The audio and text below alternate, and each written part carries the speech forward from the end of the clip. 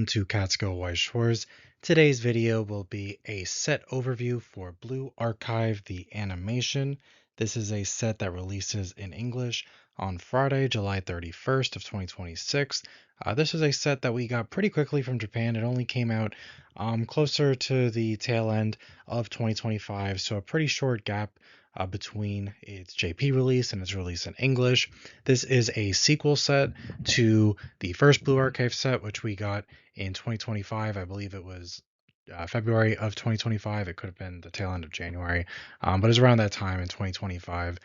Blue Archive, the first set, was an interesting set. It's based on a mobile game, which, full disclosure, I have not played. I've never played it. I don't know really much about it, but it's a set that when it came out, from my memory of people talking about it and looking to play it or collect it or what have you, it was a set that sold, I think, decently well, but it may not have necessarily been one of the best selling sets or anything like that. But it seems like maybe more people wanted it than pre ordered it, and eventually we started getting some supply issues with a couple of the harder to get double rares. If I remember correctly, that was a set that had 15 double rares. It was a set that had a lot to like from both a player and a collector standpoint. It was not a broken set by any means from a competitive standpoint, but it had a lot of really cool stuff in it. I think I even put 1 to 2 cards from the first Blue Archive set. I made a video at the end of last year, 2025, with my 10 favorite cards of the year, or the best 10 cards of the year, in my opinion. And I think there was at least one Blue Archive card on there, maybe two.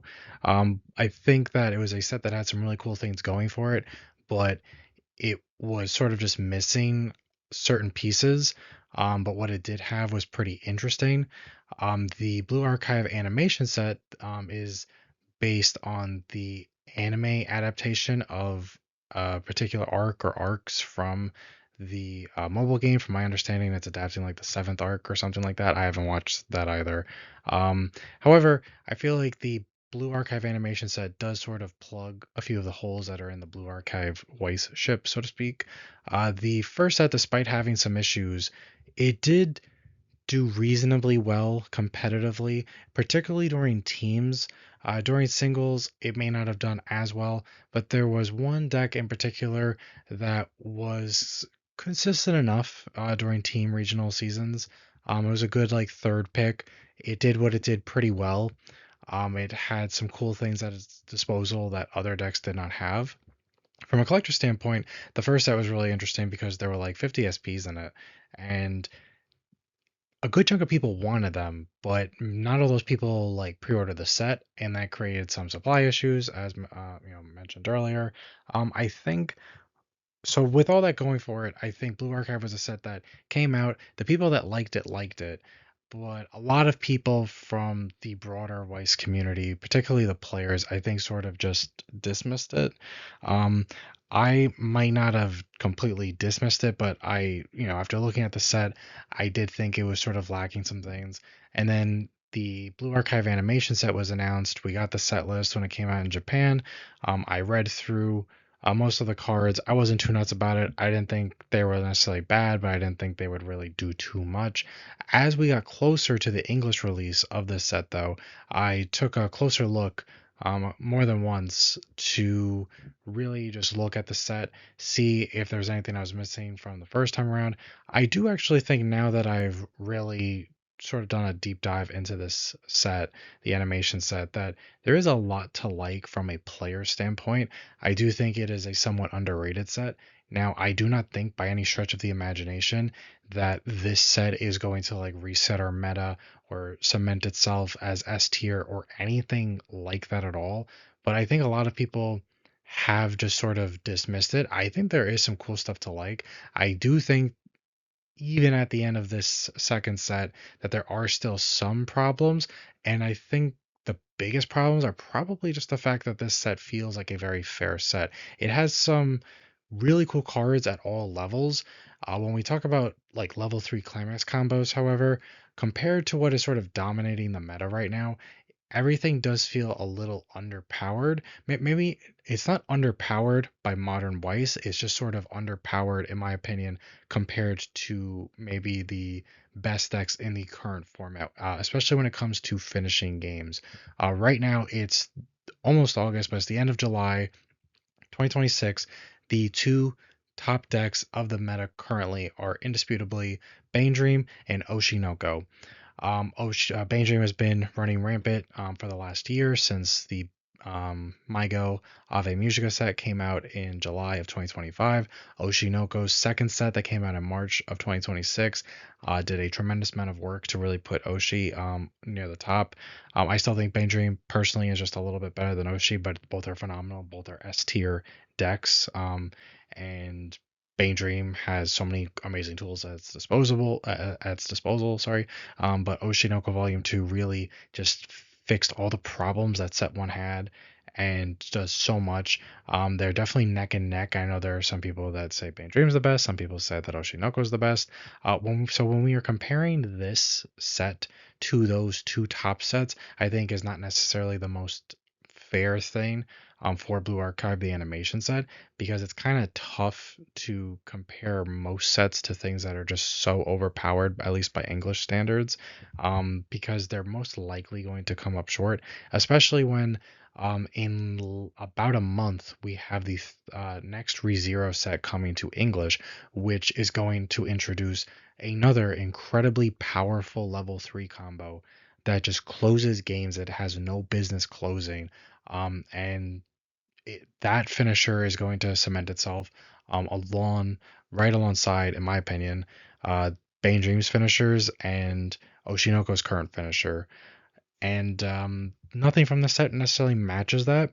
However, I think this is a very, very well-rounded set, and I was surprised upon re-reviewing it because I did read through the whole set multiple times over the course of several months, because I really kind of had dismissed it as just like a whatever set, and then I really wanted to like say I put in the work to actually really review it objectively. I think this set is now a very, very consistent set that does have a lot going for it. You still have a really good card pool to draw from the first set, and even though I think while there are some combos, climax combos, you could definitely be using from the first set still, I think if you want more powerhouse combos or things that are just have a better time at closing out games, you're going to be looking to this set. However, I think now when you just factor in the two sets, Blue Archive is definitely a very solid sort of B tier set. There are a variety of decks that you can build as long as you know how to deck build and as long as you practice and you know the meta. I think at this point the card pool, the quality of the card pool for Blue Archive, especially with a lot of the new stuff that's being released in this set, I think it just does a lot to really help bring Blue Archive a bit more into the meta. It's not, again, it's not overpowering in the sense that it's going to be able to kill your opponent from like 2-0 or like some of the other crazy finishers that we've seen. But I think at this point, it's a very well rounded set that has good stuff in a variety of colors, in a variety of climax triggers. There are so many different utility pieces. There is just a lot going for it that you can sort of adapt whatever deck you decide to build as long as you are willing to meet color requirements and whatnot. You can sort of you have a lot of pieces that can help you adapt to whatever the current meta might be. Right now it's Bane Dream and Oshinoko. In a few weeks' time it's gonna be Bane Dream, Oshinoko, and ReZero. Um, and then, Nikkei comes out in September, and we have no idea what's in Nikkei. But just knowing what Nikkei already has from set one, we already have an awesome counter in this set to that helps keep it relevant against that matchup. I think that Blue Archive has enough fans based on the passion that I remember seeing when the first set came out from its somewhat smaller but still decently sized player base in Weiss, that I think that this set is definitely something people should not necessarily dismiss. Now, I don't think it's a set that people need to really be on the lookout for and know how to play around every single variant that could come out of this set. But I think that if you go to a regional and you are playing something and you go up against a Blue Archive deck, and the second you see it's Blue Archive, if you dismiss it and say, "Oh, I just won because it's Blue Archive," I think that if your opponent knows what they're doing, and they know their deck inside and out, and they know your deck very well, you would be surprised by what the set can do. I've tested various decks, most with using a lot of cards from this new set in the simulator, a ton over the last month or so, and I was surprised that as I got better with it and fixed some deck building things that I found out were stumping me at the beginning, that I had multiple very competent decks that definitely could steal games that they probably shouldn't have stolen. But the broad suite of utility tools at my disposal also felt very strong when I was deck building, depending on how I felt certain like what matchups I wanted to be prepared against. There was just a lot of stuff to like. Now, we are not at the end of the team regional season, but we are sort of closer to the tail end of it than the beginning of it. I guess you could say maybe we're like barely past the middle, maybe. But so I think when we get to the end of the team regional season and it's singles, Blue Archive is still going to be a solid B tier deck.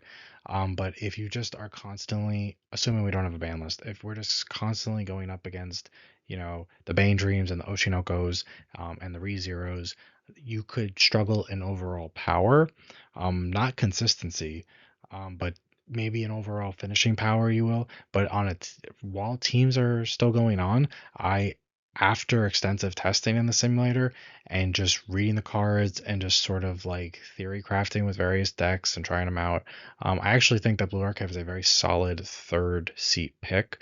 If you just keep in mind for anyone who might like scoff at that, which I might have been one of those people just like a few months ago. A lot of people in Weiss, they don't just go out and buy whatever is the most meta things and then, take that to regionals, whether it's singles or teams. A lot of people do just buy what they like. And, Oshimonoko might be like the best deck or the second best deck, but maybe they just didn't care for the manga or the show and they didn't buy it because they have no interest in it. But, then they'll go out and drop money on Girls Band Cry because I absolutely loved it, even though Girls Band Cry, the set is significantly weaker than Oshinoko. There's lots of people like that. So not everyone is buying play sets of every single top set that comes out. They might have access to a couple, maybe, of quote unquote competitive sort of play sets. And I think Blue Archive is competitive in the sense that it can compete. I don't mean that to sound redundant or to make it sound like I'm making excuses for the set. I genuinely think it can compete. I do not think I probably wouldn't expect to see Blue Archive like win many singles regionals once we get to the single season. But because of the cool stuff that is in the animation set, I wouldn't be surprised that if people who know what they're doing and they know their matchups, and they know how to build decks and play Blue Archive decks, I wouldn't be surprised if those people go to regionals, and we see some like third seeds just playing Blue Archive, the animation set, because there are some pretty cool things in here. So I think that is enough of an intro. And without further ado, let's get into actually looking at the cards. Usual with my set overview videos, I'm going to start with the level 3 combos. For anyone who is new to my channel, I always start with the level 3 combos because I like to look at the cards that help me win the game, to see if they're worth playing. I like looking at the level 3 combos because I just want to know, can I kill my opponent consistently from 3? Can I kill them consistently enough from mid 2? And is there something powerful enough where maybe I can kill them from, even lower than mid 2? I will say that the level 3 combo card pool for Blue Archive, the animation set, I was surprised that it has enough going for it where it actually is pretty interesting. Some of them do make you jump through hoops to get there, but the first Blue Archive set had a lot of cool utility and stuff like that, but we were sort of lacking in terms of just overall raw power. There were a handful of combos that could definitely cheese out wins depending on deck state and if you had enough resources to triple them and that sort of thing. But a lot of it was sort of just very standard, very fair combos.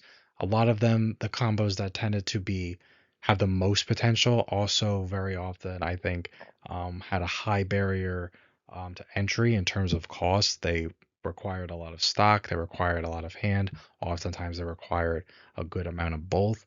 and that was sort of limiting the first set when it comes to level 3 combos. But I think they kind of did a lot to sort of fix that with this set. So we have a suite of combos that, depending on how good you are at deck building and playing, you could definitely maximize them to maybe do a little bit more in terms of finishing the game than how the cards might just read. We're going to start with what I think is the worst one, and I don't actually mean that as a negative this time. I know in some set, every set has bad combos. It's just inescapable. A lot of the time, I will sort of just pick the worst one and just start with it just to get it out of the way. And while I think the first combo we're going to look at is probably just objectively the worst level 3 combo in the set, I actually don't dislike it, and I am going to build it because I think it does have some potential. So to start, we're going to be. I don't know how to pronounce these names because I didn't play the mobile game, and any of that stuff. So if I mispronounce something, I think you guys will live. We're gonna start with this Abydos High School Shiroko. She is a character who, from my understanding, the first set had a whole bunch of different characters in it. This set has less characters, but there is some crossover between the two sets. Seems like Shiroko is very popular. She works on this shot climax, which normally I hate, but this set actually doesn't make me dislike it. We'll get into why. So her on-play effect is when she's placed on stage from hand, you may discard a foreclosure task force character.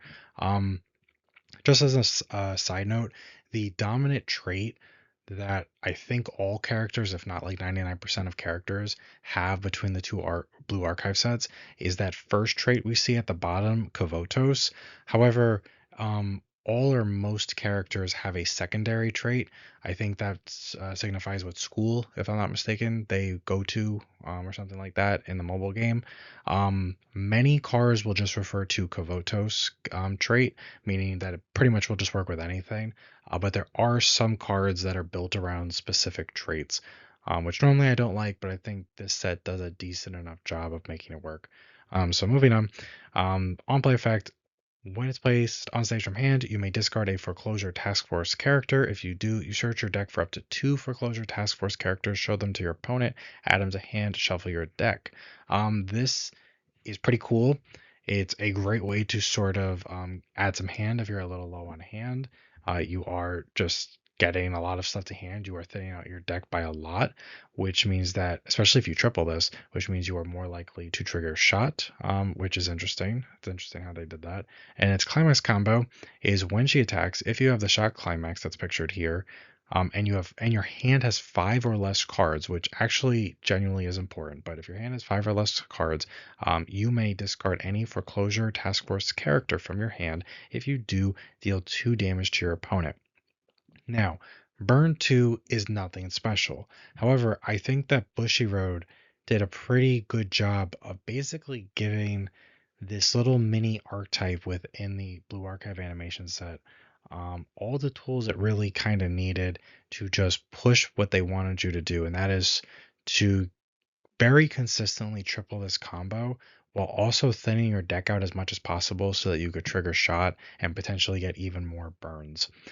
There are 2 shot climax combos in the set. This is one of them. There is a level 1 shot climax combo that we will look at later, but it's a competent, if sort of uninspiring combo. And normally I hate shot. I really don't like it. I think it's a bad trigger. I think it was a bad trigger when it came out, which was like, I don't know, the beginning of the game, I guess.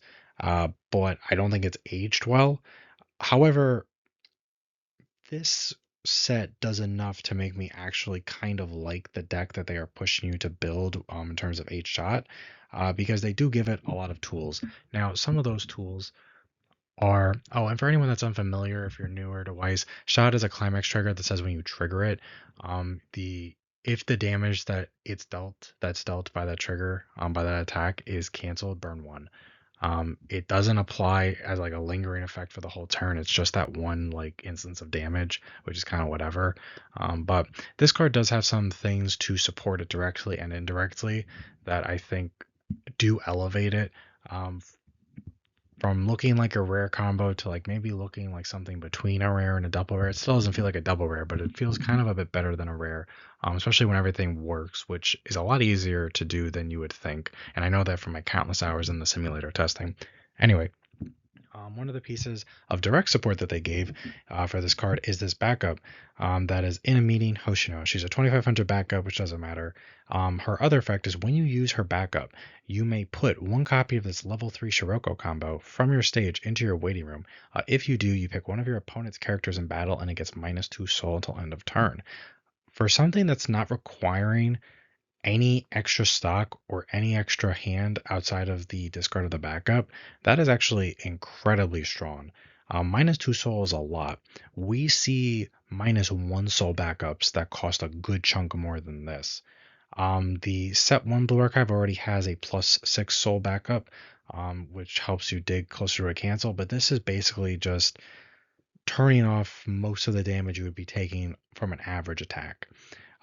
And it's sacking a character that's already on your stage. A good chance that character is going to die anyway. If you're reversing something that requires reverses, this helps deny reverses as a little bonus effect. Now, normally when I am reviewing climax combos or certain cards, I like to just sort of look at them in a vacuum. But I think something that Blue Archive, the animation set in particular, did was that they printed combos at level 3 that don't read bad, but they don't necessarily have their full potential realized just based on what's written on the card. This is a card, this backup, that is directly supposed to be used with this Shiroko combo, but there are other cards that may not say do something with the Shiroko, but they still significantly aid the Shiroko, and 8-shot in particular. So I am going to like break my own self-imposed rule a little bit to talk about them so people can maybe see the full potential of what the combo can do. Another card that helps this combo is this whatever high school second year student Nonami. If she's a 1/1 with a soul trigger, if you don't have another copy of this character, the damage dealt by the effect of your shot triggers gets +1. So when you trigger shot, if you have this out and you don't have another copy of her, if that damage is canceled, rather than just burn 1, it is burn 2, which is something we have seen Bushiroad push over like the last year or two, which I don't think is a bad thing because burn 1 on cancel is not really that great. But if we start adding more to it, so it's burn 2, like that is a more significant number. It's also a frontal assist for level times 500, which is whatever. But it has another effect that says when you play a climax with shot trigger into your climax area, reveal the top card of your deck. If it's a level 1 or higher character, add it to your hand. So the level 3 Shiroko combo on play, if you want, is thinning out your deck by 2 characters, which is pretty significant. It thins out your deck, but it's thinning out your deck so that you're more likely to trigger a shot trigger. When you have this out, now your shot triggers, if you cancel when you trigger a shot, are burning for 2 instead of 1. So not only are you more likely to trigger a shot to begin with, but you are dealing a better instance of burn. On attack, you're burning 2, you're doing your swing, and you're either, if you are fronting, you are swinging for 4 if you trigger a shot. So they're either eating a 4, or they are canceling and you're dealing another burn 2. That's a lot of damage to be throwing at your opponent. Now it still does require you to be triggering shot. You probably, unless your deck was in such a state, you probably shouldn't expect to like have every single copy of this card be triggering shots. But if you triple this card, that is a lot of cards that you're taking out of your deck. That's 6 cards out of your deck. Depending on your deck state, one, maybe even 2 if you had a smaller deck isn't the most unreasonable thing. Now, this card is not paying any stock, which means that if any shots you do trigger are just going to be stuck in there for the turn. So if you get to like a refresh or something, your shots might be staying out, and that's not the best thing. But I think when you are throwing just a lot of damage or potential instances of damage at your opponent, then you kind of don't really care if you have climaxes that are stuck in there because you're sort of going big or going home.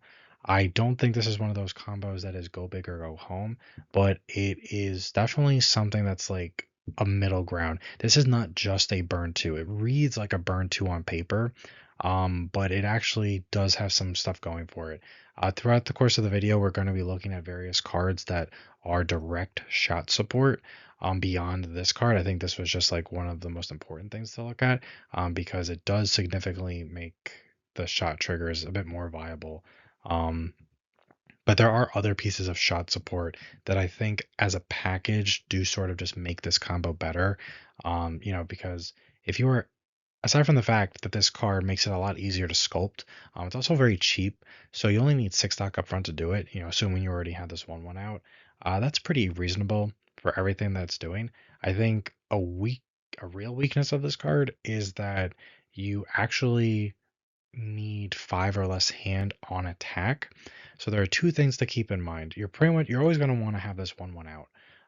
But because this thing needs 5 or less hands on attack, this thing is plussing you a card a hand when you are playing it out. You're discarding something, but you're getting 2 cards back. It's very easy from my testing to definitely be overhand with this card.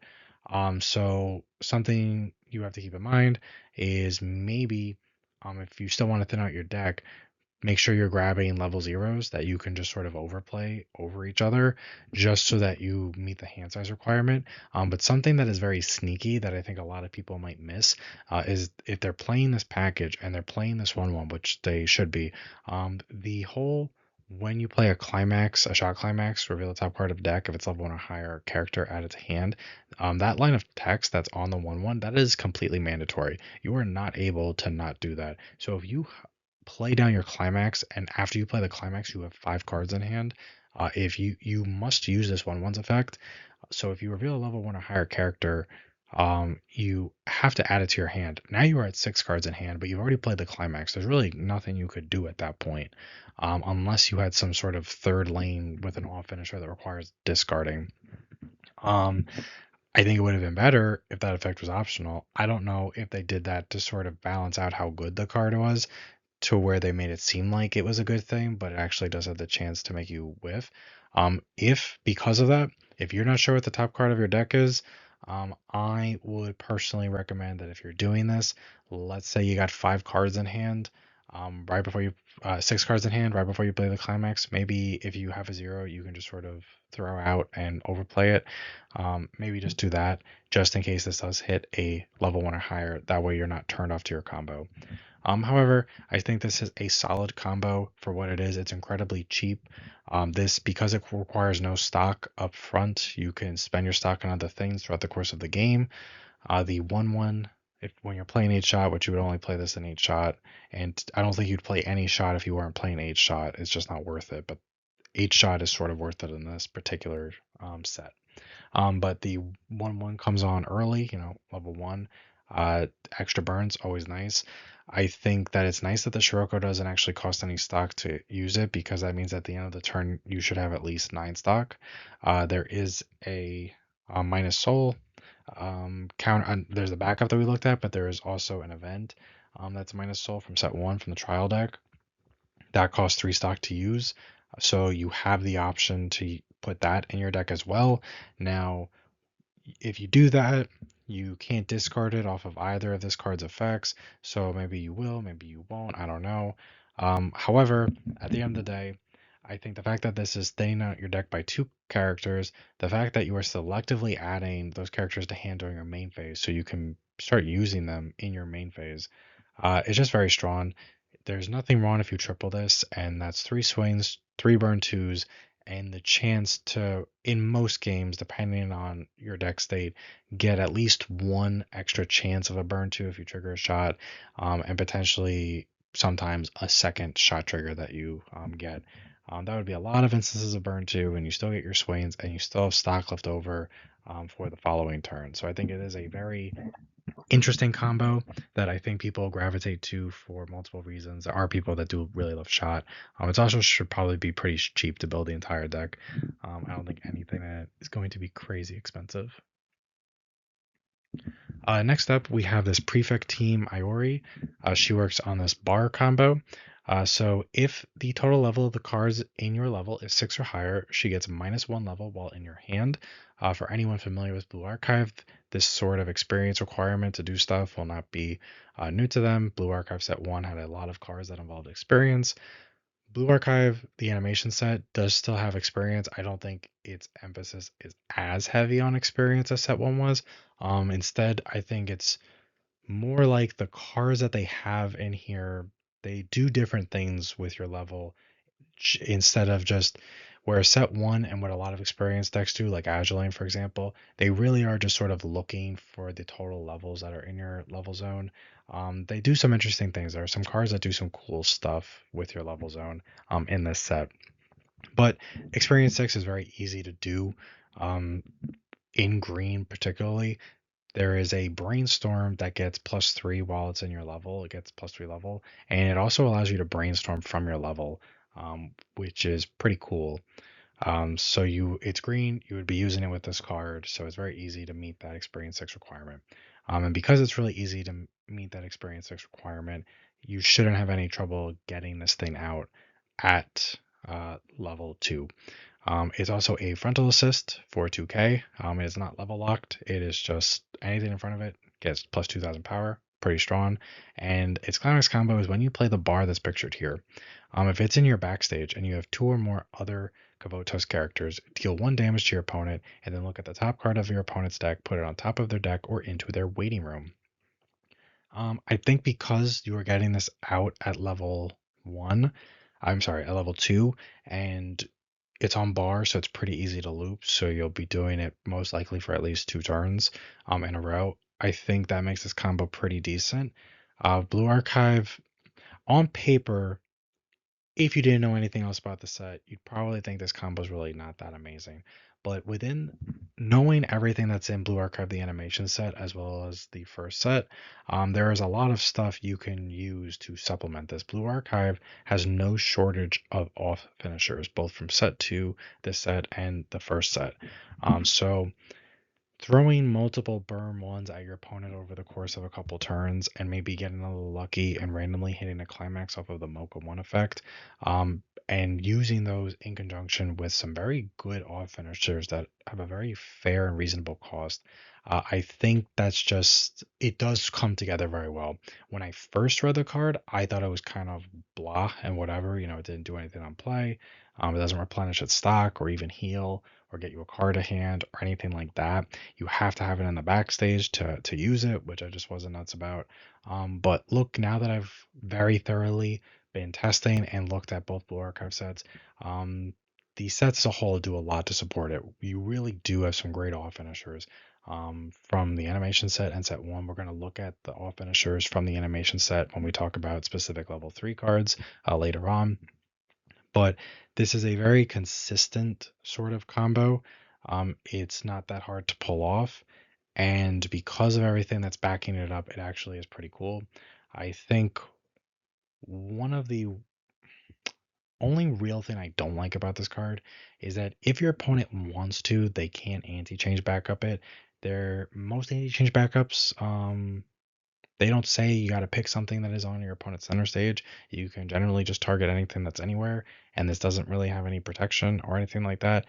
And even though you are getting the whole burn effects before you even get to your attack phase, if your opponent wants to just deny you from using it the following turn, which is pretty easy again because it's on a bar and it doesn't cost anything to do it, they could do it, and there's not really anything you could do about it.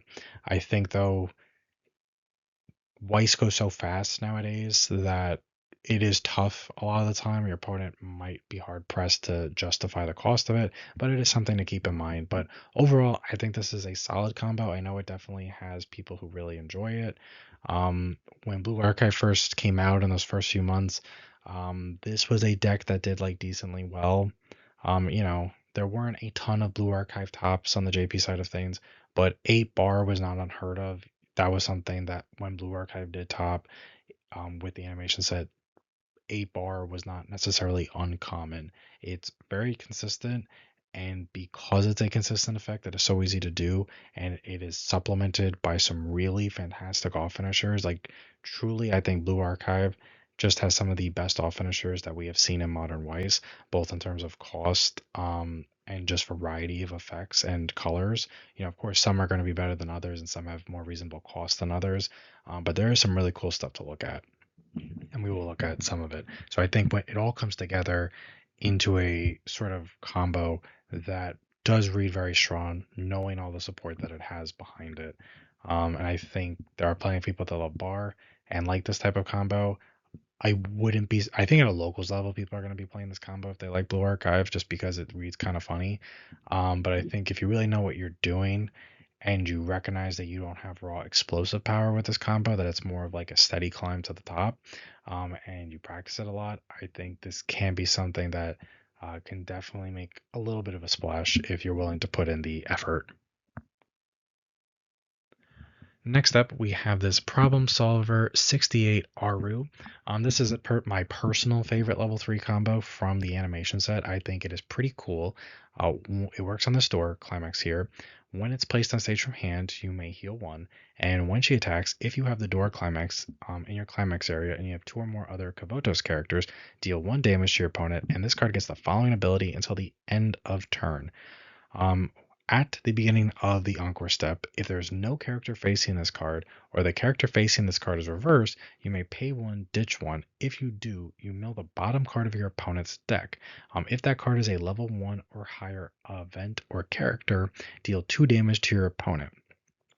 So lately we have seen a lot of this so-called icy tail finisher that hits on level zeros. Icy tails, and for anyone unfamiliar, icy tail is a term used to refer to cards that mill generally the bottom of your opponent's deck, and then depending on the climaxes, how many climaxes are milled, you get some burn damage. Lately, we have started seeing icy tails that don't need to hit on climaxes; they just need to hit on level 0 cards, which can include characters. So this one kind of, and right now Ujinoko is doing that, and it's very popular and it's very, very strong. This card sort of does the reverse of that, where it hits on anything that's not, pretty much anything that's not a level 0 card, which is pretty interesting. Um, this combo is incredibly cheap. On attack burn 1 really isn't great. On attack burn 1 isn't good, but on attack burn 1 feels fantastic when you snipe a climax and then you stick like a 3 or a 4. Now, I'm not going to sit here and say this card is amazing because of the chance that you might snipe a climax with a burn 1 and then stick a 3 or 4. However, it's incredibly cheap for what it does, and there is support behind it to make it better, which we'll look at one piece of support in a second. But being able to just know at Encore step, if you stuck a lot of damage, and your opponent's maybe like 3-5 or something like that, maybe they just didn't cancel the way they needed to. You have triple this. There's no reason not to do it, and stock wise, you will absolutely have the hand to make triple of this work by the time you get to Encore Step, because all you gotta do is attack 3 times. Now, I know there are people who might not like that this requires an empty lane or a reverse, but there are a lot of cards within this set. Well, I mean, not a lot, but there are some cards in this set that are designed to make sure this card has either an empty lane or a reverse, and that makes it a lot better, in my opinion. Probably the most important card, even though this card doesn't say it specifically helps this Aru, it's clearly designed to help this Aru. It's this 1/1 green, worried about the boss, Kyoko. I assume Aru is the boss, but I don't know. It is a frontal level assist for 500. It's a pretty standard, but that will make any of these Arus that are in front of it will be 11-5 with this assist behind it, 12-5 with the climax. Still puts it in range of like memory K from a couple things, but there are other cards to help. Her other effect is when you play a door climax, choose one of your characters and it gets 500 power and the following ability until the end of the opponent's next turn. When this card's battle opponent becomes reversed, you may put that character on the bottom of your opponent's deck. This is incredibly, incredibly strong when used in conjunction with the Aru. Not only are you boosting the Aru, I mean, I'm not someone who typically plays any sort of assists in most decks. I just don't really care for them unless I really need a reverse or something like that. But there are plenty of assists within all of Blue Archive. It's the fact that when you play the door, you get to give something on reverse bottom deck it, and it's optional too. Even if a character has the ability, you don't have to bottom deck it. What it means is, for anyone who hasn't figured it out, though I'm sure everyone has figured it out, is that when you play the climax, if you have the 1/1 out or more than one copy of the 1/1, you give 1 to 2 copies of your Aru the ability on reverse bottom deck its opponent. So any level 1 or higher characters that lose to the Arus that have that ability. You just send it to the bottom of your opponent's deck, and as long as your opponent doesn't refresh before their encore step, you will know whether or not you're going to hit on the Aru's encore step effect. And so you're basically rewarded for your opponent just sort of, leaving you a level 1 or higher. You're getting your free burn 1, and then you're getting a practically guaranteed burn 2. And let's say, just for argument's sake, your opponent did have a deck that was a little bit smaller, and maybe they will get to refresh before your encore step. Maybe they just kept canceling on like 3 or 4 or something like that, and they just dug too far into their deck. At the very least, you are going to be putting like 1 to 2 cards of clean damage at the bottom of their deck. That's not nothing. So this card does, from my testing, go a long way to helping this combo. I know what critics might think of this combo is that your opponent just has to, on their second to last turn, just sort of make sure that they don't they only play zeros. Um, to that, I have 2 points. They may not have the luxury every game of just try fielding zeros this turn before, you know, presumably your opponent, the blue archive player, hits three. Another thing, and I'm not saying you should count on this, but another big thing that I think, despite the fact that you shouldn't count on it, isn't something that you should ignore, is that most likely your average opponent isn't going to know what this combo does, and they are not going to know that you have this 1/1 support backing it up. I tell people all the time that it's very important that you just sort of have as much knowledge of potential decks that you could face at a regional, as much as possible. Just even if it's less likely, even if it's not the most explosive thing, there are sets that just have things going for them that other sets don't have. That if you are caught by surprise and you're unprepared, you might just lose just because you didn't know some funny thing that the deck could do and you didn't let yourself play around it. For example, Shauna is a deck that most Weiss players know by now as something they need to be on the lookout for, because Shauna is not really a good deck when you're playing pure Shauna, in my opinion. But it has a real gimmick to it that can absolutely steal games from you if you are not prepared to work around the gimmick. I don't think this whole Encore Step Mill level 1 or higher burn 2 is like a gimmick, and I don't think this 1/1 is a gimmick. I think it is a very cool and viable strategy. My guess is that these two characters work together in the show, so the Kyoko is supporting her boss. And I think it basically does. The only way this 1/1 could have been better is if it gave like more than one character the unreversibility. But back to my point, on average, your opponent probably isn't going to know what this card does. They don't know what the 1/1 does. There are lots of players, that when they're at a tournament and they're going up against something and they don't know what the set does, or they don't know what the deck does, they don't necessarily ask their opponent to read the level 3 combos earlier in the game. They kind of just play their own game and that's it. Not everyone feels the need to do that or even thinks about doing it. And even if they do, which is already a segment of players, that is not the entire player base, a lot of them aren't going to read every single card that is in the set. They might be like, oh, that's pretty decent. It's a pretty cheap way to maybe get some burn twos out of there. They're probably not going to be reading every single card that they're unfamiliar with. So they may not have any idea what this 1/1 does. And they won't realize that it is something that they absolutely need to play around. Again, this is a card that if your opponent knows what it does and they know what the 1/1 does, they could play around it if they have an abundance of zeros. But at the end of the day, there's only so much you could do. Just like with a regular icy tail that hits on zeros or climaxes, you can't really control what's on the bottom of your deck.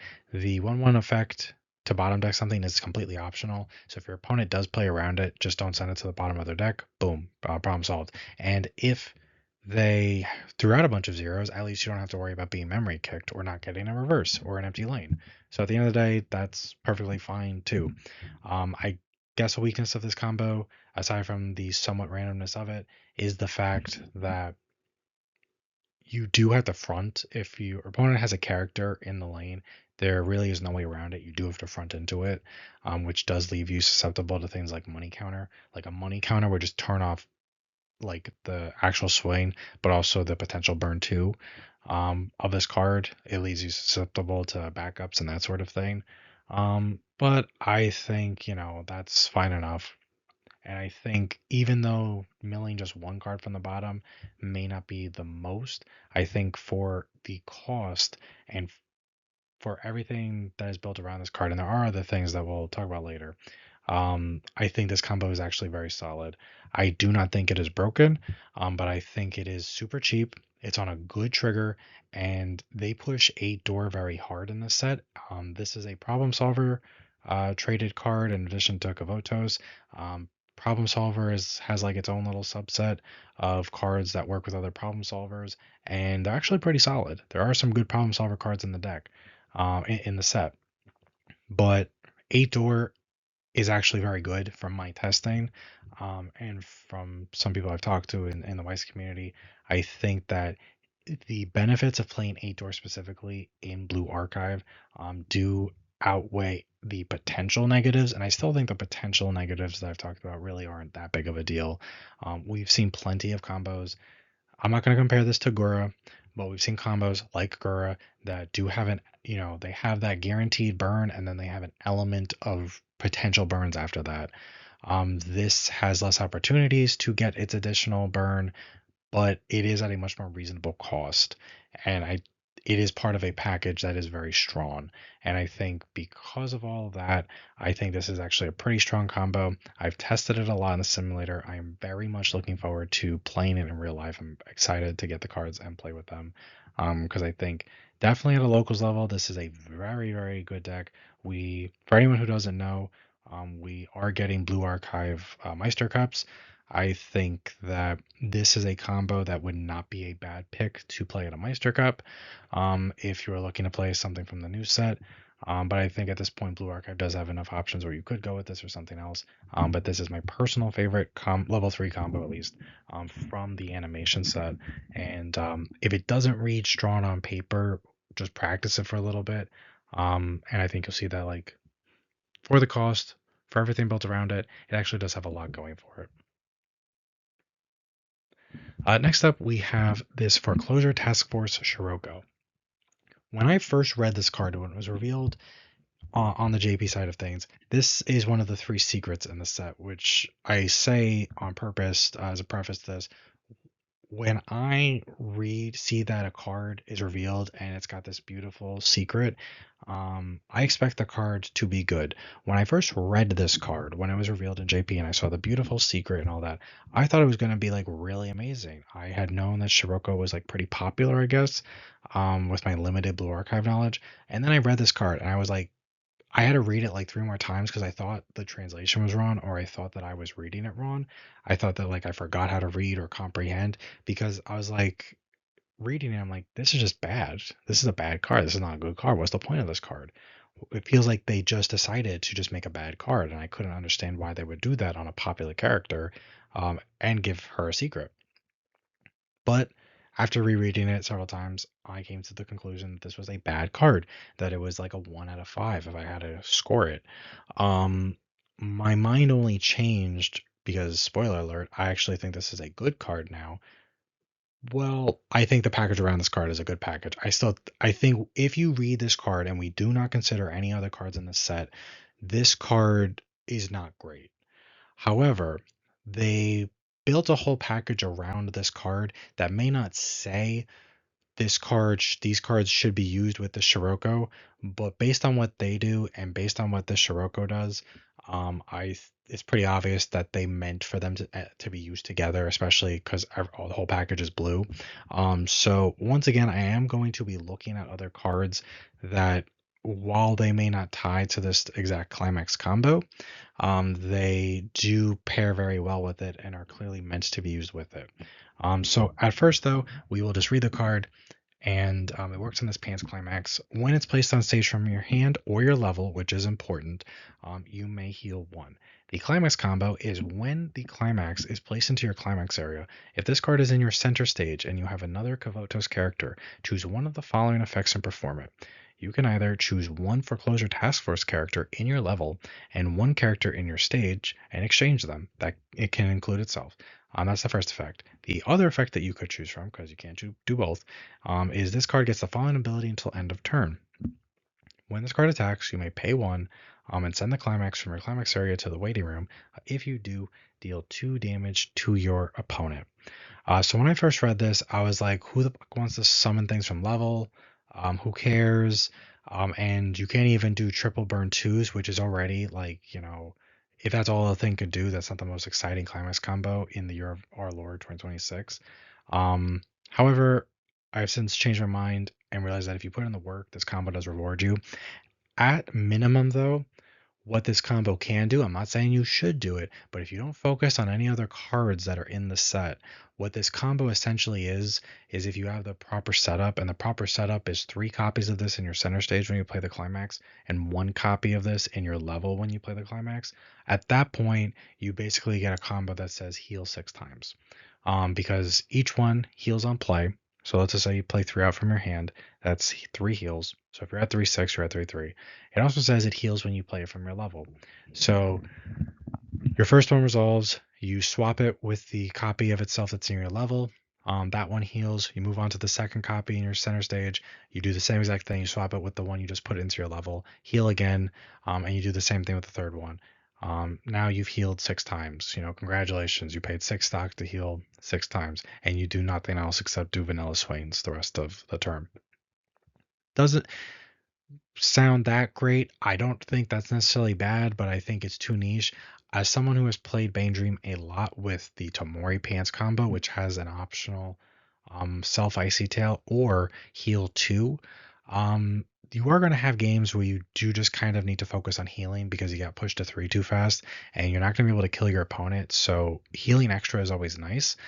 So you do have that option as long as you have access to all 4 copies of your Shiroko, and 3 of them would be on your stage and 1 of them would have to be in your level. However, there are cards we'll look at that make it really easy to set up your level. Like your brainstorm of choice for this particular deck makes it incredibly easy to make sure your level is set up as well as it can be. But heal 6 still isn't that great. Even when looking at it as, oh, what if this card said heal 6 times? I would still only give this maybe a 2 out of 5 if I was feeling generous. Because guess what? Sometimes, most games, you're not going to start your turn being 3 fucking 6, Most of the time, from my experience, I have to clock myself up just to get to 3-0. So healing 6 times would mean absolutely nothing until Bushiroad comes out with a card that says if you heal from like 3-0, you could go down to 2-6, which they won't probably do unless power creep gets really bad. So in a vacuum, just looking at this card, I would give it like a 1 out of 5, maybe a 2 out of 5 if I was feeling very generous. However, there are some cards that we're going to talk about now that I think do definitely elevate this and actually makes it a very potent finisher if you're willing to put in the work and get the resources needed to do what is, in my opinion, the best sort of end board. The first card, basically the cards that all support this, even though they don't directly say it, they are various blue characters that have on-play effects, or they get those effects when you play them out from your level. Meaning that if you play them out from your level with the Shiroko, you can then use their effects. The first one is this Sense of Youth INA. You're probably, hopefully, never going to summon this card off of the Shiroko, but it's still a card that is going to show up in a lot of blue archive decks just because of what it actually does. She is a global 15, which is fine. When she's placed on stage from hand or from your level, you may rest one of your standing characters, and she's a Fumio. So your opponent picks a climax in their waiting room, they leave it out, everything else from the waiting room gets shuffled back into their deck. Great way to decompress your opponent if they got a big waiting room that only has 1 climax in it. Ideally, again, you will not be summoning this off of the Shiroko effect because that's probably not the best unless like you really need to Fumio your opponent. Fumio does win games sometimes, but in my experience, even when I'm playing sets that have Fumios, I probably play the Fumio like 1 out of every 10 games just because it's so reliant on my opponent's waiting room, which is, within their control. Sometimes if they're a good player, and other times just completely random. And then it has another effect though, which is not technically a bad effect if you're on 8 pants or bar pants. When your climax triggers, you may discard a climax if you do deal 1 damage to your opponent. This feels like a very strong back row sort of card, especially if you are compressed and you plan on triggering a lot of climaxes because I know people always plan to trigger climaxes because the pants will give you back a pants or the bar will give you a bar, and you can just discard the ones you just got to get some extra burn ones in there. I don't think you should count on doing that, but you do have the option to do that should you, be presented with it. I'm getting this one out of the way because it's a card that will pop up a lot just by the nature of being a Fumio, but it's not a card that it should be something that you use during your main phase to supplement your finisher turn, not something that you do as part of your actual climax combo, if that makes sense, unless the game really just isn't going your way. Next, we have another one that I'm not nuts about. We're getting like the two sort of whatever ones out of the way, but it is technically an option. When it's placed on stage from hand or from your level, if the total level of the cards in your level is 6 or higher, draw up to 2 cards, discard one. Sorry, not discard one. Draw up to 2 cards, choose 1 card in your hand, and put it into your stock. So she will give you that extra stock on play, a little dig, not terrible. And then she is an off finisher Mocha too. So when she attacks, you may pay one, ditch one if you do look at up to 2 cards from the top of your opponent's deck. Choose up to 2 cards from among them, put them on top of their deck in any order, put the rest into their waiting room. Mocha 2 is like fine. It's not really good. It's whatever. All finisher Mocha 2 is pretty much the same sentiment. It is very cheap though. By off finisher standards, pay one, ditch one, especially if it replaces one of its own stock on play. Like, it's not terrible. Um, I don't actually play this in the list that I've tested. I've taken it out. I used to have like 1 to 2 copies in there just because, like, if I was having a rough game. But I took it out because I don't need a Mocha 2 because Mocha 2 never killed anybody. Mocha 2 always reveals 2 clean cards and then they cancel on 3. But, you know, it's fine if you like the character or something. But now we start getting into the actual good cards that, even though they don't say it, I believe are meant to be worked with this Shiroko combo. We have this Abydos High School Nonami. At least I know for a fact I got the words high school right, even if the other words I'm mispronouncing. So what she does is during the turn that she's placed on the stage from your level, so not from the hand like the other two or level, just the level. So the only way you can get her out is via the Shiroko. So if you play her out from your level, when she attacks, if she's in the middle position of your center stage, you may pay 2, discard any 3 cards from your hand. If you do, you deal 1 damage to your opponent X times, and this card gets plus 4,000 power and minus 10 soul until end of turn. X is equal to the number of foreclosure task force characters that you have. You did hear that right. It is minus 10 soul. However, burn one 5 times, which is what this card should be doing, is actually pretty strong. And the cost is not. I mean, that's Escanor, right? That is Escanor from Seven Deadly Sins for anyone that's having Vietnam flashbacks of it. A lot of the time, Escanor would be at minimum. Escanor would generally be burn one 3 times. Um, Escanor, when it was like really doing great, would be burn one 6 times. This on average, unless you're really having a tough game, you had to like move up your brainstorm or something. This should be burn one 5 times, and that is pretty strong. In return for being something that's not part of a climax combo, technically, they do give it minus 10 soul.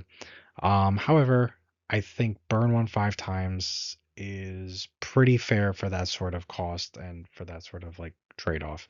It does have another effect that says if she's in your level at the beginning of your climax phase, you may choose this card and 1 Kavota's character in your waiting room and exchange them.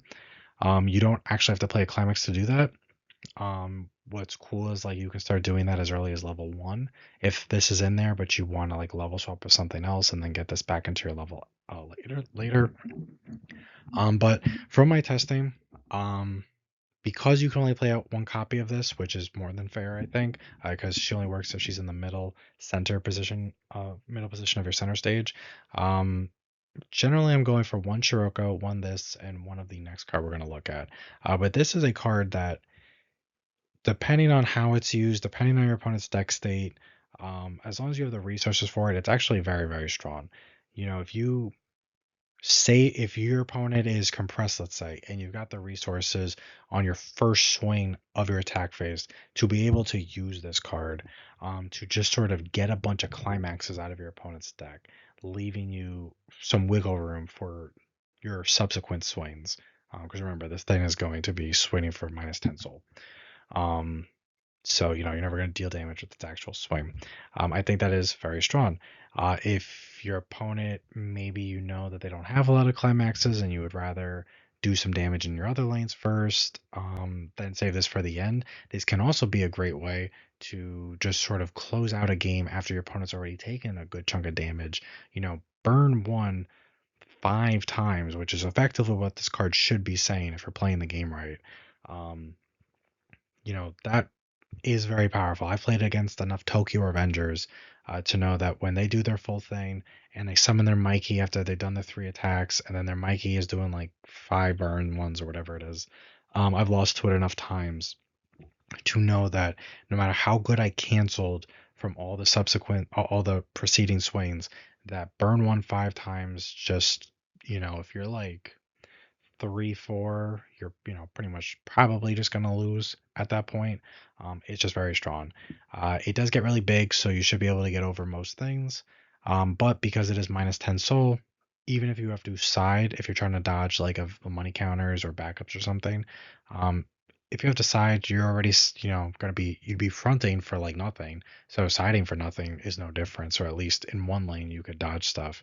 But I think they had to put the whole must be in the middle slot of your center stage effect, because if you were able to do more than one copy of this, even though it would be expensive hand wise, I think that would just be honestly just way too nuts, even if each one had the -10 soul thing. This thing, depending on your opponent's deck state, can absolutely just sort of cancel out any compression that they had, um, in just a very, very strong way. It's just pretty much good at any point most of the time. Be nice if your opponent didn't just eat burn one 5 times. Ideally, you're sniping some climaxes out of with this, but it's a very consistent card, and I do like it a lot, and it has been very powerful from my testing. Lastly, is this sort of off finisher that I think is the one that's garnered the most attention from people talking about the set, at least when it comes to like this whole blue package. During her battle, can be out of the player's turn, by the way, but during this card's battle, you cannot receive auto damage from the effects of your opponent's characters. Incredibly strong effect right out of the gate. No cost to it, no condition, just no auto damage. Pretty good. And then its off finisher effect is during the turn that she's placed on the stage from your hand or from your level. When she attacks, if the total level of the cards in your level is 6 or higher, you may pay 1, ditch 2. If you do, deal 3 damage to your opponent. Choose up to 1 card in your opponent's waiting room, put it on the top of their deck, and this card gets the following ability until end of turn. During this card's battle, your opponent cannot play events or backup from their hand. I think this is a very strong card. I think the fact that it's already a pretty cheap off finisher, burn 3, put something on the top of deck. For anyone newer to Weiss, typically finishers that are off finishers, meaning that they have sort of burn effects, but they are not tied to a climax. Um, the It means that you can use them and you can get burns without needing a climax. So if you're missing the climax, you're not, sort of shit out of luck.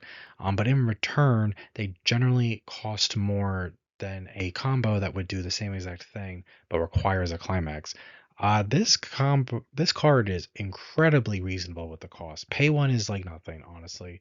And the ditch 2 is so more than fair for what this card does. And that is largely not really just because the burn 3, which is nice when it's just a pay 1 ditch 2 on an off finisher. And it has the whole put a card from their waiting room on top of their deck. But the fact that it also just says you can't take auto damage during her battle, and that's just constant. That's all the time. It's not for like one turn or whatever.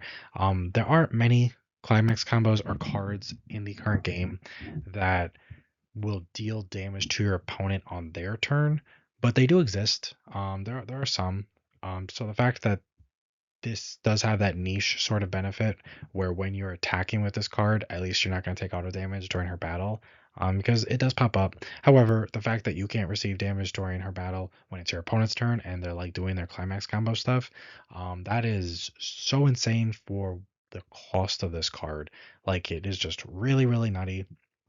The fact that it's from your hand or your level, the fact that it's from your level means it's supposed to be paired with the Scirocco. Same with the last card we looked at and the one before it. However, because it also can get its burn effect when it's placed on stage from your hand, unlike the burn one a bunch of times card that we just looked at, it means that you can just use this in other decks. There's a very popular blue archive deck from set one that has a character. I believe her name's Hifumi.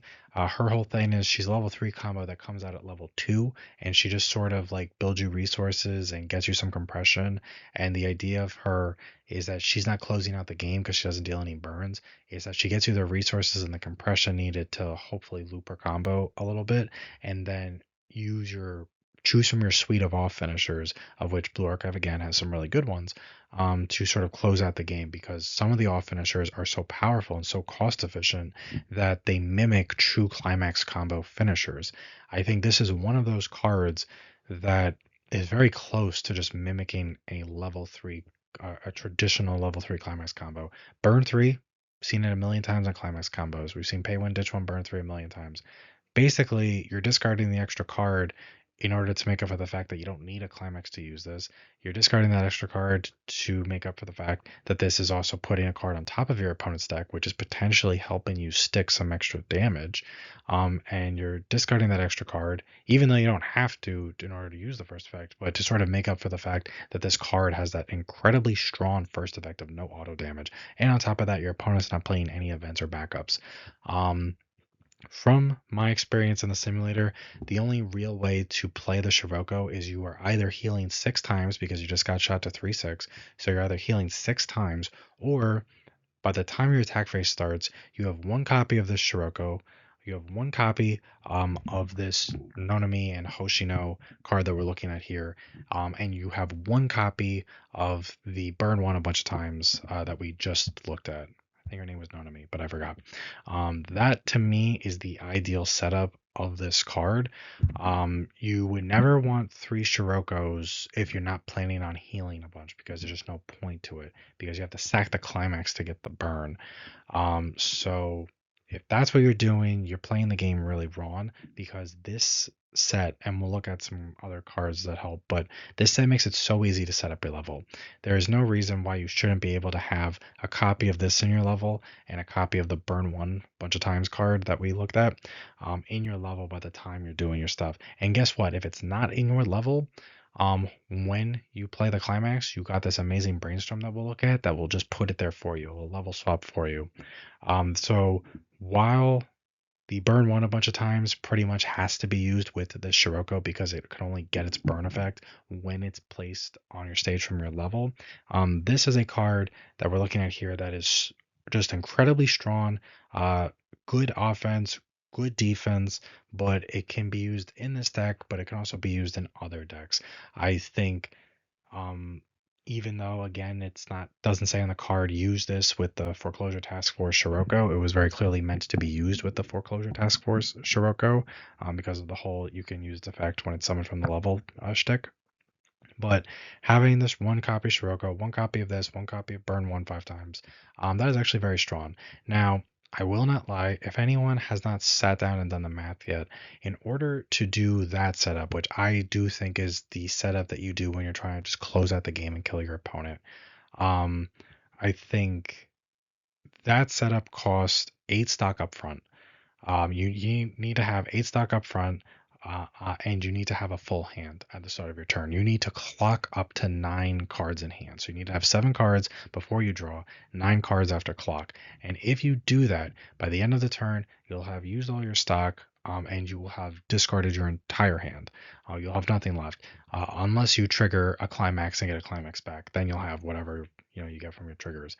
Now, that is a lot. A lot of finishers tend to be either stock costed or hand costed. Some are both. This is the one that is both. You are spending a lot of stock, you are spending a lot of hand.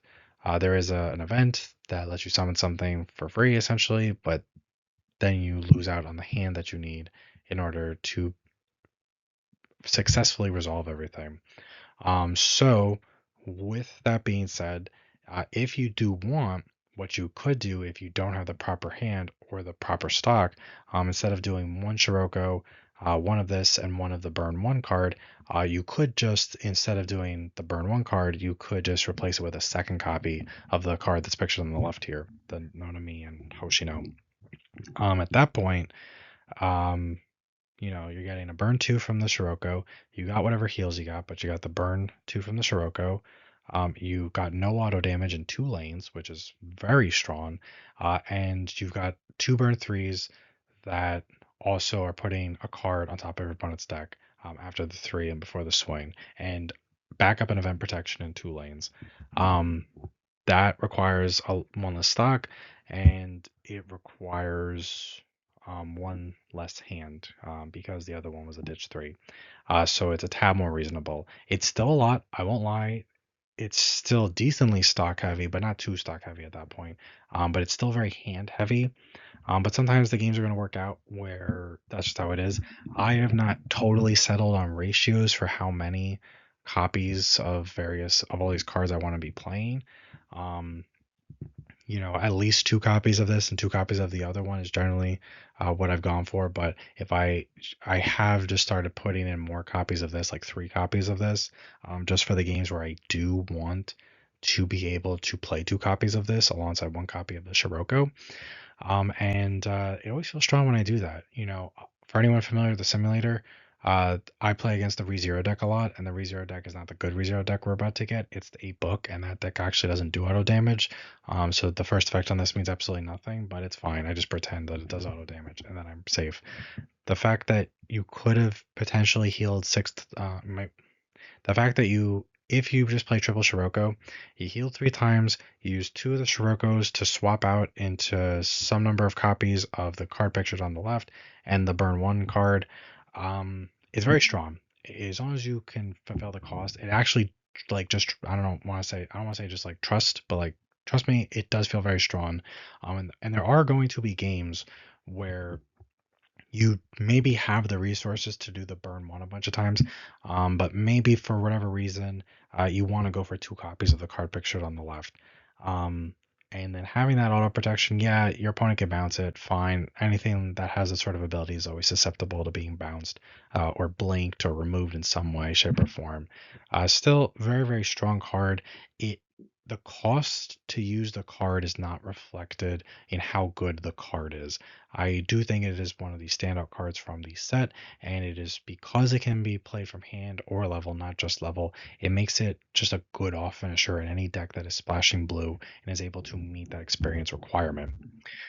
So I know I've talked a lot about this combo, but that's mostly because I felt that this combo deserved to sort of be explained in its entirety. Bushiro did not accidentally print a bunch of cards that say when it's summoned from your level, gain an effect. They clearly meant for you to use it with the Shiroko.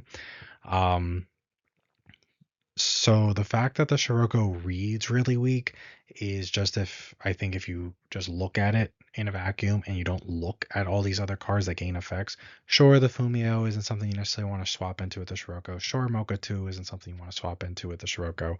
But either this or the burn one card, I think it actually is a pretty deadly thing. So in a vacuum, I would give this card like the Scirocco combo like a 1 out of 5 or a 2 out of 5.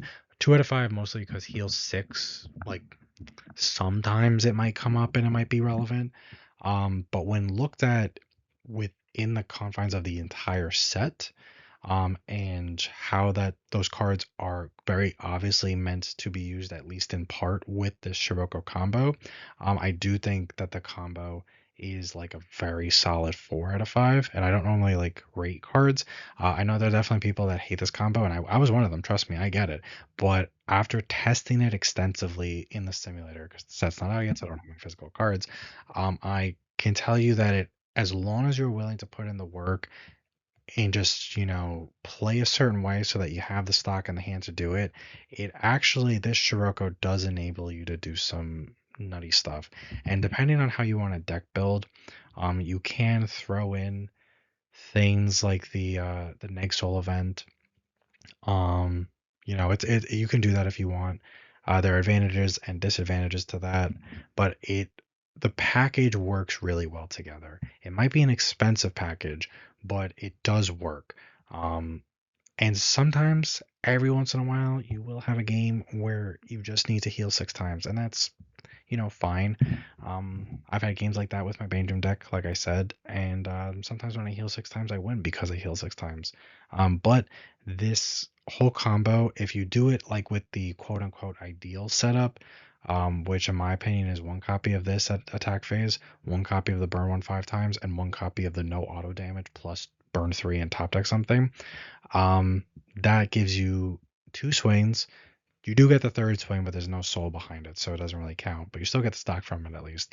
But you get 2 swings worth of damage. You get one burn 2 from the Shiroko when you sack the climax. You get one burn 3 from the Nonami and Hoshino all finisher, and no auto damage in that lane. And you get burn 1 probably 5 times.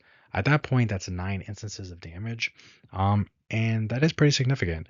If you want to go, if you don't have the hand or the stock to afford the burn 1 5 times, you can go for one Shiroko and 2 copies of the Nonami Hoshino all finisher. At that point, you'd have 3 swings, one burn 2, 2 burn 3s, along with the 2 top decks. And in case your opponent doesn't die, you would have no auto damage in 2 of your lanes, assuming they don't bounce or blink or de-level those all finishers. I think that's pretty versatile, and you do always have the option to summon out a Fumio if you really need to. Um, yeah, it does work. For anyone who is a fan of Blue Archive or a fan of this character and it just didn't read strong, maybe just give it a try using, the cards that I described and showed here, because it does work pretty well. Now, I will say that there are combos that sort of just have more closing power and they do it for like less resources and less setup. In modern English Weiss, I won't deny that. But I think this set basically makes it as easy as possible to get that set up. We'll look at it shortly, but we've got a brainstorm in blue that level swaps you whenever you play a climax. We saw that the burn 1 5 times card, while it's in your level, it lets you, at the start of climax phase, whether or not you have a climax, just lets you swap with something in the waiting room. It's just really easy to set up your level for this. Um, and it's versatile enough where I do like it. Mostly like it because the quality out of 2 of the 4 cards that you're meant to be summoning from your level with this are very, very strong. And one of them is good. It's just really niche. You're not going to need it in a lot of games, or you're definitely going to play it because it's possible. I really only think the Mocha 2 is the only bad one. And at the end of the day, it's a really cheap Mocha 2 because it is getting you back a resource. So if the game is going badly, at least you do have an option to do something in your attack phase. But from my testing, Blue Archive gives you enough tools where you are very consistently able to have the hand and stock to do at start of attack phase have one Shiroko, one burn 1 5 times, and one of the no auto damage plus burn 3. At worst, you have one Shiroko and 2 copies of the no auto damage plus the burn 3 in the top decks. That is pretty easy to do. You are going to still blast through pretty much your entire hand.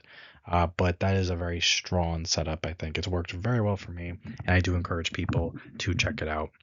Um, that will be it for the level 3 combos, and next up, we are going to talk about the level 1 combos. Moving on to the level 1 combos for Blue Archive animation set, we have a few to choose from. The quality is pretty decent. So far, we talked a lot about the level 3 combos already. I think I spent more time than maybe some people would have expected, more time than I would have expected just a few months ago. But there was a lot to cover, a lot of different ways you could play them, and just a lot of talk to sort of really show what they can do. I think level 1 combos are pretty similar. They're versatile enough. They got different types of effects, different triggers, and each one sort of goes about using the various things going for it in its own way to sort of push the what its own deck is trying to do. So even I think there are 4 new level 1 combos in the set total, but we do have some pretty interesting things that you could do with each one. Starting off, we're going to have the place where we belong, Serica. She works on the shot climax. This is the level 1 shot climax that I referenced a couple times when discussing the level 3 shot combo earlier. This is the only other shot combo in the set. So if you want to play H shot, you're playing this and the level 3 Shiroko we looked at. So what she does is she can't side attack, so not a great start. When she's placed on stage from hand, she gets 3000 power until end of turn. So 7-5 on her own, 8-5 with the climax, which is pretty respectable. And when the shot climax is placed in your climax area, if this card's in your center stage and you have two or more other Kavotos characters, search your deck for up to two Kavotos characters, reveal them to your opponent. Your opponent chooses one character from among them, puts it into your waiting room, and puts the rest into your hand, and then you shuffle your deck. So this is like Anchorage from Azure Volume 2, if anyone's familiar with Azure. I don't like this combo. I didn't like it on Anchorage. I don't like it in this. However, I like this combo more in this particular deck purely because this 8 shot, the whole shtick is to just constantly be thinning out your deck very selectively, not by digging through cards and looking at them and then sending things to the waiting room. It's by selectively just like cherry picking what stays and what goes so that you are more likely to trigger a shot and you're more likely to get some extra instances of burn, especially when you have the 1/1 that we looked at earlier that gives your shot triggers +1 to the damage they deal. So I think if you are building shot and you are promoting shot, this is the type of combo that really helps at level 1, helps the whole shot mechanic. You're taking two selective characters out of deck and just take them out of there so you're more likely to trigger shot, which is I guess what this deck wants. And if you choose two copies of the same character, you get to add one of them to hand.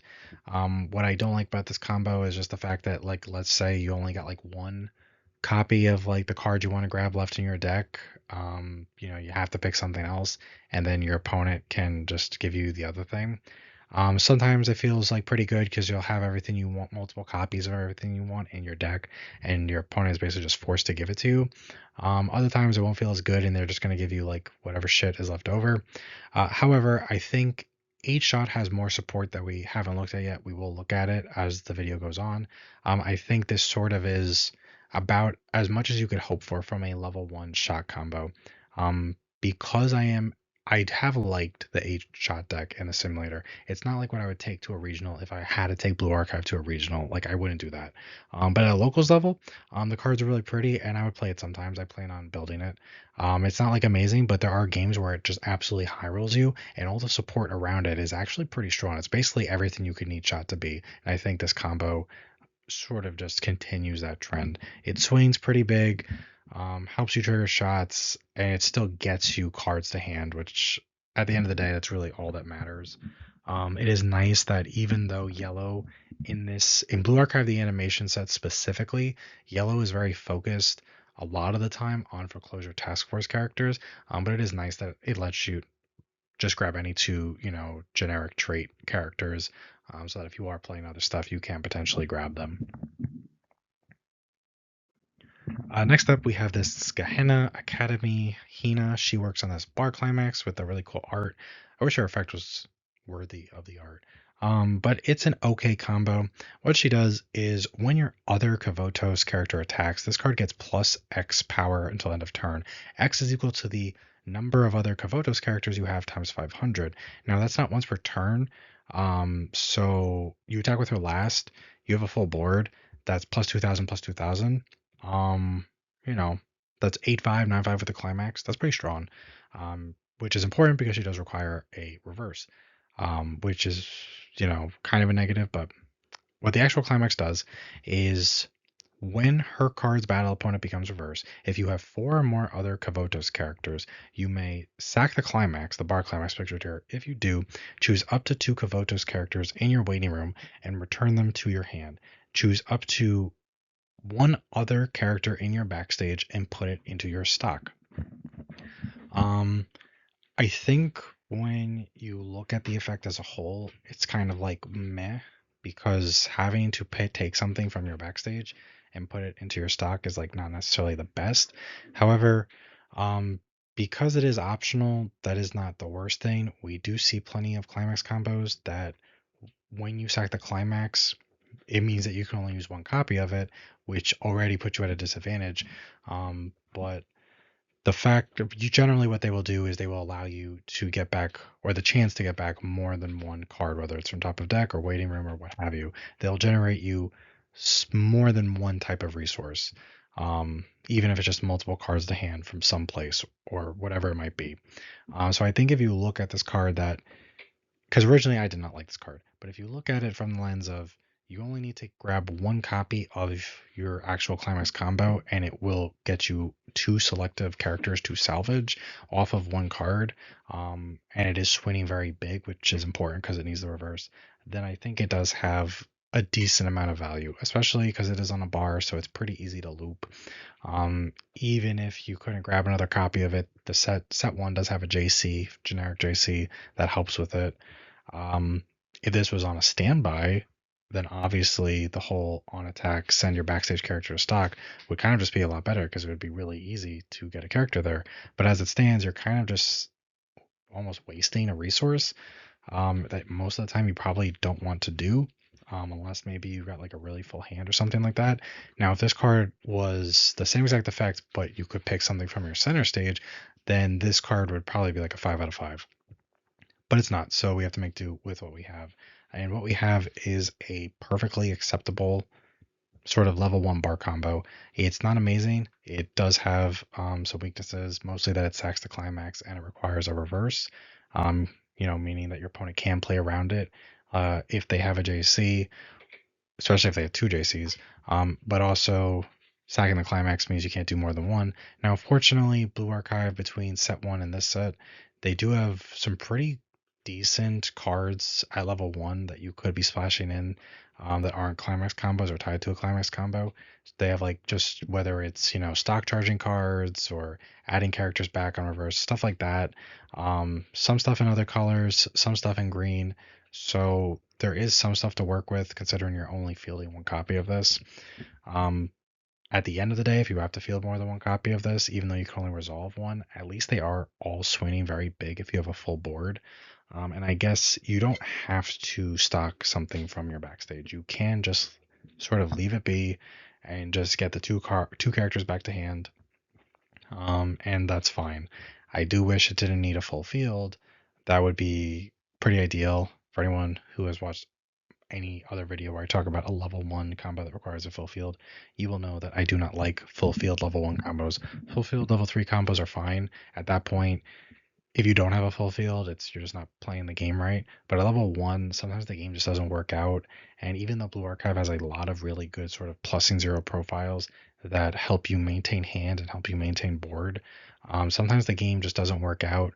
And it feels really bad to be one character short of doing your level 1 climax combo. Typically, if you cannot do the full board, you're already having some troubles with your hand. And now the fact that you kind of are just forced to attack anyway means next turn you're going to have an even bigger problem with your hand because you couldn't resolve your climax combo. But it's still fine. It is what it is. It could be better, but it could be worse. It is from my testing. I originally didn't really like this card when I first read it, but once I tested it, it worked better than it read. Most of the time, to be honest, I do just, you know what, you can't even resolve two copies of this even if you didn't have to sack the climax because it still has the 4 or more condition. I mean, I guess you don't have to sack the back row. I'm just realizing that now, but whatever, it doesn't really matter. It's fine. I do think there is a better level 1 bar combo from set 1. I know not everyone likes that level 1 combo from set 1. It's like a top check 5, add 2, but you have to discard on attack to do it. But I do prefer it over this. However, I do not think this is as bad as I first thought it was. I do think it's decent enough. Green's not a terrible color for Blue Archive. You still got the good clean cut, which is probably not as good in this unless you attack with this first and then clean cut. But you still got the clean cut that's in green. You've got the really good Ricky from set one that's in green. This doesn't require any sort of experience requirement, so it's pretty good. I think if you're building 8 bar, I know a lot of people will do this when they're building 8 bar. It's perfectly fine. Just go with it. It works. And just supplement your level 1 game with some of the probably, or I should say preferably, green level 1 cards between set 1 and set 2, of which there are enough to sort of just like make this work so that you should be clearing your opponent's lanes and plussing a little bit and setting yourself up for in a bar, probably the new early play bar combo that we looked at earlier. Next up, we have a card that I am a little more excited about. Not because I think it's like super broken or anything like that, but it's kind of fun, and from my testing, it actually worked pretty well. It is this Gehenna Academy Kyoko. So she's a 1/0. She works on the standby climax. For anyone who's familiar with Weiss and you're not familiar with Blue Archive, especially Blue Archive, the animation set, this might come as somewhat of a surprise that we have a 1/0 um, standby combo, especially when you hear that this is a 1/0 standby combo that actually directly pluses cards to your hand. I've said it before, I'll probably say it again. A little brief history on Weiss. Standby came out, Standby did big things. People started getting tired of Standby. Bushy Road said bye bye to Standby. Um, Not entirely. What I mean by bye bye to Standby is the fact that, wow, it's a lot of buys. What they started doing is people got kind of sick of Standby. And for once, Bushy Road actually listened to players. Um, Standby was kind of a busted mechanic when it came out. A lot of good decks had some semblance of standby in them. They basically allowed you to cheat certain aspects of the game that weren't meant to be cheated, and people were just getting kind of tired of going up against a bunch of decks that just walled up via standby. It just wasn't that much fun.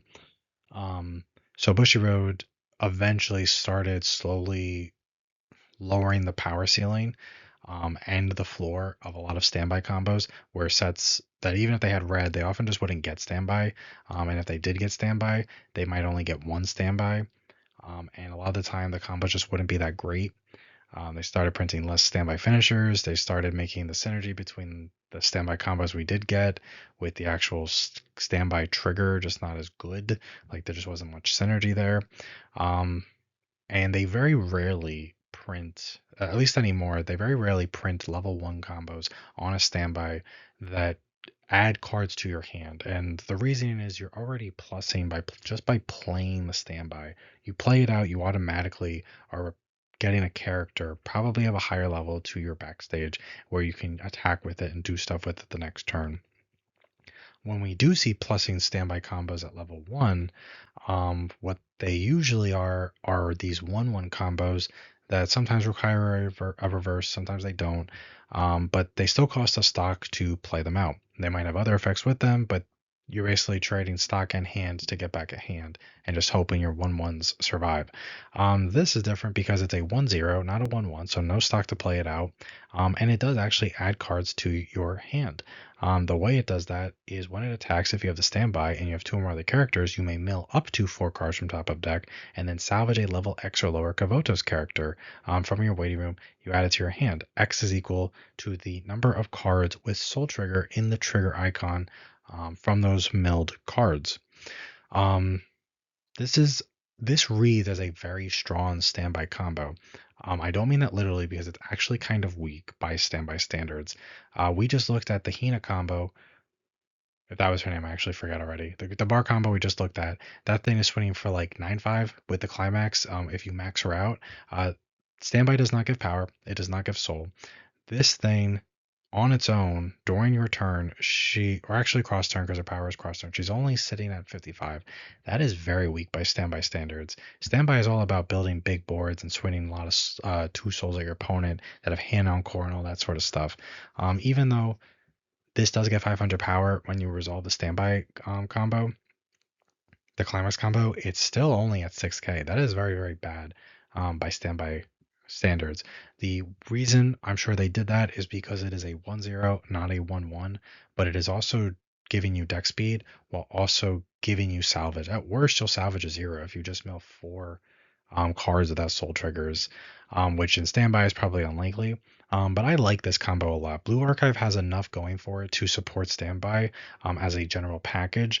I think, however, standby, I don't think there's a good 8 standby deck in Blue Archive. There is a level 3 standby combo from set 1. It stands itself when you play it out via a specific standby, not any standby, and it can be used during your attack phase when you trigger that standby. Some people like that. I think that card is way too dated. I think it was dated when it came out. I think the only way that type of card works is if its effect lets you stand it whenever you summon it via any standby, not a specific standby. So I don't think 8 standby is the best package because there's not a great top end. However, this card is very cheap and it gives you some very important things like the deck speed and like adding cards to hand. Because of that, I think if you do decide to play 8 standby, Blue Archive has enough going for it in terms of just like off finishers that you could just play this. You could still play 8 standby, and whether or not you want to actually play the level 3 standby or just play it for the standby trigger, you could just. This is a very strong level 1 standby card that helps you very much set up for the rest of the game. You'll get a nice 2/2 out immediately. You'll replenish cards into your hand, and you'll still have the standby triggers in your deck so that when you probably hit level 2 the next turn, you can maybe start standbying out some level 3 off finishers. Maybe you could start looping this, whatever. There is a level 0 from set 1 that on play gives power, and when you play a climax, you bounce it back to hand to give power. It's also red, so it has very good synergy with this card in order to sort of make up for the lack of power that this card has. But I still think, just in a vacuum, knowing that this is on a standby, even if we forget that there's not really a good top end for standby within Blue Archive, within the first 2 sets that we have, I still think this is a very strong card. Again, not literally because 55 kind of sucks. 6K with the climax, like that's still not good.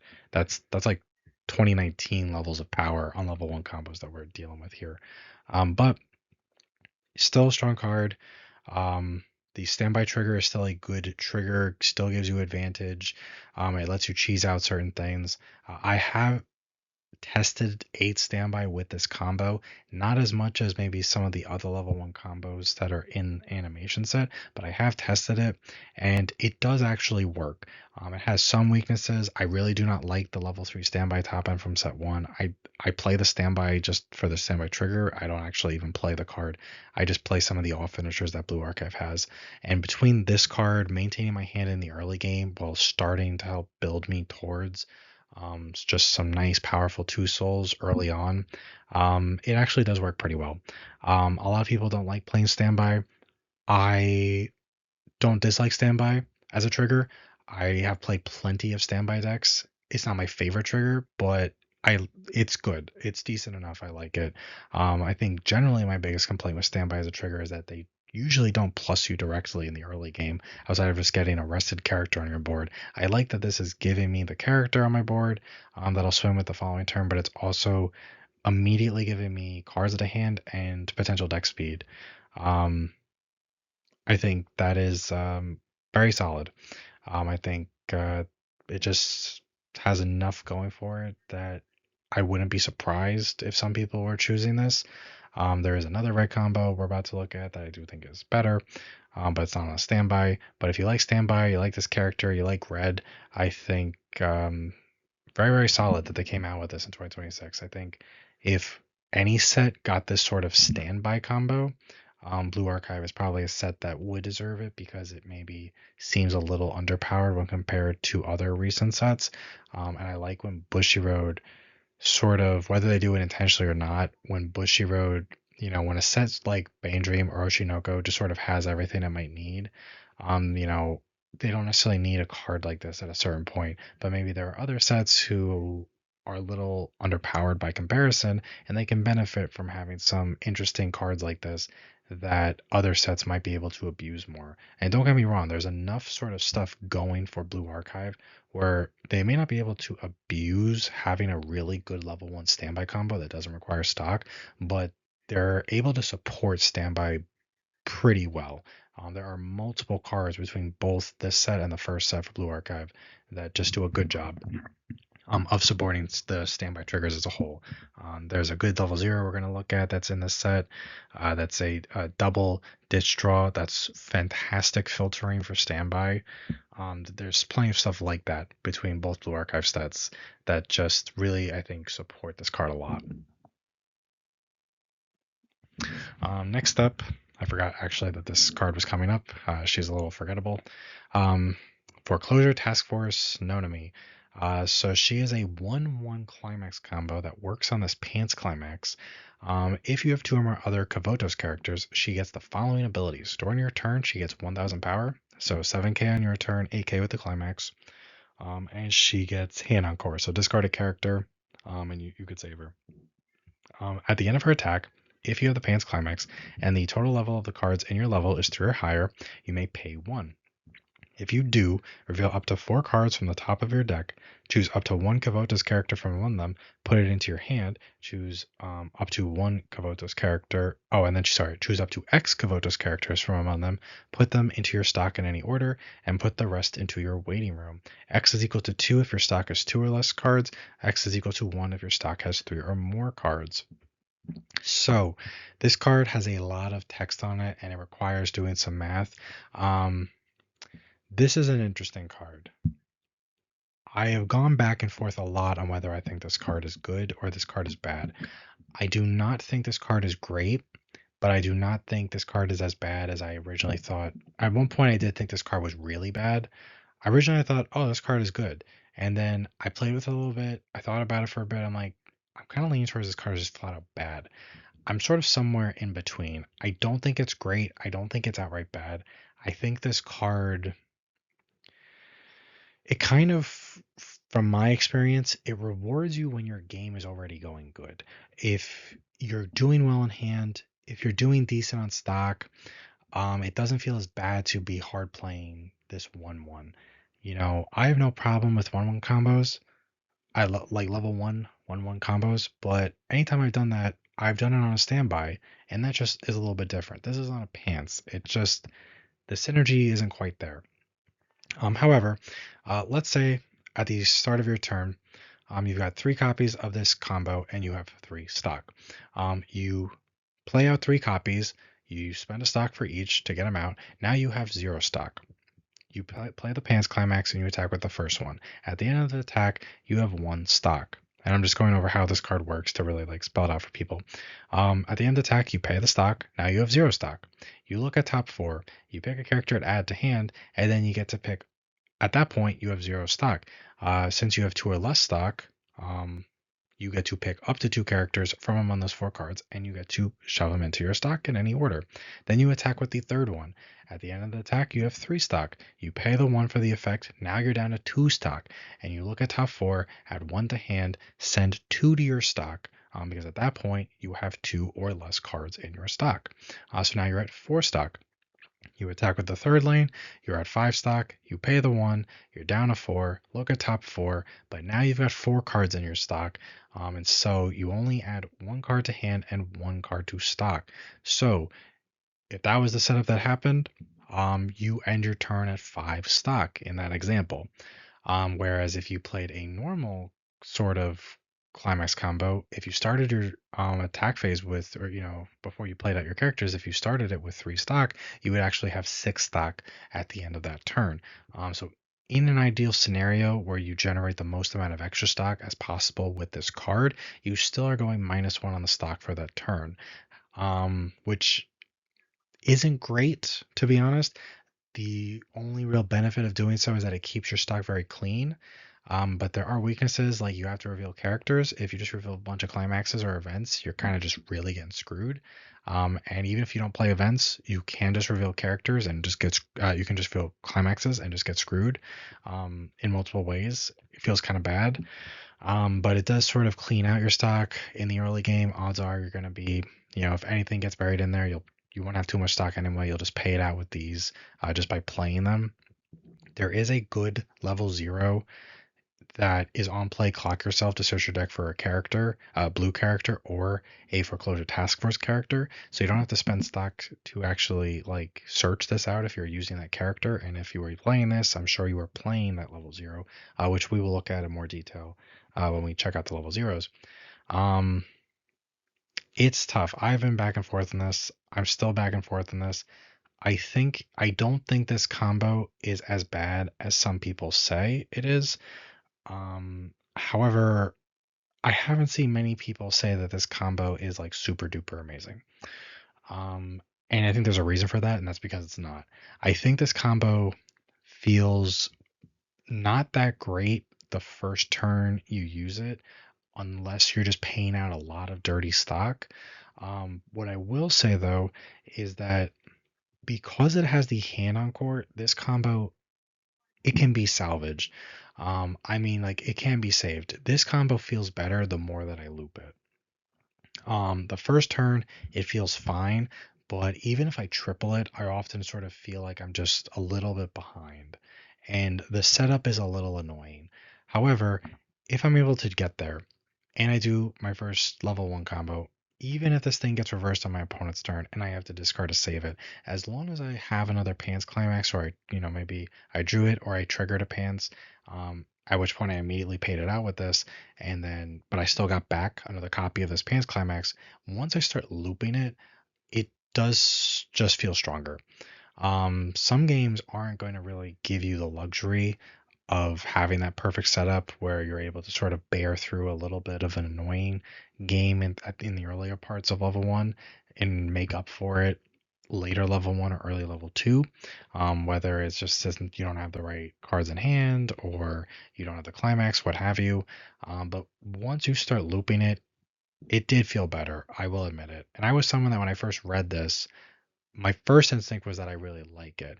I probably like it because it's similar, but not quite like the My Go combo from last year for the Taki level 1 pants, which also is an end of attack, pay 1, and get a character to hand, and you get to stock a character. But it didn't have to top check, it was just do it from your waiting room. And it was a 1-0, so you didn't have to pay a stock to play it out. Now it's that weaker cross turn, I suppose, and it didn't have hand on core, but still. I think this combo at the end of the day, like if I'm putting a number on it, I really think it's like a 2.5 out of 5. And again, this is a set I'm finding that I'm grading. Like I'm actually giving a rating to cards more often than I thought, just because some of them, I don't know, they just have me feeling a certain way. But I think this is not necessarily as bad as like a 1 out of 5, like I've seen people say. I do think though, if you put in the work, if you really build your deck around this, and you are willing to accept its weaknesses and play around it, um, it will feel like less than it. Like it'll feel like a 1 or a 2 at the very beginning. But if you're able to loop it, that's when it starts going up and it starts getting more value and you start getting more deck speed, um, and you keep your stock very, very, very clean with this card, and I do like that.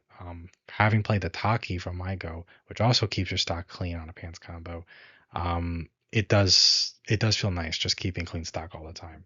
So a little bit of setup that can go wrong, but if you're able to make it work, then I think this combo is strong enough. There are ways to sort of maybe not mitigate the stock cost of playing this out, but we have a double drop searcher that comes out in the animation set that we'll look at. That makes it so you don't necessarily have to Ricky, pay a stock just to get this, just have to pay a stock to get this out. Instead of spending one stock to get one copy of this, you could spend one stock to get two copies of this. That makes it a little bit easier. Um, there are other decent plussing cards within Blue Archive, both this set and the first set, that sort of make it so that you hopefully don't have to spend as much stock as you might normally, in order to keep things alive so that you're not feeling pressure on your board or anything like that. Um, the experience condition on top of everything else, experience 3, it could have been better. Didn't really need that, if I'm being honest. However, again, this set does have a brainstorm in blue that just lets you um, level swap you when you play a climax. So if you didn't have the card you needed when you were leveling up, you should probably have it by the time you're actually going into your climax phase, in your waiting room somewhere. So it should be fine. But these are all things to consider. If you are someone who likes, I don't want to say like high roll, but I also want to say that this card has a higher ceiling than some level 1 combos, but it doesn't mean it has a high ceiling. I think this is a combo that has a low floor, but if you play it a certain way, that floor is raised and the ceiling is raised. I don't quite think the raised ceiling really matches the risk of the card, to be completely honest. And I have tested this combo a lot because I originally did like it a lot, when I first read it. But I think it can be good enough for what it's trying to do. But if you're someone that really doesn't like the risk and you don't want to think that hard, honestly, you could just play the level one trial deck combo from set one. It's a Scirocco, it's on a pants, and as long as I think it's experience two, if you have experience two, you just get the salvage on attack. A little bit easier than trying to make this thing work. It's a 1-0, so it's just easier overall. But at the end of the day, I do not dislike this combo. I definitely don't love this combo, even though the art's pretty. It's just hard for me to say that I like it, even though I'm closer to liking this combo than I am to disliking this combo. But it's like a soft like. It's sort of like, if your stepdad, he hates your sibling, but like he doesn't hate you. He may not love you, but he doesn't hate you like he hates your sibling. It's kind of like, sort of like that. Your sibling walks by and he just sort of says, "Get the fuck out of here, get out of my house." But, you know, you come by and he's like, "I threw some pizza out if you want to grab a slice." It's kind of like, it's not great, but it's better, That's sort of what this card does for me. I'm still gonna play it when it comes out, because I think the character is like pretty and stuff like that. But if I was going to a regional, I wouldn't. Pretty sure I wouldn't take this. If I was playing eight pants, I would just play the Scirocco trial deck combo from set one, even though it's a little boring. It's a much safer card. But I think at a locals level, this card is perfectly fine. It probably didn't need to be a double rare, if I'm being completely honest. But it's still fine. Next up, we have a combo that I really, really do love. It is my favorite combo from this set.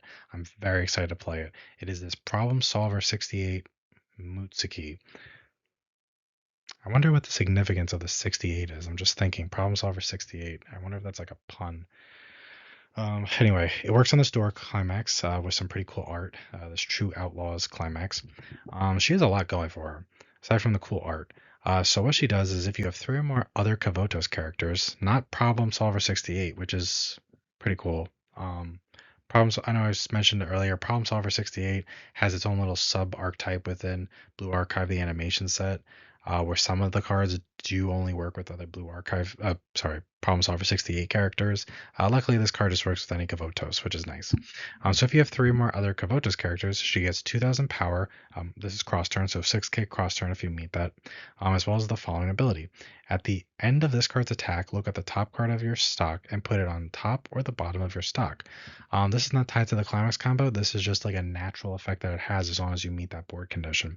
Right off the bat, we are off to a very strong start. 6k cross turn, with the ability to basically just keep your stock exactly how you want it. If you trigger a climax on your first swing, if you, let's say you triple this, you trigger a climax on your first swing, you do your second swing at the end of the attack, it's just a regular character, you can just move it right to the bottom of your stock, keeping that triggered climax right on top, or keeping whatever card that you want to be paying out next turn just right on top of your stock. Very, very strong to be able to have that ability. It's even great, let's say you don't even trigger climaxes. Let's say you're versing Oshinoko and you trigger a level 0 and you don't want to have to pay it out the next turn because you want to keep as many zeros out of your deck as possible, you can just move that right to the bottom of your stock, to just keep it far away, make it less likely that you're going to pay it out, keep as many zeros out of your deck as possible. The versatility on this effect is just really strong, but most of the time it's going to be just because of the fact that this card can just help you tremendously with keeping climaxes at the top of your stock so that you can just pay them out the following turn, meaning that you got the benefit of triggering the climax, but also you just get to pay it out anyway. You don't have to worry about it being stuck there all game or paying multiple stocks to just get it out. It just feels very, very strong. And we haven't even gotten to the climax combo yet. So its climax combo is when she attacks, if you have the door climax in your climax area, and you have three or more other Kavotos characters, you put up to 3 cards from the top of your deck into your waiting room. Choose up to 1 level X or lower Kavotos character in your waiting room, return it to your hand, and this card gets 1,000 power until end of turn. X is equal to the number of Kavotos characters put into your waiting room by this effect. So with this effect and the climax, this thing is swinging at 8k Very, very reasonable for a modern level one combo. What's great about this combo, the actual climax combo itself, is the versatility of the combo. You can mill zero cards and salvage a level zero character. You don't actually have to mill to get the effect. Um, if you are in a deck state where maybe you just know you've got some good a good chunk of climaxes in there, but you got a small deck and you don't want to mess with it, and you just value the keeping your compression, um, this card is fantastic. It helps you just keep up with your cancels, so you're not risk. A lot of the time we see cards that are top check four, add a character. This almost reads like that, but the problem with cards like that is that they do just sort of mess with your compression. Now they're good for helping you get out of bad deck states. Let's say you're out all your climaxes or most of them, and you got a big deck and you just got to burn through it. Those cards are great. But if you got a small deck with a lot of climaxes, well, you're basically trading resources which you need. You're trading cancels for resources that you need, like hand. This card doesn't make you compromise on one or the other. As long as you're okay with the fact that if you mill nothing, you're only getting back zeros. As long as you're okay with that, you get to keep your compression and still get your cancels the following turn and get to add cards to your hand. So you have some sort of playables, even if you're just grabbing a Brainstormer or a Rico, or something like that. But if you are in a bad deck state and you just want to go through your deck, you can just be milling. What's great though is that you still have selective mill if you choose to mill. It's not like it's mill zero or mill three. You get to mill one if you want, or mill two, and you might have instances where you really only need to mill one. Maybe you just want to grab back a level one, or maybe you want a little bit of deck speed but not a ton of deck speed. It doesn't really matter. We can come up with hypotheticals all day. At the end of the day, what really matters is the fact that this card is incredibly versatile. Its climax combo lets you change your deck state or keep it as is, which is very, very strong.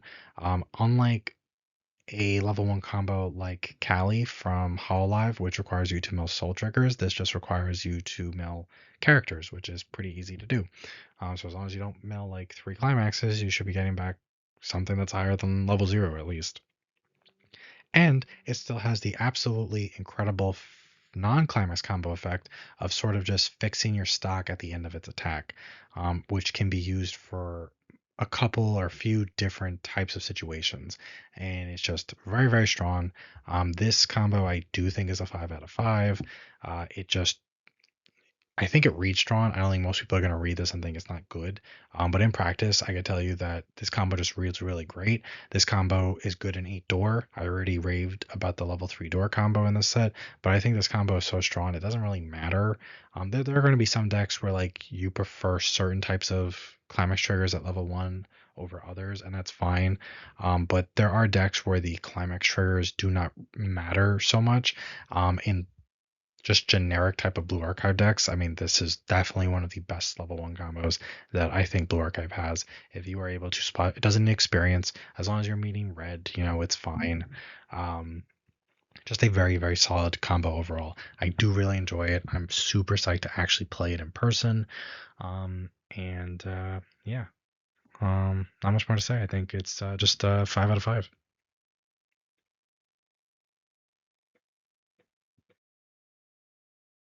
To other climax combos in the set. There are only two more that we're going to look at, one at level 0, one at level 2.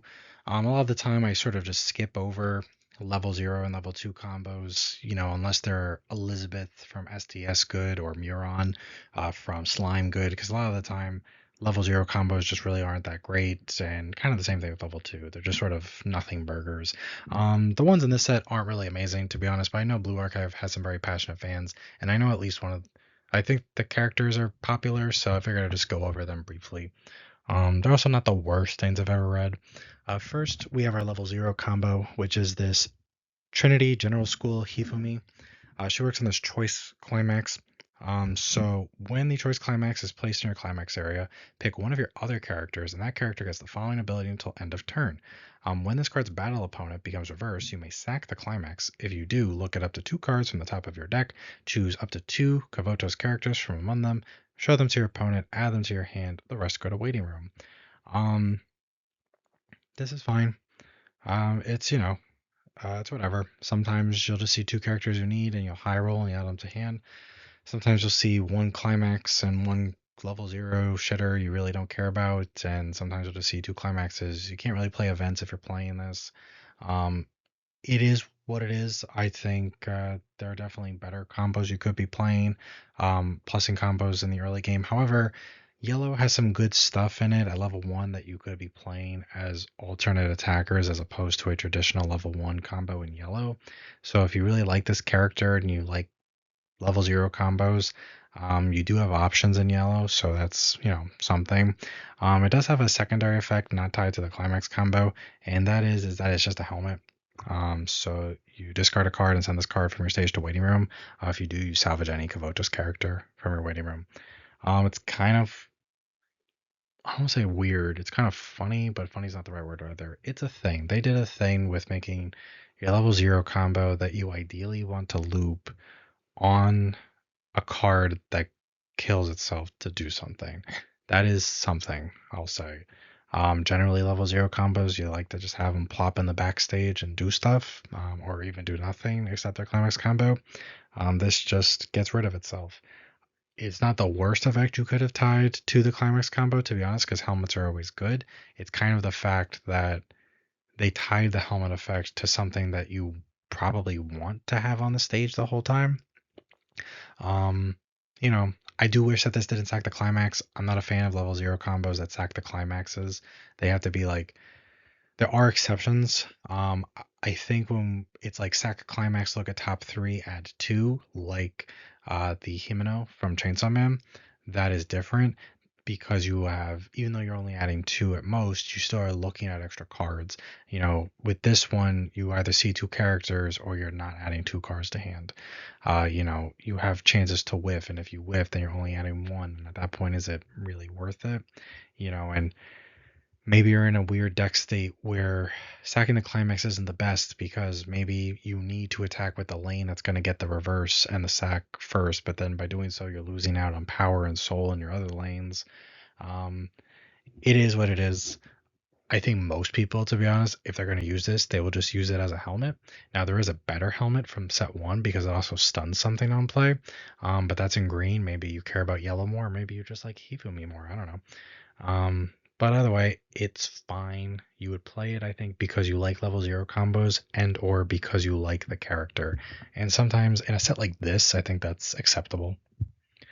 Next up, we have this a Scene of Youth Hoshino. She works on this Pants Climax. She's a 2/0, no soul trigger though, which kind of stinks. If all of your characters are Kavotos, she gets 4,000 power. That is cross turn, so 9/5 cross turn, 10/5 with the climax. When her battle opponent becomes reverse, if you have the climax pictured here, you may deal 1 damage to your opponent. Card's fine. We've seen a lot recently of these sort of level 2 combos that deal 1 on reverse. I think that this is an inoffensive sort of level 2 combo that does that. The idea, obviously, is that yes, it's only a burn 1, but it's free. Aside from the reverse, it's not on a 2/1, it's on a 2/0, so you're still generating stock. You're not spending stock to do it. The idea is that you can be like sort of looping this. It sits big, but it doesn't sit like crazy big. Pretty much any early play is going to be able to get over this, which means if you really want to pump this up, you're going to need it to have some assist behind it. You're going to need some backups. You're going to, to really maximize and start looping this. But honestly, even at that point, well, it's tough because if your opponents are crashing during their turn into this, whether by choice or just because they don't have any other option, then they're not leaving you a board to get a reverse on the following turn. So like it's yeah. If I remember right, there is at least one sort of like back row saver card, where that sort of effect is when your character goes from stage to waiting room. If this card's in your backstage, you can send it to waiting room to basically get the card that died back. I do think Blue Archive has that, if I remember correctly. That probably works better than just trying to pump power, purely because if you pump power and you beat over your opponent, then you don't have a reverse target for the following turn. Um, I don't know. As I'm saying all this out loud, it's a lot of hoops. it's fine the first go around, but once you want to loop it, you kind of need to like prepare for certain things, and I don't think it's really worth it. But I think this is a character that is somewhat popular, or actually, I think she's pretty popular. The art is really nice. It's on a pants, which does mean that you do just have some options if you really want to do like a three climax split sort of deal with this.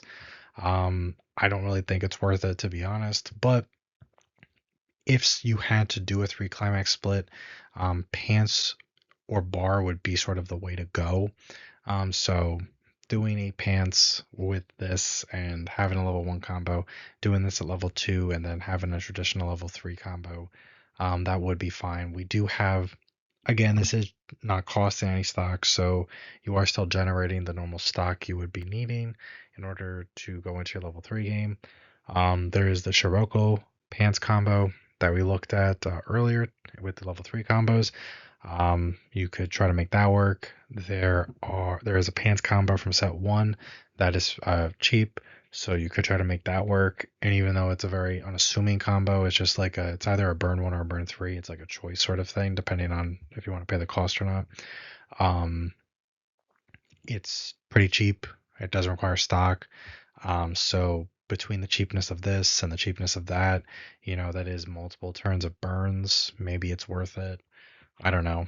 But, you know, it's fine. I already spent more time than I thought talking about it. That will be it for the other climax combos. Unlike a lot of set videos where I do sort of skip the ones that I consider bad, I think I covered every single climax combo that is in this set.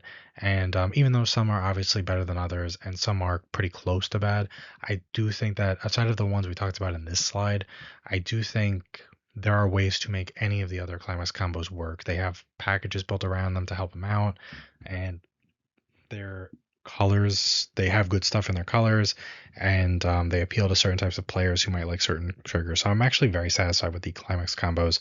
Aside from the level 0 and level 2, I'm like very satisfied with the level 1 and level 3 climax combos in the set. Even the ones that I wasn't as hot on, I still have tried them out and I'm still going to get them just to have them and I'll play them sometimes.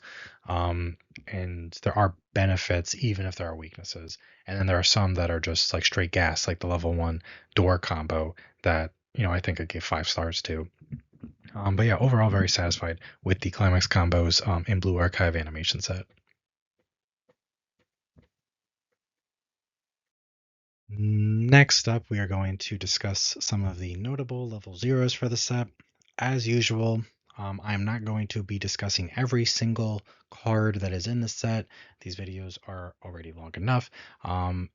Usually, I will say, just to preface it, I just sort of skip the ones that I think are bad. I think that Blue Archive animation set, while it does definitely just have some like zeros that are just sort of fluff, they're sort of just like pack filler, which is true for any set. I do think that the overall quality of the zeros within Blue Archive, the animation set, even if they're not mentioned here, they're pretty good. There are some that are really good that are mentioned here, and then there are some that weren't mentioned here, but that doesn't necessarily mean that they are bad. There are very few that I read where I was just like, this is just outright bad. I don't know why they printed this. There were a decent chunk that I left out that I was like, this is not a bad card. It's just I don't need to really spend time talking about it. I do think now between the animation set and the first set, Blue Archive has a very solid pool of zeros to choose from in all colors. But the animation set definitely had some really cool things to it. Starting off, we have a card that I do really like. The first time I read it, I thought it was really cool. It's this Go Home Club Hifumi. So she is a level 0 stock bomb. So when she's reversed, if her opponent's level 0 or lower, you can send it to stock, and the bottom card of their stock goes to waiting room. Stock bombs are always nice. Deal with problem cards that have on death effects. Important now when we have things like Oshinoko and some Bane Dream List.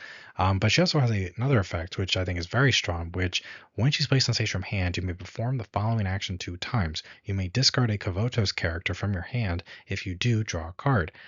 This sort of double ditch, double draw effect is very, very strong. If this was just a stock bomb with a ditch draw, I would never have thought it was a bad card.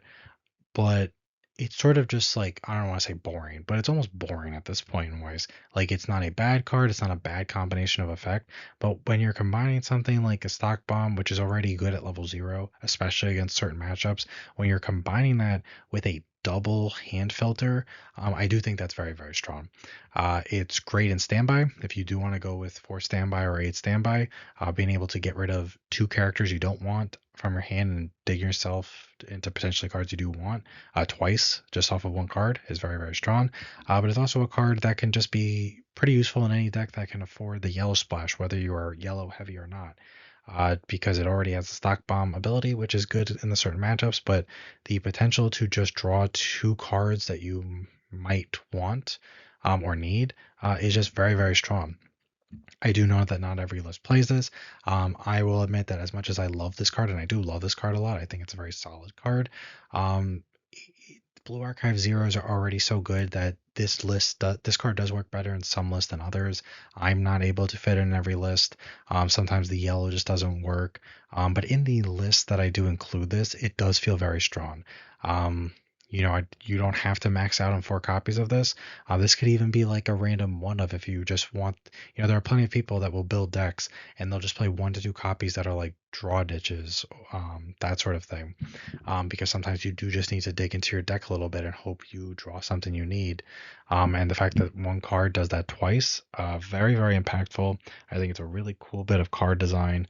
I think I've said it before, but I think that's sort of the natural progression of power creep. We're at the point where for a while, power creep has been taking 2 separate effects that are good, and instead of making 2 separate cards, each one has 1 effect. You just put both of those effects onto a single card. We have seen that a lot over the last 2026. I'd say over the last like 4 or 5 years. We have seen that more and more and more. But now we are power creeping it further, where not only are we putting 2 good effects onto 1 card, we are cranking it up on one of those effects so that it does more than it used to do. Instead of having a stock bomb with a ditch draw, we have a stock bomb with a double ditch draw. Maybe one day it will be triple ditch draw. You know, um, for example, Brown Dust 2 just came out in JP not too long ago, and I don't play JP, so like I didn't look into the set at all. But that set, I played against a friend who does own it, and that set has a double clean cut. So it's 1 card that says when it gets a reverse, you do the following effect twice, and you get to clean cut. So you get to clean cut twice. That I think is the sort of power creep that we are going towards now with Weiss, where 1 card can just do the same thing more than once. It used to be you'd have to have like a real cost to do that. I don't think just ditching extra characters you don't care about is really too much of a cost. So having the stock bomb tied to a double ditch draw, I do think is really good. I'm excited to play it in certain builds. Definitely more important in certain builds than others, but I think undeniably it's a very strong card. In the decks that don't play it, this card doesn't really mean anything. In the decks that need it, I do think it's a really cool piece of utility. Next up, we have this A Moment with the Foreclosure Task Force, INA, and Serica. I know that it's really blurry. These are the images that are provided by Bushiroad. So yeah, my eyes are gonna be dead by the time this is done. But this is a card that I think is very interesting if you're building a certain type of deck. What it does is on play, you may put the top card of your stock into your clock to look at the top 5 cards of your deck and add a yellow character to your hand. Doesn't matter what level it is. However, it can also do it on attack. So on play and on attack. If you are playing mono yellow or near mono yellow, I think this is a very interesting card. I do think that we're at the point where power creep, and Japan is evidence of this, the JP meta, where this could have just been like a search Ricky or a salvage Ricky on play or on attack. That is like the way power creep has been going. Grisaya, one of the Grisaya sets in JP that we haven't gotten for some stupid reason, they have a Ricky that is a search Ricky that's on play and on attack. It doesn't have to just see the card it wants in the top 5 cards of the deck, and it doesn't have to be of a certain color. However, yellow, they give you a lot to work with. It's not trait locked, it is color locked. And even though that's still excluding, 3 types of colors that exists within Weiss. There is enough yellow to where if you want, you like could just do yellow. And even if you're not mono yellow, there's enough yellow where you could get close to mono yellow where it kind of is irrelevant, where you're not going to just see nothing but climaxes and non-yellows as long as you build your deck properly. And I do like the idea of having a Ricky that you can use going second.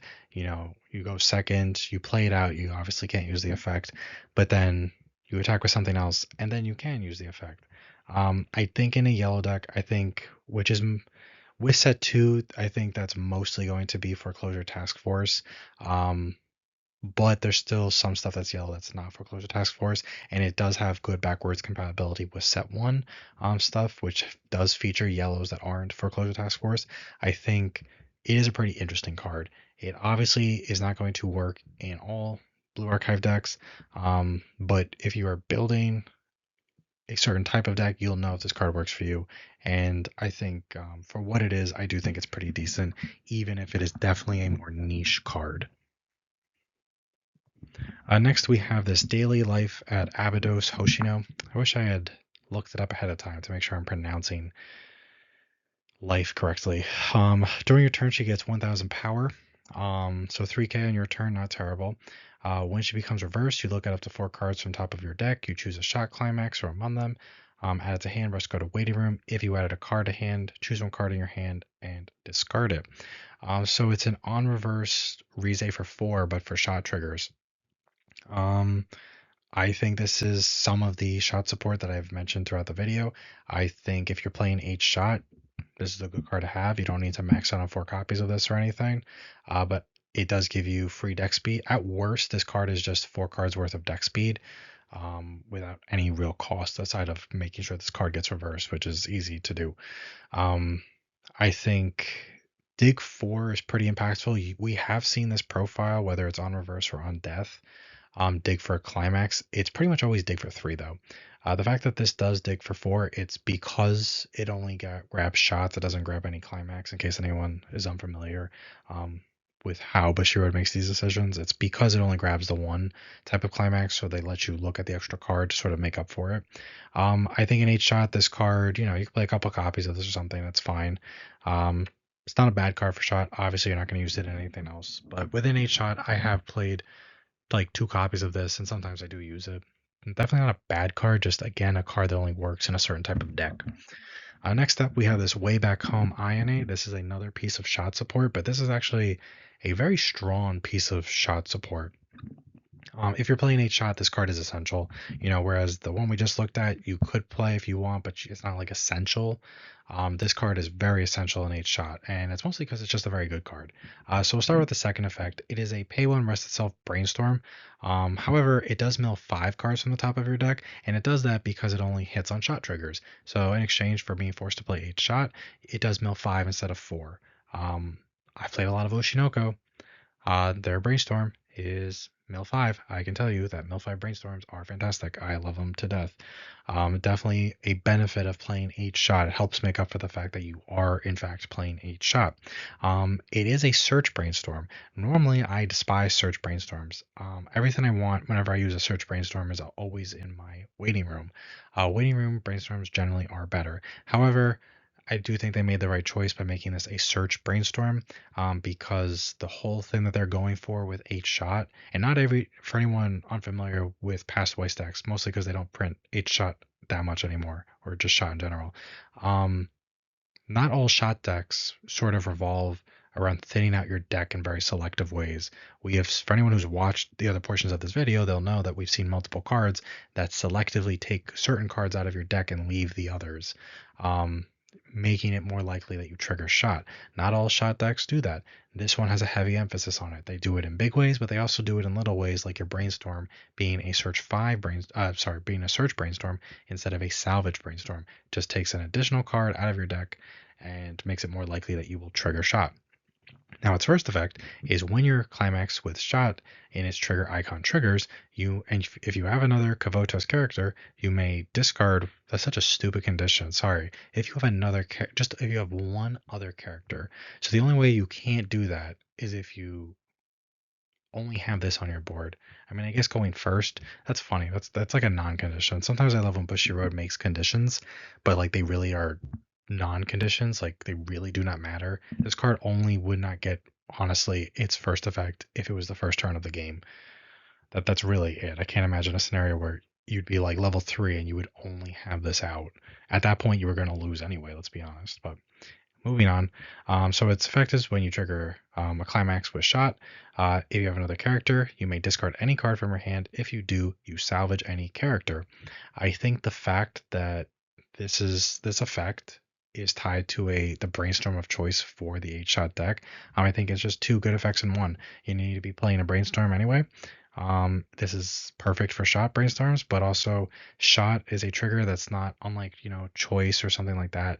It's not getting you cards back to hand, especially from your waiting room. Their choice just does, shot just doesn't do that. So this sort of helps while you're not like plussing in terms of hand by triggering the shot, you are given the option to exchange a card you don't want in your hand for a card that you do want in your waiting room, a character that you do want in your waiting room. And I do think there is a lot of value. I think they basically looked at this brainstorm and said, okay, well, we obviously got to make it a mill 5. How do we make it better? All right, let's make it a search. That makes it a little bit better. We got to do something else because we're asking the players to play 8-shot. How do we make it better? Of course, they could always make a card more broken, but I think this is about as good as you could reasonably expect a common mill 5 brainstorm that only hits on shots to be. There's not really much else you could expect it to do, to be honest. That's reasonable. If you're playing 8-shot, you're playing this card. Very, very solid card in the 8-shot build. Next up, we have a card that is okay, but it also only really works in the 8-shot deck. It's this masked swimsuit gain Nonami. Who's going swimming with the garbage bag on their head? So what she does is when she's placed on stage from hand, you may discard a character. If you do, you search your deck for one way back home INA. That is the brainstorm for shots that we just looked at. You reveal to your opponent, add to hand, shuffle your deck. And when she attacks, if you have another Kavotos character, during that attack, this card gets 2,000 power and you perform a trigger check 2 times. And then the second card goes from your stock to your waiting room. So we'll start with the second effect. The whole idea of the second effect is 35 is pretty good, but it's also giving you extra triggers. So you are more likely to trigger a shot so that, you get some shot damage in there. And the first effect just makes it so that you search out your brainstorm. Now, most of the time, people don't max out on the copies of brainstorms that they play. Um, you know, if you're playing 3 copies of your brainstorm, if you are playing this, you could have just played a 4th copy of the brainstorm and it would have been the same thing. I don't really think you should be doing like, you know, multiple copies of this and multiple copies of your brainstorm. But if you are just someone who really values the brainstorm, just brainstorms in general, or the brainstorm specifically in the 8-shot deck, which is perfectly valid, then absolutely go for some sort of mixture with the ratios between the brainstorm and this. This is a card that feels pretty good if you're going first. You're able to get your brainstorm right away. Um, and it maintains a bit of value, I guess, throughout the course of the game if you really want a second copy of your brainstorm, whatever it is. The card's fine. I think because it's tied to the second effect, and the second effect makes it so that it is good when you're going second, because then you do have a 3500 beater. And even though I prefer having Twin Drive on something that in a deck that has plussing climax triggers, it's still just furthering the goal of triggering shots. And if you're building 8-shot blue archive, that is pretty much your goal. You just want to be triggering shot all of the time. And that's fine. So for what it is, I think this card is fine. It's not an amazing card, but if you're playing 8-shot, I could see people playing this, but still kind of a niche card. Next, we have this Gehenna Academy second year student Mutsuki. So when she's placed on stage from hand, you may pay 1. If you do, you search your deck for a climax and you swap it with a climax in your hand. Normal sort of deck swap climax swapper. Don't mind those. A lot of the time, some people prefer salvage climaxes, some people prefer search climax swappers. Some people will play one of each if their set has it. I think we already have in Blue Archive a salvage climax swap. This is, it's nice to have the option. But it does have another effect. It's an alarm effect. that says if this card is the top card of your clock at the beginning of your climax phase, you may discard any Kavotos character from your hand. If you do, you salvage any Kavotos character from your waiting room. I think having a good secondary effect tied to a good climax swapper is always a very strong thing.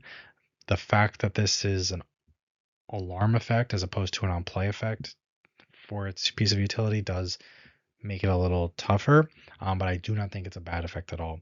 I think there are plenty of people that would be playing this purely because it's a deck climax swapper. So if you ever get to resolve the alarm effect, it is just a bonus that you are really happy you just got because you were never counting on using it. Um, and it's one of the rare times, I guess, where like if you did decide, not that you should, but if you did decide you wanted to play multiple copies of this Climax Swapper, you do have the potential for added value from it. I don't think you should totally change your deck just to try to like make 4 copies of this work so that it's always in your alarm, always at the top of your clock so you can use the alarm effect. But it's definitely a good card. I like this card a lot. Good. I like deck search climax swappers, and its alarm effect is solid. Being able to just swap a shit or zero for maybe like a level 1 combo or a level 3 combo is very strong in my opinion. Next up, we have a card that I think doesn't really work that great in like some of the decks that this character is in, but it's a card that I think does have value in decks that are maybe not green, and not. And it has a little bit of value in red, but maybe not so much outside of standby. But it's a card that also could be have some good value in the future. It is this admiration towards outlaws Aru. So she's honestly, if anyone's familiar with Hololive, she's the Watson from Hololive. When she's sent from stage to waiting room, you may reveal up to 3 cards from top of deck. If you revealed one or more cards, you can choose a card with a soul trigger, or notably, you can choose a copy of this card from among those 3 cards that were revealed. You add it to hand, rest go to waiting room, and then you discard a card. Something to keep in mind is that if you reveal the cards, you must discard a card. I know a lot of the time these cards are sort of worded in a way where if you don't grab, you don't have to ditch, but you must ditch if you reveal a card. So, what that could mean is that if you don't reveal a valid target for this, you still have to discard because you revealed cards. That is something to keep in mind. Like the Watson from Hololive, which almost does the same exact thing as this, though this technically does hit on more cards because it hits on itself. Um, you're only going to use this in certain types of decks, and those decks are going to most likely have a lot more soul triggers in them, so you are far less likely to whiff. At worst, what should happen most of the time, though of course everyone's going to have a rough game, you see a card with a soul trigger that you don't care about, you just add it to hand and immediately discard it to pay the cost, pay the cost of resolution of the effect. And that's perfectly fine, but I think this is a card that I don't think has like the most amount of value based on what Blue Archive has right now, but that doesn't mean it doesn't have value in certain decks. And I think it's a card that could become better in the future if we get more Blue Archive sets and we have more cards that have an emphasis on soul triggers. So that is why I figured it was worth mentioning. Next, we have this prefect team, Ako. She, I believe I mentioned when I talked about the level 3 bar combo earlier. This card's really cool, actually. So what she does is if she's in your level, she gets +3 level. Very nice since a lot of Blue Archive decks need experience. And if she's in your level, she gets the following abilities. You may pay 1, rest 2 of your prefect team characters. If you do, you mill the top 4 cards of your deck. For each climax among them, search your deck for up to 1 prefect team character, show it to your opponent, put it to your hand, and shuffle your deck. It's really cool that this card not only gains level while it's in your level, which is important for the deck you would use this card in, but the fact that it's also a brainstorm while it's in your level, so it's not just sitting there, it's actually doing something. I think in the sort of like 8-bar list, this card is pretty important. Genuinely, the biggest weakness of this card is the fact that not only must you rest 2 prefect team characters, so you're already very locked into prefect team, but you can only search prefect team characters. You could very well argue, and I wouldn't disagree, that if you could search anything or if you could rest any two characters, this card, which is already a good card, would be too good of a card. I definitely could understand that, and I don't disagree with it. But I think regardless, if you are building 8 bar blue archive, mostly if you're building like 8 bar blue archive and you're using that level 3 bar combo from this set, this card almost just feels essential. It is a strong card. It helps you meet the experience condition that level 3 combo requires to early play, but it also that card only works in the back row. If anyone needs a reminder, that level 3 combo, it comes out at level 2 if you have experience 6 or more. So this card helps get you there, but it also only gets its climax combo when it's in your backstage. So you would normally, in a regular deck, you would basically lose access to your brainstorm, but because this gets the brainstorm effect while it's in your level, you could still have access to your brainstorm, to brainstorm effects, um, which is just pretty strong. I do like this card a lot. If you're building that version of 8 bar, very essential that you play this. They basically gave this card all the effects it needed to really support the deck that it's designed to be used in. Next, we have this Envy of Evil Aru. So when she's placed on stage from hand, you may level swap. So you pick a card in your level and a card in your waiting room, and you exchange them. Blue Archive already has sort of level swap things, and this isn't necessarily the best one, but it's still nice that it has it. However, what's really good about this card is it's also a helmet. So just send itself to waiting room, discard a card, salvage any character from your waiting room. Having the first effect stapled to the helmet effect is pretty strong, I think. I think helmets are cards that a lot of people would be playing to begin with as a one of. So if it has any sort of relevant second effect, it's pretty good. Sometimes the quote unquote relevant second effect won't really be that relevant. It will be like rest, give 500 power. It'll be something bad like that. But we saw from set one, there is a helmet that stuns something. That's a very powerful effect to have tied to a helmet. The fact that this level swaps you can be very relevant. Um, there's not really anything red in this animation set that really has a specific like experience requirement, but there is some stuff from set one that does. So this is a card that can be good if you're going back a little bit and you're pairing it with some stuff from set one. But either way, it doesn't matter that this is red. You could put this in any color deck because it's level 0. If you're very concerned about experience requirements, which a lot of blue archive decks do need to concern themselves with, I think this is a very solid helmet to pick. Next, we have this prefect team, Chinatsu. Even though she's red, she works with bar climaxes, which is kind of interesting. I don't know if there's flavor behind that or something. But she's a prefect team, so you can use her like with the brainstorm that we just looked at. What she does is when she's placed on stage from hand, you may discard a bar climax. If you do, you look it up to 6 cards from the top of your deck, choose up to one prefect team character from among them, show it to your opponent, add it to hand, rest go to waiting room. I think that if you are very heavy and all in on the prefect team trait or close to all in on the prefect team trait, at that point you are very clearly 8 bar. This is a very good one of that everyone would be playing in that sort of deck. I have played this sort of discard a bar, look at top 5, look at top 6 sort of effect before. In those decks that I'm thinking of, I get to add like any character pretty much, but it's very strong in those decks. Like 6 is a huge number. Being on 8 bar, you're always going to have bars in your hand, probably more than 1 bar. Being able to exchange the excess bars for playable characters, maybe even characters you actually want, is very, very strong. Definitely a good, like, at least a one of to have in an 8 bar deck that is an 8 bar deck that's focused on prefect team characters. Next up, we have a card that some people seem very excited about. Some people are a little colder on this card when I have been like looking around the Discord and people are talking about Blue Archive and stuff like that in the past and closer to release. I am someone who I've sort of always been like not cold on it, but I'm not hot on it. It's an interesting card though. So what it does is during your turn, if all of your characters are Kavotos, she gets 2,000 power and the following ability. She gets Twin Drive, pay 1 Twin Drive, so a normal Twin Drive. And she's also on play. You may choose a card in your hand and put it to stock. Now, the second effect is a good effect that we see on zeros all the time. The first effect I don't think it's bad. Don't get me wrong. I do not think the first effect is bad. And I think the fact that this card has both of these good effects on them is strong. I think this card, for me to make this card a great card, it was so close to being a great card. All it had to say was it gains the power constantly, not just on your turn. If it kept the power on your opponent's turn and this was just a 3500 beater with twin drive and on play hand of stock, this card would be a 5 out of 5 in my opinion. I can understand that that would probably be too good.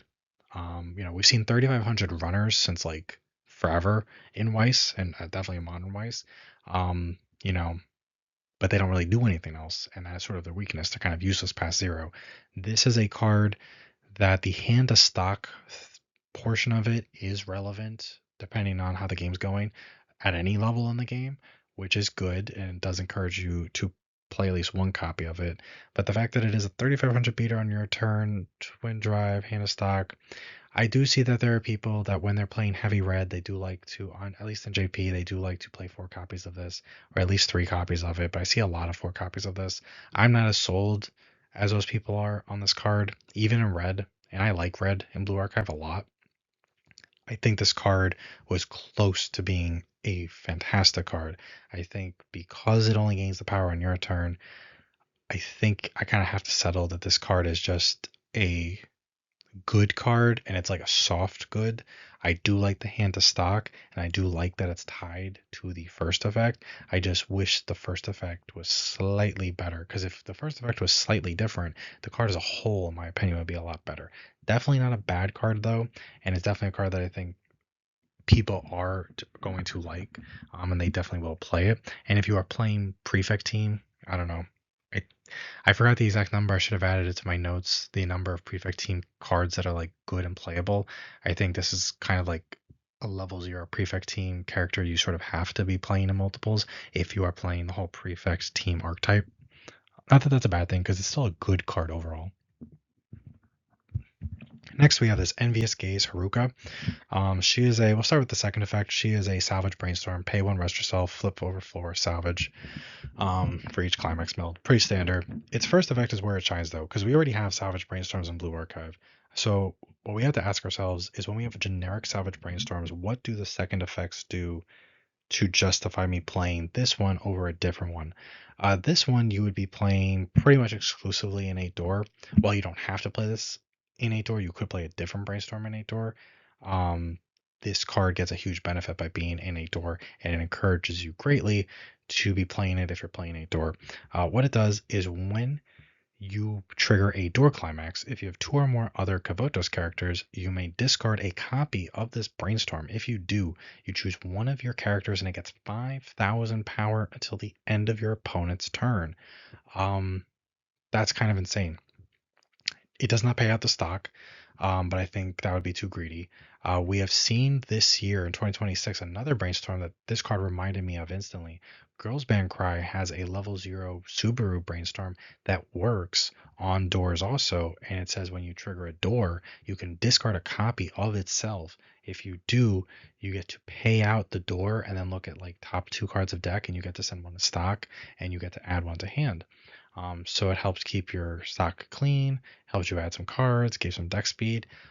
While I'm not going to compare apples to oranges, I think this card was created in the same vein as that sort of brainstorm, and I really do not mind this trend that Bushiroad seems to slowly be going in, where you get to do more things if you do certain stuff with like you get to do things with your brainstorms if you like discard copies of the brainstorm or you're playing more than one copy, multiple copies of that brainstorm. I think yes, you are losing the plus from the door, but essentially the 5,000 power being cross turn to the end of your opponent's turn, as long as you give it to something that is going to survive, which for 5,000 power, unless you just filled a bunch of 500 zeros, should be something that's on your board. Especially like if you give this to your level 1 door combo, it's 6k already cross turn. It would be 11k with this till the end of your opponent's turn. That's absolutely insane on a 1-0. You're basically trading the plus from the door for keeping a character alive on your stage. And I think that's very strong, especially if it's like the level 1 door combo, because that thing will still have its ability end of attack, look at your stock and leave it there or move it around. It helps you just loop your combo. I know door, it's not quite as easy to loop door combos as it is for something like pants or bar, but that doesn't mean people don't draw multiple doors. It happens. This card also has good synergy with the level 3 door combo from the set because that one requires a reverse or an empty lane, and giving 5,000 power, should make sure that that thing is clearing anything it comes across, with the possible exception of like a very highly boosted pot chain, but I don't think you really need to worry about that. This is still a very good brainstorm. It's tough because I think this brainstorm works terrific in the animation set of 8 door, but it also works with the level 3 door combo from set 1. And it's a card that I really like. But there is another brainstorm in this set that is a just generic brainstorm in blue that is a such a phenomenal brainstorm. I have such a hard time not playing it. However, in the deck that this is clearly designed to be used in, I think it's hard not to pick this because from testing, it is a very strong brainstorm, especially the fact that it's a common and it's a problem solver 68, so it has good synergy with the whole problem solver 68 archetype. And again, most of their cards don't reference their own subtrait, but some of them do. Like they have a Ricky that only grabs their subtrait. So playing more copies of problem solver 68 cards would be beneficial in that sort of a deck. But at the end of the day, I think this is a very strong brainstorm in 8 door, and encourage you to play multiple copies of it, probably 4 copies of it. That's what I've done in my testing. It's worked phenomenally well. That's what I've done in Girls Band Cry, which has a similar brainstorm as this, at least in the sense that it requires you to discard a copy of itself when you trigger a door, and it works. It never feels bad playing 4 copies of a brainstorm in that deck. I think this is one of the few brainstorms that really rewards you for maxing out the copies of it. And at the end of the day, you still have a mill 4 salvage brainstorm, which sometimes is really all you need. Now, I will say, spoiler alert, there is another card that benefits from you having this on your stage. It is an early play that you can play out early if you have 2 characters, specific characters on your stage, and this is one of them. So this whole package, it really just helps you as a whole. But overall, it's a very good card in 8 door. Next up, we have this Prefect Teams Administrative Officer Eiko. For anyone who's played Union Arena, I kind of like that every single character in Union Arena, um, which is another anime-based card game, every character is just its name. Like Ichigo Kurosaki, all of his cards are just Ichigo Kurosaki from Bleach. It doesn't matter; they're different cards and they do different things, but they're all just Ichigo Kurosaki. You don't got to worry about having all these different names attached. Prefect Teams, Administrative Officer. Like, can they make the names any longer? I mean, they probably can't, so I shouldn't attempt them, but still. This is an interesting card. It's not crazy, but I do like this card, and I definitely know some players that value this type of card. What it does at the beginning of your opponent's attack phase, if all of your characters are Kavotos, you may mill the top card of your deck. If that card's a level 2 or lower character, this card gets the following ability until end of turn. When this card is frontal attacked, you may return this card to your hand. I think it's really easy for this card to not whiff. Level 2 or lower is going to be, most of the characters in your deck. So it's pretty easy for it to hit. I think this is a card that I think a lot of less experienced players like to play, and I don't mean that in a bad way. It's a very simple card. Now it doesn't do anything else, which is like a negative, but it's still a strong card in terms of just level zeros that do plussing things. What I will say though is that more experienced players, they will just side this card. Yes, effectively it means the same. It means the same thing, meaning that the idea of this card is that either it goes back to your hand and you get to play it out next turn, or your opponent sides it and you have something to attack with next turn. But if you know for a fact that this thing is going to just be bounced back to hand, because it's a level 0, you don't get any penalty by siding it. And there are times where you would prefer to just side this thing if you know it would just be bounced back to hand otherwise, meaning like your opponent won't, this card could just be a card your opponent clocks with. Now they don't have a card, they don't have they have to pick something else to clock with. Or if you're versing some sort of finisher that has like, if your opponent's level 2 and they have this out and this thing would bounce back to hand, if their finisher requires ditching cards, you're just giving them back free cards to ditch. So if your opponent like just thinks for half a second, and I know that sounds easy for like the really competitive people, you would be surprised. I would say like a lot of the people that I play against in Weiss, they might be like good players who play like regularly enough, but they don't like really think through every line of play that deeply, and they will just like front into this every time. But if you're versing someone who like just gives it a second thought, for the most minute amount of time, no pun intended, then I think they'll just side this, which still gives you an attacker to attack with the next turn, but it could turn off like your ability to clock with this or ditch it for something else, which is just something to keep in mind. But for like what it is, I do think this card is like very good for like less experienced players because it's so simple to understand and it's a way to like maintain hand without spending stock. And I think that is a good learning tool. And I would expect that Blue Archive is a set that help just based on the popularity of the mobile game is the type of set that does attract people to Weiss for the first time. Next, we have this Problem Solver 68 Haruka. This is another brainstorm. I guess Haruka's on two brainstorms. So she has two effects. Her first effect is when she's placed on stage from hand, you may pay one. If you do, you climax swap with your deck. That's very strong considering she is tied to a brainstorm. However, her brainstorm is very, very niche. I guess I shouldn't say because I haven't explained it yet. What it is, it's a pay one rest yourself, mill four brainstorm. However, it only hits on standby climaxes. And for every standby climax that you hit, you get to search your deck for a Kavoto's character, add it to hand shuffle your deck, and you give one of your characters 1,000 power till end of turn. Um, we've already seen a brainstorm in this set that was specific to one type of climax trigger, and I said it was a very good brainstorm. I think this is a good brainstorm that's not a good brainstorm in the set that it's in. Blue Archive has one it has a good level 1 standby combo. We've already talked about it in this video. Very good. I liked it a lot. Good combo. However, I do not like the top end that standby has. Uh, this card is, in my opinion, clearly trying to support that level 3 because it's a level 3, for anyone who doesn't know, a level 3 standby combo from set 1 that when you play it out via the specific standby, not any standby, its own standby, you get to pay the cost and you get to stand it. And that can work when it's summoned via a triggered standby during the trigger step. So it's a way to cheese out extra attacks.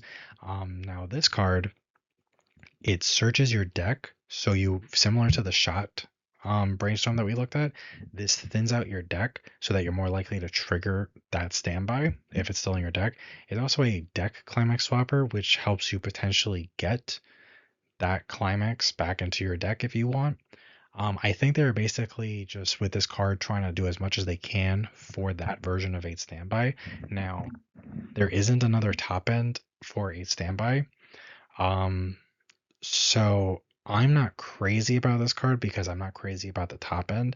But for anyone who watched me discuss the level 1 standby combo in this set, I said that I have tested 8 standby where I don't use that level 3 combo to actually like use its effect.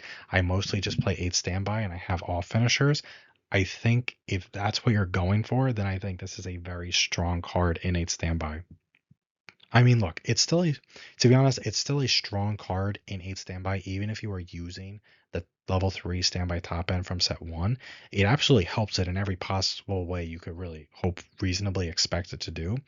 I think my criticism is not of this card in 8 standby, it's more of like, I don't really see the point of playing that level 3 top end. I would rather just play 8 standby, even if I use that standby trigger and I just use better off finishers. But within the confines, like looking at it with 8 standby, I think it really is a good card. 8 standby does have some cool stuff going for it. The top end is, not great, as I've stated, but I think for what that deck sort of needed, if you wanted to go that way, I mean, this is a good card. Giving the power is nice. Having your brainstorm also tied to a deck swap climax swapper, and it's a deck swap climax swapper that like isn't tied to a standby. So if you wanted, for whatever reason, you could just play this in another deck. If you needed like red splash or something, like even if you're not playing standby, you could do it. I like that it's not tied to that. I don't think it'll come up often, but it could, and that's fine. Like it's still a problem solver 68, which could be relevant if you're playing like the Ricky that only grabs problem solver 68 characters. You still get the climax swap with anything on a problem solver 68 and in red. There could be a benefit with that. But if you are playing a standby, whether you are actually playing the level 3 top end from set 1, or you are just playing 4 dead standbys, as long as you have the level 1 standby combo from this set, which I really liked, I do think this is a really good brainstorm. The only way they could have made it better is if it bounced back to hand. Those are always the best type of brainstorms to be using with 8 standby decks. But to be fair, we have seen decks abuse those before, so I think they made this about as fair as they could reasonably expect to make it. I do like it. Just looked at in a vacuum. This card is also sort of like future proofing itself. They could make another blue archive set. They could make better standby combos, and these two effects will just keep this card relevant in 8 standby for like ever, honestly. In 8 standby blue archive. Next up, we have this problem solver 68 Kyoko. She is the Ricky that I've talked about. When she goes from stage to waiting room, you may put a problem solver 68 character from your waiting room to the bottom of your clock. It could be yourself, by the way, because she'll be in the waiting room at that point. If you do, you search your deck for up to one problem solver 68 character, show it to your opponent, add it to hand, and shuffle your deck. So it grabs any traded specific, sub trait is what I'm quote unquote calling it, but any specific sub traded character, regardless of level, which is very strong. Fortunately, Problem Solver 68, while you could have enough cards to make an entire deck around them, I wouldn't recommend it. However, there are enough cards where the bulk, like honestly, the vast majority of your deck could just be Problem Solver 68. So I think this is not a bad Ricky if you are going that route by any stretch of the imagination. Um, I think that you do have enough stuff where you don't really have to make sacrifices. You've got brainstorms in either door or standby that are problem solver 68. There is a Rico from set 1 that's problem solver 68. You can grab your level 1 combo, you can grab your level 3 combo, you can grab any piece of utility that's problem solver 68. Now, there is a really broken, maybe not broken, but there's like an incredibly strong Ricky from set 1 that I still think people should just use instead of this, even in Problem Solver 68, and it's on play too. However, this is a great card. That card is tough to access. The double rares are expensive, and sometimes they're sold out. I think right now they are available, like on TCG Player, but they're still expensive, even by modern double rare standards. It's expensive, so maybe not everyone wants to get that one. I think this one will be cheaper. So if you are very focused on Problem Solver 68, which does have cards in set 1, by the way, I think this is a perfectly acceptable Ricky to have. Obviously, it doesn't work in anything else, but it is nice that you selectively clock yourself and get to search for something of any level. Definitely a decent Ricky for that particular archetype. Next, we have a card that I don't think is like amazing, but I do think it's interesting enough that it's worth mentioning. It's Preparing for Tomorrow Shiroko. When she's placed on stage from hand, you choose up to 2 of your opponent's characters, and they get the following ability until the end of your opponent's next turn. This card cannot move to another position of the stage. So it stuns 2 things. This is really useful in certain matchups, and it's completely useless in other matchups. Now, I've been playing Bane Dream for the better part of a year now, and that set has a card that's on play, give it 3k power, and on attack, sack a character, reveal top if it's a character at the hand, and tied to all that, it has another effect that says on play, stun something till the end of your opponent's next turn. Now, I can tell you that I have used that card a million times. I was at a regional last weekend, a regional I won, by the way, and I used that card freaking 100 times. I just use spam that thing, whether it's for its sack and add effect, but also for the stun effect. I'm surprised how often I've used it for the stun. The difference is that card, which I think is a phenomenal 5 out of 5 card, it is tied to an amazing plussing effect, but it only stuns one thing. I do not. I think if this was a carbon copy of that, this would be like a must 3 to 4 of in like so many blue archive decks. They are sacrificing power, and they are sacrificing the sack ability to add something that card has in order to let you choose a single extra card to stun. Now, I still think this is an interesting card, but unlike the other card that I discussed from like Bane Dream, which is a 3 of or 4 of in pretty much every Bane Dream list, I think this is a maybe one of in certain decks in certain formats. Now, I think um, when you play this out, if you are playing it out and you are maximizing its effect, um, it's very strong. If you're playing against like 8 standby and they got two big things in the back row, just stunning both of those, incredibly powerful. So I think, however, it's still meta dependent. It's pretty weak. Honestly, it's 1,000k. There's no way to really change that outside of like external things to power pump it. But being able to stun two things can be important. But I think you would just play one copy of it and just leave it at that, and only then in certain formats. But it's still interesting enough where even though I think because of how niche it is and because it really doesn't do anything else, and it's super weak. This card is like barely a 2 out of 5 if I had to rate it. But when you do use it, if you're using it because you want to use its effect to stun two things, at that point, that can be game changing. So that is why it's worth mentioning for me, only because like I've stunned things enough times in Bane Dream to know that that type of effect can be very impactful. So having it do it twice on one character is pretty good. It's pretty good when it is relevant, which won't be all the time. Just keep that in mind. Next up, we have The Place Where We Belong, Shiroko. So she's a Rico. On play, discard any card, reveal top card of deck, salvage level X or lower character. X is equal to the level of the revealed card. Love Ricos, best sort of stockless filtering in the game, in my opinion. She is also, while she's in your level, she gets +3 level. Super strong.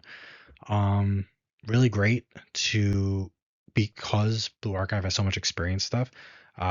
We have that even from set one that this is just a very powerful effect. Rico's always good. Set one already had a Rico. It had more power. I don't think it did anything else, if I remember correctly. But the fact that this can get +3 experience helps you a lot with what Blue Archive is trying to do in a lot of different types of Blue Archive decks. Not all, but a lot of them. So having just a blue Rico that does that is very strong. Definitely, worth playing in those sorts of decks over the other Rico, which is a red Rico that doesn't give the whole experience thing. Next up, we have a card that this card is already a 5 out of 5. Honestly, this card is absolutely crazy. I love this card to death. It's so good. It's this Foreclosure Task Force INA. We'll start with her last effect first. She's a Salvage Brainstorm. Normal Salvage Brainstorm hits on any climax. Nothing more to talk about. Already a good card in blue if you need a Salvage Brainstorm in blue. Then she has another really, really good effect. And actually, she has two really good effects, but one of them is just freaking stupid. So once per turn, when you refresh, if you refresh a climax or a copy of this brainstorm, you may pick that card and you may put it into your waiting room. So basically, you are almost rewarded by refreshing a climax. Sure, your deck is still out one climax, but you just heal it off immediately. Now, I didn't read it like word for word because I wanted to make it very clear, because some people, I know when this card got revealed, some people read it too fast and they just started thinking, oh my god, I'm going to heal 4 times every time I refresh a climax. The card is worded exactly the way it should have been worded, where it does not heal you the top card of your clock. It takes the card that was refreshed and it puts it into your waiting room. Now it's effectively the same thing, but if it wasn't worded the way it was worded, then yeah, sure, you would just be healing a bunch of times for every copy of this. However, this encourages you to play 4 copies of the Brainstorm. I don't know about anyone else. I refresh climaxes like a motherfucker. Like, honestly, all the goddamn time I am refreshing climaxes, I could be going back in with a 30 card deck with one climax being going back in. Guess what card is being refreshed? It is the goddamn climax every time. Every time. So this card makes it just, for me, I won't throw a fit when I refresh like my fourth climax of the game in that single game. Um, you know, so very strong effect, just free heals. Yes, it's completely luck based, but effectively, if you're playing 4 copies of this, assume you have one copy on stage, you have 11 cards in your deck theoretically, depending on what's being refreshed, that could give you just a heal one. If you play 4 copies of this, then you're 8 climaxes. Obviously, not every refresh is going to refresh all 8 climaxes, and not every refresh is going to have all 8 plus 3 copies of your brainstorm. You're going to have the one on stage. But still, it's a very strong card. This is a very strong double rare. I really like this card a lot. It's very good in blue. On top of that, it does have another effect, which further supports what blue is trying to do, but is also good in any blue archive deck that has experience stuff. And doesn't mind having a blue brainstorm. When you play a climax, any climax, you may choose one character in your level and one character in your waiting room and exchange them. So not only do you have a salvage brainstorm, not only do you have a salvage brainstorm that will randomly heal you for no cost whatsoever, like no cost in the world, but you have a salvage brainstorm that will randomly heal you that also basically assumes that you're a dummy who doesn't know how to set up your level. It makes it so that if you're not good at setting up your level, you don't have to be, because this card will just do it for you. And for the good players who do know how to set up your level, this card helps you when the game just sometimes doesn't go your way and you just have a bunch of level zeros in your clock. And sometimes, no matter how good you are at Weiss, that is, no matter how many threes you have in your deck, it just happens. So this card just does everything you could possibly want a salvage brainstorm in blue archive to do, and then some. Because to be honest, I think if this was a blue salvage brainstorm that level swapped you on climax placement, people would already be happy about it. It may not be broken, it would be a very good brainstorm, but it wouldn't be a broken brainstorm. But I think people just raved about this when it was revealed. It's just a really strong card. People like it a lot. I've loved it in testing, and I'm very excited to use it in real life. And I'm very excited to, when I go up against my opponent who doesn't know Blue Archive, and I just take my climax and get it out of my clock when I refresh it.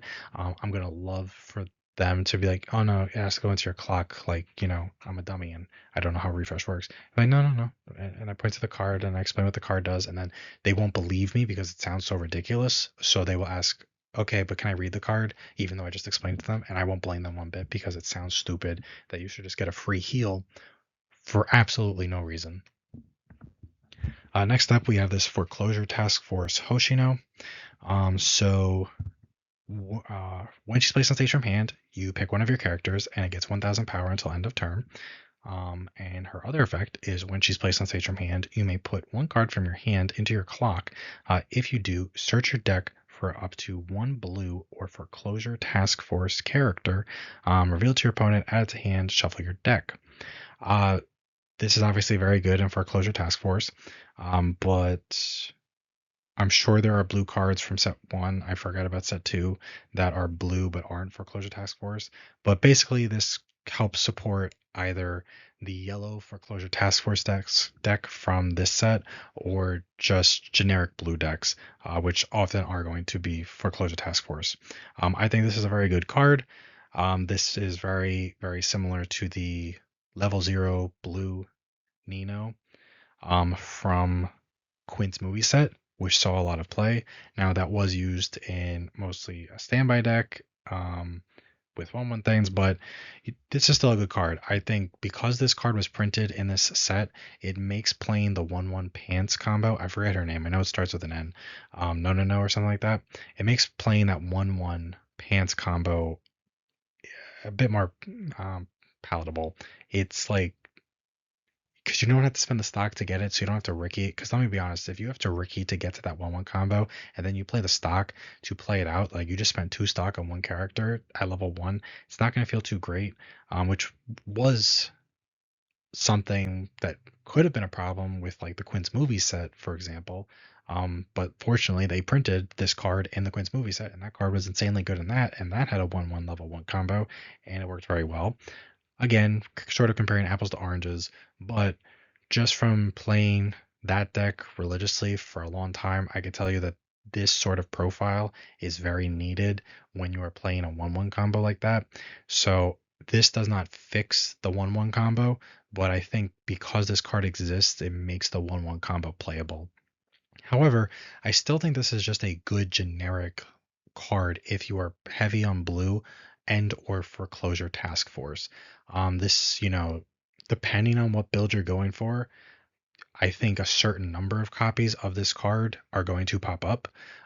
Some builds will have more, some are less, but if you are playing blue or Foreclosure Task Force, you're probably going to be playing some amount of this card. You're not level locked to what you search. Obviously, if you're playing other traits or other colors, this card's irrelevant, but within the confines of this color and this trait, very, very strong card. The plus 1000 power anywhere on play is honestly just a bonus because you would just play this card even if it only had the second effect. Next up, we have this Meeting on the Way Home Hoshino. She has a lot of text, but it's pretty good. It's all essentially one effect. What it does is when it's placed on stage from hand or when it attacks, you may pay one, ditch one. If you do, you salvage a Kavotos character from your waiting room to your hand. Choose one of your other Kavotos characters, and that character gets the following ability until end of turn. When this card attacks, look at up to 2 cards from the top of your deck, choose one card from among them, put it on the top of your deck, and put the rest into your waiting room. Um, this is a very strong card. This is a card that is a really good one of. Um, Especially if you're playing blue, you're going to salvage, but the sort of double salvage can be good. Being on play and on attack can really help fix your stock, keep your stock clean. You pay out a little bit of stock in main phase, but more importantly, you're paying out stock during your attack phase. You don't, unless you know that let's say you have a climax that's 2 cards deep and you play this out, you pay the stock. Now you know for a fact that you have a climax that is now 1 card deep. You wouldn't attack with this card first unless you were trying to pay out that climax that was already there. You wait to use this. Ideally, you are attacking with this card second. You attack with something else first. Maybe you trigger a climax or you don't, whatever. But then let's say you do, you attack with the second. Not only do you pay it out, but you give your third lane the ability on attack, top check 2, and put 1, dump 1. It's a good card overall, mostly because it gets to do it twice. Otherwise, it would be a pretty basic on play or on attack salvage. But being able to do that and then assign top check 2 is actually very strong, especially because you could be doing it twice in a turn. Definitely a solid one of sort of card in my opinion, but I think that there are definitely players that I can think of that value this type of card a lot. And I could see them playing more copies of this. But still, either way, it's a good card. Next up, we have a card that has seen a lot of play when it's printed. People tend to like them, but for whatever reason, I have seen people talk about this profile a lot more within this set than they do in other sets, despite the fact that this card has essentially been printed in other sets before, with one sort of bonus effect. This is just on attack, it's a double drop searcher, which I love. I don't mean to sound dismissive of it. What that means, for anyone unfamiliar, on attack during the turns played, you may pay 1, ditch 2. If you do, you search your deck for up to 2 characters, show them to your opponent, add them to hand, shuffle your deck. The other cards go to waiting room. I love double drops searchers. A lot of people do. It's a great way for 1 stock to get 2 specific characters, so you save on stock a little bit. It's a great way to, because it's on attack, pay out stock during your attack phase. So if you trigger a climax, you could immediately pay it out. This is just like the card we just looked at. This is one of those cards that is very good for attacking with second or third. You don't want to be attacking with this first, just because it can help you keep your stock clean. It does have another effect. The first effect is when it's placed on stage from hand, you reveal the top card of your deck. If it's a Kavotos character, you choose one of your characters and it gets 2000 power until end of turn. You can give the power to itself, you can give it anywhere. Most of the time, when we get these double drop search profiles, they often don't have a second effect. They're very often just 1500 power double drop searchers who don't do anything else. This card is sacrificing 500 power, and in return, it's most likely giving 2000 power anywhere, including itself. I think this is a very strong card, just in general, but I think it's very strong in Blue Archive. Very often when I do set overview videos, I sort of crap on the fact that a lot of sets will produce a lot of fluff level zeros that very often are just variations of give certain amount of attack to things. I've noticed though that with this set, just Blue Archive as a whole, whether it's animation set or the first set, a lot of the level zeros do have those sort of just give power to places. However, I haven't shat on those cards because they are tied to really, really good secondary effects, and you're playing them because they have those good secondary effects, like this double drop search effect, and it happens to just give power.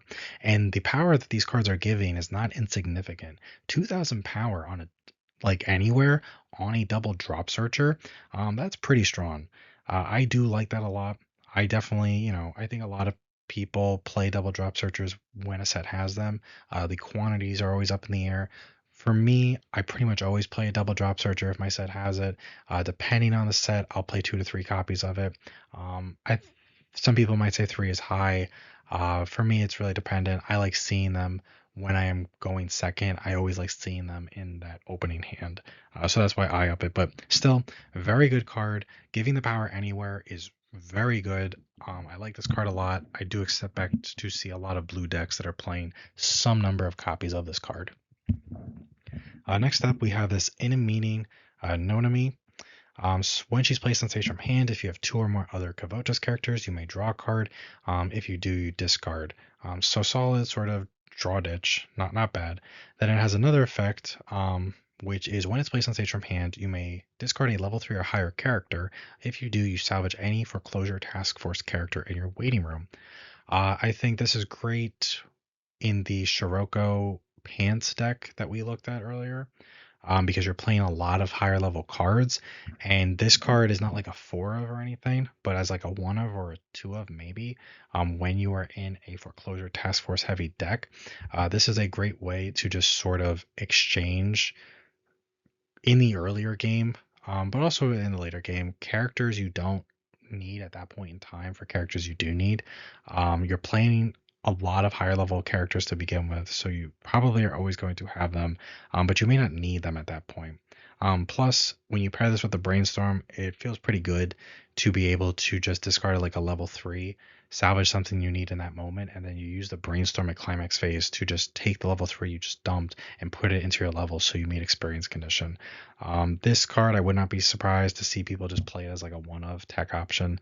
I think it's like just a reliable sort of like selective salvage in foreclosure task force decks. Next, we have a card that I think is funny. I don't necessarily think it's good. I think it's closer to being bad than being good, but I definitely know there are types of players out there that would appreciate this card, and that's the only reason I'm mentioning it. I would, within the confines of set 1 and 2, I wouldn't play this card, but I think because this card is so generic, there is a possibility that in a future set this card could see some play if certain types of cards were printed. So what it does is if your level is 1 or higher and you have 2 or more other Kavotos characters, this card gets the following ability. You may send this card from your stage to your waiting room. If you do, you choose up to one level 1 or lower Kavotos character in your hand, put it on the stage position that this card was in. Yeah, that's what it does. So basically, the point of this card is to summon the 1/1 Nonami combo without paying stock. I think that's the point of it. I can't imagine what other point. I mean, they made it on the same character in the same color. It also has an effect that when it's placed on stage from hand, you may put the top 3 cards of your deck into your waiting room. I don't know what the synergy is between these two effects. There is none. I don't know. It could have had a better secondary effects. There are going to be times where the mill 3 will be relevant if you bother to play this card. There's no synergy though. Like Oshinoko, for example, had a card that was on play mill 3. You know what else that card did though? It was a helmet. So you're milling cards into your waiting room that you might want to salvage. That's synergy. There's not really any synergy with this card, with this card's effects. Now, again, I would never play this. I would never even play one copy of this, even in that Nonami deck with the 1/1. However, because this card doesn't summon a specific thing, or it just summons level 1 or lower, they could print something silly that's level 1 in the future. We just, for example, this week they just revealed a Freerin card that's an event that it requires 15 stock. It's like a level 3 with 15 cost. Obviously you could play it in other ways without paying the cost, because no one's ever gonna have 15 stock. But they could reasonably print out like a 1/5 one day. It could be a janky thing or something like that, but they could. You know, I don't know, but the card's not great. It's like a 1 out of 5, but there are players I know that I know for a fact aren't going to want to spend the stock, and they're going to think this card has really good synergy with the 1/1 Nonami combo. I think at that point, just pay the stock. Its second effect isn't relevant in any way, and its power isn't good enough. If this card had power cross turn, like if it had like 1500 or better yet 2k power, if it was just a 4k with that effect, I would say this card's still not amazing, but this card is better because there is a better chance that it survives at level 0 if you play it out, and then you can use it at level 1. What I think is going to happen most of the time, though, is you're going to be holding onto this card in your hand. You're going to hit level 1 holding onto this, and then you're just going to play it out and then use its effect to summon the level 1 combo. Um, and that's not really amazing. I mean, I guess you could always attack with this and then clean cut it away. I don't know if this is really the card you want to waste a clean cut on, if I'm being honest. But the card exists, so mentioning it, and yeah, you know. But that's it for that card. And that is actually it for the level zeros. There were a lot more level zeros than I had originally thought, which is weird because I made the video. The next levels aren't going to have as many cards to talk about, but you do have a good variety of zeros to choose from. You still have the Blue Archive cards from this first set, but if you are going purely for animation set, you have a good chunk of cards to choose from at level 0 that are good cards in different colors with a variety of effects, and most of them are not trait locked, which is very, very good. And now we are going to move on to the level 1s, the notable level 1s for this set. There are a lot less than there were for level 0s, which is a great thing for time. Maybe in terms of card quality, not as much, but still, there are some cool things here.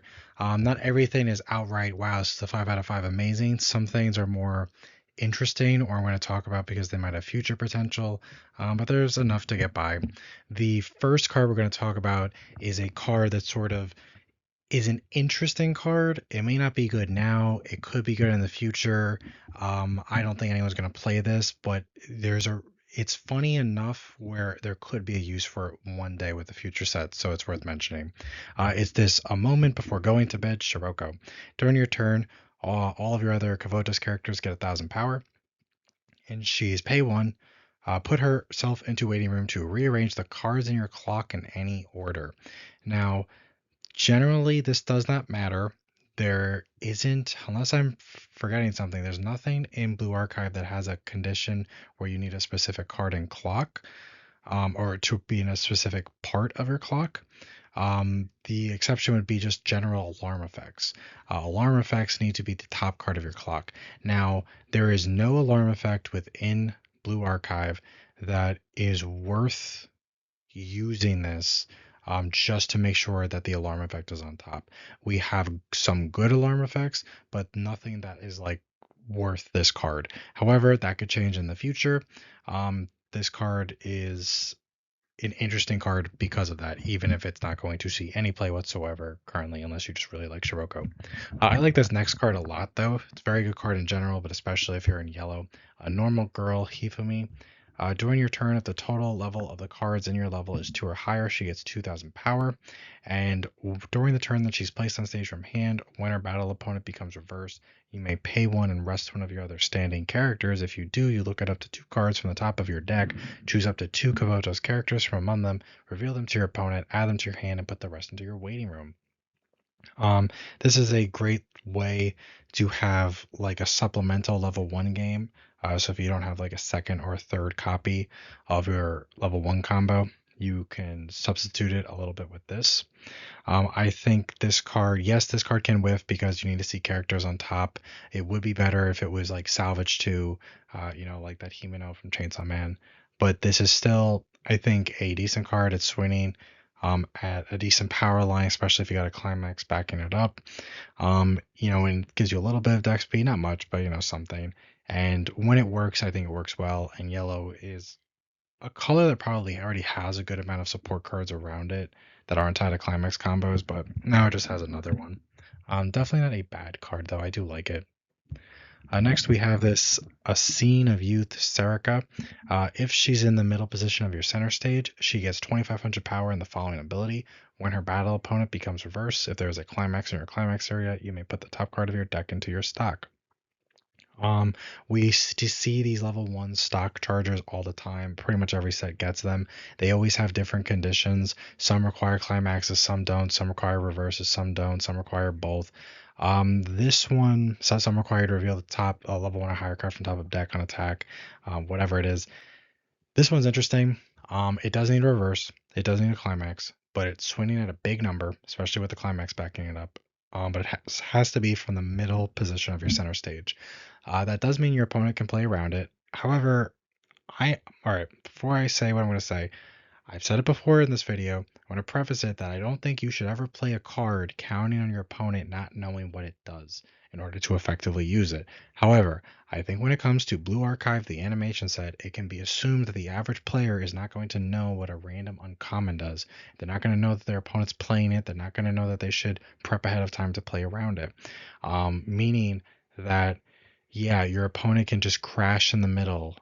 Your opponent can set up a JC or something like that. I don't know, just to counter this. Most people aren't going to know this card exists, let alone that their Blue Archive opponent is playing it, let alone that they should play around it, let alone that it's even worth it to expend the energy to even play around it to begin with.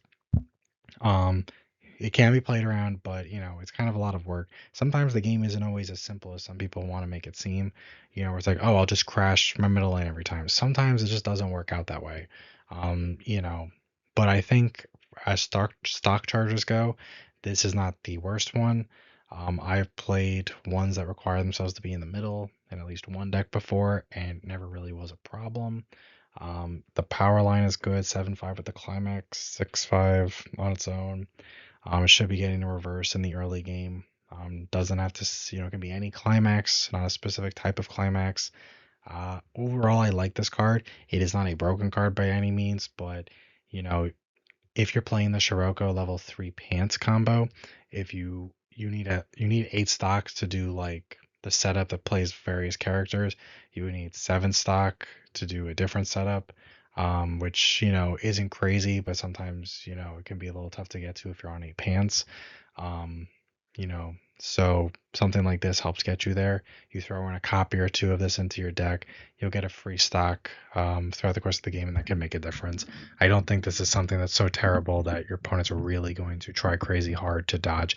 They will if they know about it and they could do it organically, but they're not going to, waste resources just to deny you this single effect. Not when it's a detriment to them, at least. Next, we have this Abydos High School third year student Hoshino, because that's not a long name. During your turn, if the total level of the cards in your level is 3 or higher, she gets 2500 power, so 6500, not terrible. And when she attacks, you may pay the cost, which is ditch 1. If you do, you mill the top 3 cards of your deck and you choose 1 level extra lower Kavotos character in your waiting room and return it to your hand. X is equal to the number of Kavotos characters put into your waiting room by this effect. So it's sort of like an on-attack Rico that could potentially be easier to hit higher level characters that aren't 0. I think this card is interesting. I'm not saying this card will see play, but this card does give you stockless deck speed. I mean, 3 cards is nothing to sneeze at. Sometimes that makes a big difference. If you're playing events, the value of this card goes down. More likely, you're just going to hit 0s or 1s. But if you're not playing events, this only really doesn't contribute towards its total by milling climaxes. So, and to be fair, if this thing mills climaxes, there's a chance you would have, depending on when this thing was swinging, you might have just triggered those climaxes to begin with. So maybe you're doing yourself a favor by milling them. I think this card still swings reasonably big on its own. I mean, the experience 3 is kind of annoying at level 1, but again, we have enough setup in a set to make that's not really that big of a deal. I think this card is fine. Some people will really like it and they'll play it. Some people won't care for it and they won't. I don't think there's a right or a wrong. I probably wouldn't play it in my like 8 pants deck, but it's not because I think it's a bad card. I think blue has enough going for it where I don't really need this card. But if I could see myself one day just playing like a random copy or 2 of this in a deck if I had some extra deck space and the rest of my deck was already feeling pretty solid. It's not the worst thing I could throw in there. Next, we have this event administrator of the system box. So this card's very interesting. I don't think this card is good except for niche situations, but it's interesting enough that I thought it was worth talking about. So it's a 1/0 event. You can use it during your opponent's trigger step because it can be used as a backup. If you don't have a Kelvotos character, you can't play it. Um, Look at up to 4 cards from the top of your deck and put them on the top of your deck in any order. So if you read this really quickly, it kind of reads like Torch. Look at top 4, add a character, rest go to waiting room. This is not that card. I can see why people would mistake it for that. We've seen that card a million times. This card does not take any cards from them. It doesn't put any cards into your hand from the top 4. It does not send any of those cards to the waiting room. The purpose of this card is to do one of two things. Either confuse your opponent by just putting 4 cards back and not canceling, which is the worst case scenario. Or the second case and the best case scenario is that you see a climax or more than one climax, and you arrange said climax or climaxes in a way that is most beneficial to you canceling. So if you see 4 cards and your opponent triggered and they're swinging for, like, let's say 3. If you see a climax and it's the first card that was on top of your deck and the other 3 cards are just clean damage, you move the climax to the third card. That way you cancel on 3 and you just took 2 clean damage out of your deck. Um, that is something you could do. That's the type of thing that I think this card is supposed to be doing. Unless I missed something and I looked at the entire Blue Archive card pool, there's like nothing where this effect really benefits a particular card. I could see in the future they print something, maybe like, oh, when you cancel, get some bonus effects. Or, I mean, though, to be fair, if you were going to cancel, you were going to cancel anyway with this. This really just changes like when you cancel. Do you cancel on 1? Do you cancel on 3 or 4? If you see no climaxes, this card just was basically this card. If you see no climaxes, is literally just discard a card. It just lets you know what you're gonna damage you're gonna take before your opponent. Um, you know, it's not good. It's interesting. It is no stock. I will say that there are games where canceling on 3 means the difference between winning and losing, as opposed to canceling on 1. Or you're 3. I'm creating niche scenarios, but like you're 3-4 and your opponent swings for 3, and you would have canceled on 4 if they had triggered. Sure, in those games, this card is good. I do not think we should be playing cards for extremely niche scenarios, but those are the type of scenarios. If it's a scenario like that, which you can't guarantee, obviously, in a scenario like that, this is a strong card because it doesn't require any stock and it's just the one hand. You're not going to play this card. You shouldn't be playing this card for super niche scenarios like that. But maybe one day they come up with a card where somehow it has good synergy with this, or this has good synergy with that, and who knows? Until then, it's a funny card. Not good enough to play. I would never sleeve it up, but some people might like it. Next up, we have this Bold Smile Mutsuki. On play, you discard a character, a Kavoto's character, and search your deck for one character with the same name as a character in your stage. Show it to your opponent, add it to hand, shuffle your deck. And when she attacks, she gets a +X power until end of turn. X is equal to the number of other Kavotos characters you have times 1,000. So if you have a full board, she will gain 4K for the turn. So 6/5, 7/5 if you have a climax. It's not standby out. Not terrible. The first effect is interesting. I think the first effect is not bad in like 8 door. The level 1 combo is so powerful that I wouldn't mind playing a copy or 2 of this just to see me have extra copies of it. So I play as many copies as I can, the level 1 door combo. I think this is a card that's fine now and it could be better in the future. But there are people that like this profile. Personally, they've printed this profile before. I've never really played it because I've never been like nuts about it, but I do know people do like it. And people do play it and they like it more than I do. So figured it was just worth mentioning for that reason. Next, we have a card that is not a good card, but I mention it because it's an interesting card in the sense that it's an interesting piece of card design that I hope Bushiroad continues with. They just make it better. So this daily life at Abydos INA. So she is a 1500 backup. not drawn. And her other effect is if she's in your waiting room, you may choose this card with the effect of your pants trigger. So when you trigger a pants climax, instead of grabbing back a pants climax from your waiting room, you could grab back a copy of this. Now, you wouldn't want to grab back a copy of this because it's 1500 backup, um, and that doesn't do anything else, and that's not that good.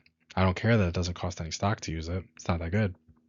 However, we have seen in the past, Bushy Road will print cards that have abilities on the stage that say you can choose a specific type of card when you trigger a certain type of climax.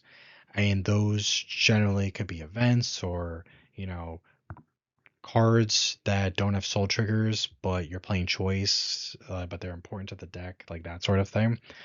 So I think this is sort of the evolution of that type of card where now you don't need to have a card on stage give you that ability. You just like have that ability innately while you're in the waiting room. Maybe one day they'll print a better card that has that innate ability, and I think that is interesting. This could be the start of that sort of thing. At least I can't remember another card in English that just inherently had this effect. I can think of one card that in English that inherently had this type of effect. I can't think of more than one though, but maybe there is. I don't know. I don't have the whole card pool memorized.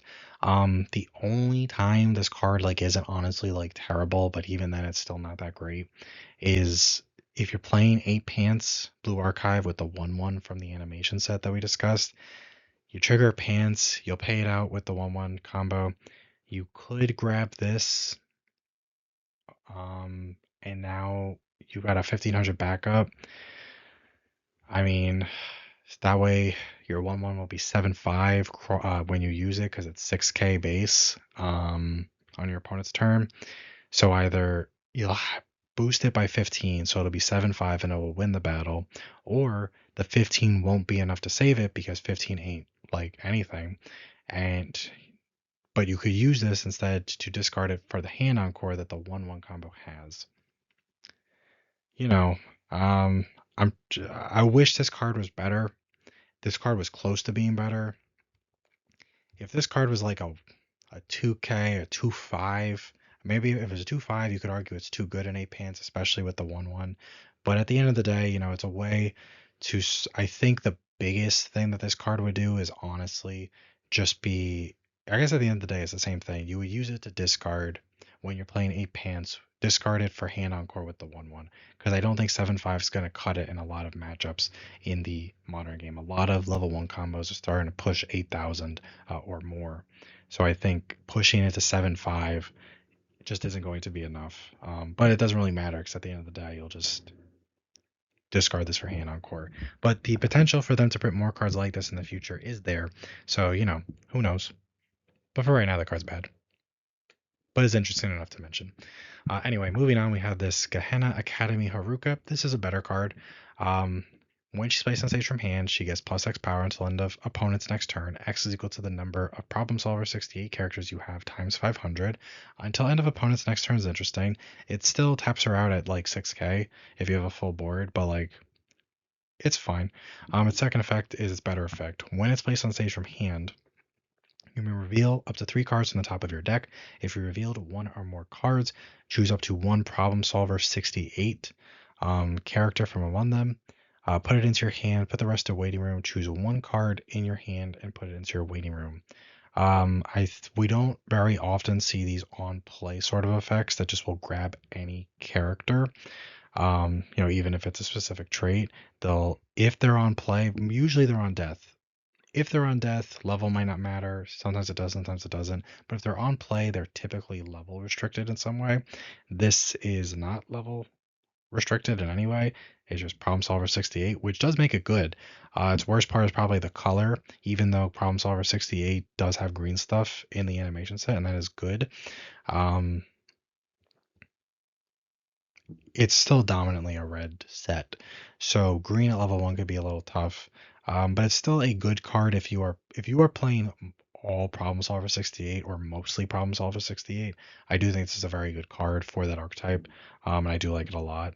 There's probably a reason, I mean, Blue Archive has enough of a card pool at this point where they couldn't print this and just make it a Kavotos character that you could grab. That would be too good, even if it was still level 1 and therefore color locked. But like within the archetype, this is a very good card. Next, we have this Gehenna Academy Iori. When a climax with bar and its trigger icon is placed in your climax area, choose one of your characters. It could be any character, including itself. It gets 3,000 power until end of turn. That's pretty massive. That's especially good when paired with the level 1 what's her name, Hina combo that we looked at in bar, because she needs a reverse and she was already swinging pretty big. I think with a full board with the climax, if you attack with her last, I think she was swinging for what, 9,000, 9,500. This can make that thing like 12k, 12,500, something like that. That's pretty nuts. And she has another effect, which I think is a good effect. I just don't really know how much this deck honestly supports it, at least in its current state. A future set could change it. Um, when it's placed on stage from hand, you may discard any 2 cards. If you do, you search your deck for up to 2 level 0 or lower prefect team characters, put them on separate positions of your stage, and shuffle your deck. Prefect team has got zeros. I don't really know how many of them you want to just be like plopping out. Um, but it's a way to trade like dead cards in your hand to help you meet the full board condition that the level 1 bar combo requires you to have. So if you've got just higher level cards you can't play, or you've got too many bars in hand, you could just like ditch them and get something on stage that's doing something, and something that's potentially, maybe, it's giving you the full board and maybe they'll do something. I'd have to take a closer look at Prefect Team. I already did before I did the video, and I just, yeah, sure, it's got zeros, but there wasn't like anything I felt I really need to make sure I summoned quickly with this card. Most of the time for my testing, I use this just to sort of make sure I had a full board when I'm doing the level 1 bar combo, which is fine. And the power is not irrelevant, so it's in the confines of its own deck. I think it's fine. Next, we have this medic of the prefect team, Chanatsu. She is a 1/1 that honestly feels like it belongs in standby, so it's weird that it's green. So what she does is if the total level of the cards in your level is 2 or higher, she gets 1,500 power, cross turn, so 7k. She also gets hand encore. So she's already reading like a typical 1/1 standby target, except she's 500 power short of the normal range we see on this sort of 1/1 profile. However, in exchange, what she does is when she attacks, if you have a climax in your climax area, reveal the top card of your deck. If it's level 1 or higher, put it into your stock. Notably, she doesn't need to have any specific type of climax. It can be as long as it's a climax. She doesn't need bars, she doesn't need standby, doesn't need door, doesn't need bag. Not that they print bag anymore, nor should they. Just as long as it's a climax. So you can use her in a variety of decks. You could still use her in standby. She's just a little off color. I think this card is interesting. You could, if you want, play this over a traditional like 1/1 standby target. Any standby, you're really just sacrificing 500 power in order to, you still have hand encore, and you're just exchanging that power really for this potential stock charging engine, which I don't really think is a bad trade-off, to be honest. I do think this is an interesting card. I don't know if I'd really want to play this in like a green prefect team deck, um, but in standby maybe. Next, we have this 1/1 event, the Secretary Who Will Assist Sensei. Um, this card has so much text on it because it does one of a million different possible things. It's an interesting card. I don't know if it's a great card, but let's see. If you have 2 or more Kavotos characters, choose one of the following effects and perform it. Look at up to 2 cards from the top of your deck, put them on the top of your deck in any order, and then salvage a Kavotos character from your waiting room. Or you can search your deck for up to 1 Kavotos character, reveal it to your opponent, add it to hand, shuffle your deck. Or you could look at up to 4 cards from the top of your deck, choose up to 1 Kavotos character from among them, reveal it to your opponent, add it to your hand, put the rest to waiting room, choose one of your characters, and it gets plus 3,000 power until end of turn. This is a good card. I don't really know how much play it will see. Obviously, the versatility of this card is its real strength. To be honest, it's very reasonably cost. The first 2 effects of what it does, it's very reasonably costed to a 1/1. Typically, if you want to be salvaging, you're going to have to pay a stock. Typically, if you're going to search your deck for any character, you're going to have to pay a stock. The only time I think the fact that this is a 1/1 feels bad is if you use it for the top 4 check. Even though it's giving 3,000 power to something, which is a giant chunk of power, I think if you have to use this for the top 4 check, we see 1-0 events constantly get printed that are just look at top four cards of deck, add any character. They may not give the power, but you're not spending a stock. Um, I think though for the first two effects, very reasonably costed, and most of the time you're just going to be using them for one of those. But there might be times where you want to get some deck speed, so you just, I guess at that point it's the same thing as a brainstorm. You're going through four cards of your deck, but at least you don't have a chance to whiff unless you reveal four climaxes. But this card is very, very versatile. Not a bad card. I think it's more of a space issue. Where do you have the space to fit this card in? But I do like the card, and I definitely know there are types of players out there that would love this card, so I am mentioning it, even if I probably will never find space to fit it in.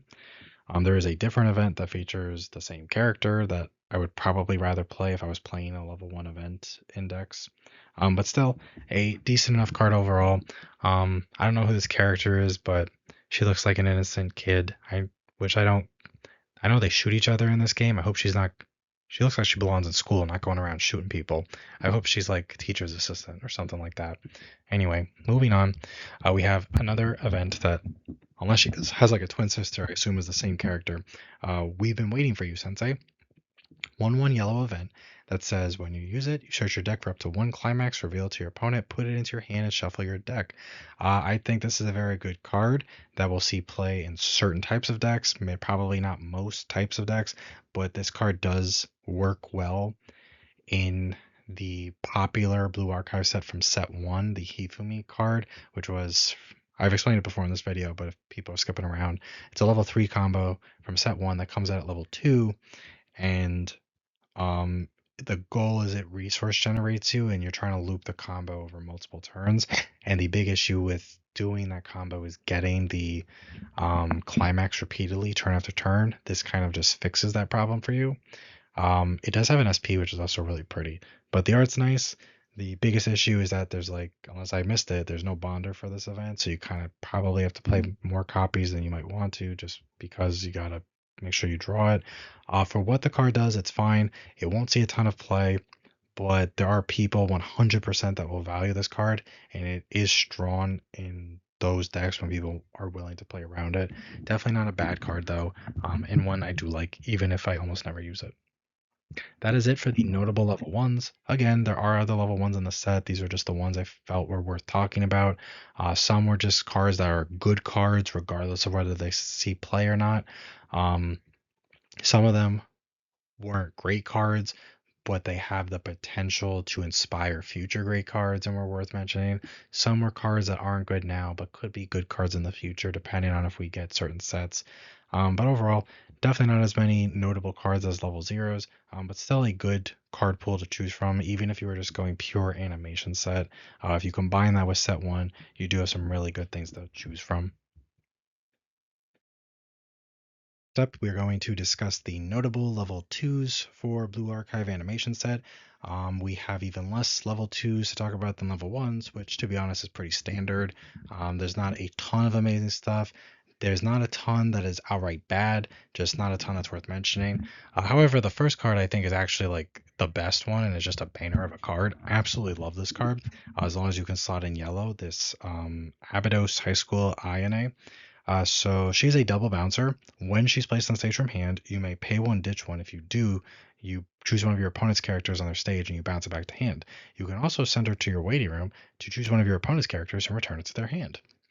So it's a cheap double bouncer. It is a two stock, two hand double bouncer, but it can also be a one stock, one hand regular bouncer. The versatility on this card is very strong. I think this card is a good reason to splash in yellow. If you're not already playing yellow, just so you can make sure you could play this. Double bouncers are always great. Some people might not like that this card, even though it's a double bouncer, it can attack. We see double bouncers that will just double bounce like on play, but they can still attack that turn. This does have to send itself to waiting room to get the second bounce. I don't think it's that big of a deal. That's fine. You still get a double bounce for only two stock and two hand. You still get one bounce for one stock, one hand, and you can do it as early as level 2, which I think is very, very strong. Sometimes you do want to bounce earlier. So I think there's a lot of value to this card. Definitely a good reason to be slotting in some yellow if you don't already have it. Next, we have a little more shot support, this in a meeting Serica. So when she's placed on stage from hand, you may pay one, ditch one. If you do, you search your deck for up to one climax with a shot trigger and its trigger icon, show it to your opponent, add it to hand, and shuffle your deck. We have seen this sort of effect printed a bunch, usually for door climaxes. It's cool they did it for shot. Shot gets a little more support in this, so just more reason to play shot. It doesn't make shot broken, but it helps the deck. And when she attacks, if your waiting room has two or more shot climaxes, she gets 3,500 power, so 10-5, and the following ability until end of turn. When her battle opponent becomes reverse, you may put that character into your opponent's stock, and you put the bottom card of your opponent's stock into their waiting room. So she becomes an incredibly strong 10-5 stock bomber for anything, not restricted to any levels. I think this is a good 1 to 2 of in an 8-shot deck. She'll get you your shot when you need it, but she'll also deal with things. Great that she deals with problem cards that might have waiting room effects. Good that she just swings big. You stop encore, whatever. Just a very solid card overall in 8-shot, even if you won't use her in anything else. Next, we have this Gehenna Academy Mutsuki. This is a card that is really you can only use it in Problem Solver 68, but in Problem Solver 68, it's something. It's an interesting card. What she is, when she's placed on stage from hand, you may pay one, ditch one, as long as you have 4 more Problem Solver 68 characters, 4 more other Problem Solver 68 characters. If you do, choose out the one card in your opponent's waiting room, put it at the bottom of their deck. Your opponent, and then you stock shuffle your opponent. It would be really nice if this card did the stock shuffle first and then it lets you put a card from your opponent's waiting room at the bottom of their deck, because that would pair really well with the level 3 door combo. To be fair, it might be too good with the level 3 door combo. However, I think if you're playing like 8 door, you're playing like a lot of Problem Solver 68s just naturally then. I think this card has like some value to it. It's you're in certain deck states you're not going to put the card back. If they have a big deck, even if they have a lot of stock shuffle's kind of like whatever. You might do it anyway, but you're not going to put a card back at that point, because the idea is you put a climax back and then the climax goes to their stock.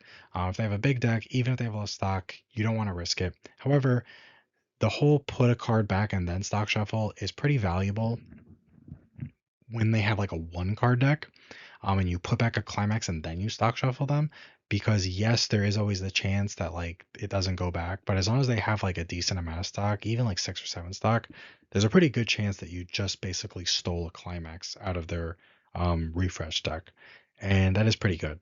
There will be times where your opponent will be out 8 climaxes and you'll put one back and you'll do the stock shuffle and then they will cancel, and that will feel really bad. But it is what it is.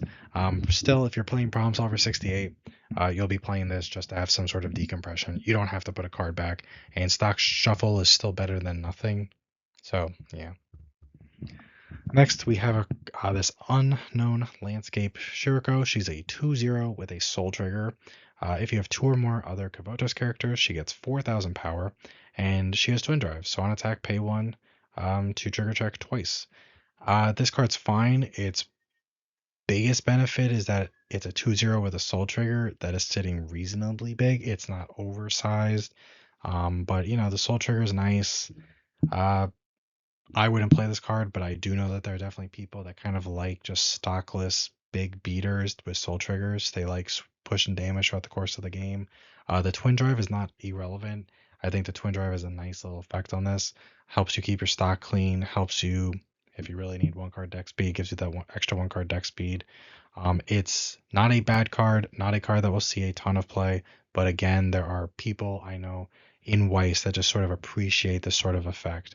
I'm not just talking like at my locals, just seeing how people talk about things online and stuff. This card does have a purpose, and maybe one day we will get a blue archive set that has a heavy emphasis on soul triggers, and like Gura requires that you mill soul triggers, and then at that point you just get this big 8. This card goes from like it's an 2/0 the soul trigger to wow, an 8K with a soul trigger with twin drive. That's freaking broken in my deck. It's possible. It's probably not going to happen, but it's possible. Next, we have a card that is good in standby. It's an interesting card. I mean, it's not crazy. It's almost a standard 2/2 standby profile. Expectations of the boss Mutsuki. She gets 2,000 power for each of your other Kavotos characters in your center stage. So if you have a full center stage and she's in the center stage, she's 10k. We've seen that effect before. I don't mind that on standby targets. This one does have hand encore. Some of these 2/2s that gain their power this way don't have hand encore, like the Nino from Quince. So I kind of like that this one does have it. That means like as long as you maintain that full center stage, she is 10k cross turn, which is pretty strong. And if it's not strong enough, she has the hand encore. So innate standby, not a bad card. You're gonna need some sort of 2/2 soul profile anyway, so I might as well choose something like that. Next, we have this Prefect Team's Assault Captain Iori. She is a worse version of the Free Fresh Archer Rin from Fate Heaven's Field 1. So what she does is when she's placed on stage from hand, if your deck has 6 or less cards, you may return all cards from your waiting room to your deck. If you do, shuffle your deck. This is fine. The one from Fate was better because you get to draw a card. This doesn't do that. It doesn't do anything else. It's a fine one of if you're playing red, but you don't have to play it. It's maybe not necessarily good enough to, play it even in red. But there are people that like this sort of profile. Um, you know, it's fine. It would have been better if it drew a card though, but maybe that Ren Archer was too good, and that's why they didn't give it that. So that is actually it for the level 2s. Blitz through them. There are some other level 2s. There are different types of assists. There's an assist that also has a climax swapper on play. There's stuff like that. Not bad. Not really worth discussing. For anyone who wants to look, if you're really that interested in level 2s, I encourage you to go to the Weiss website starting Friday the 31st, and they should have a full set list up because there are a couple of neat things that you could try out. And now we are going to talk about the notable level 3s for the set.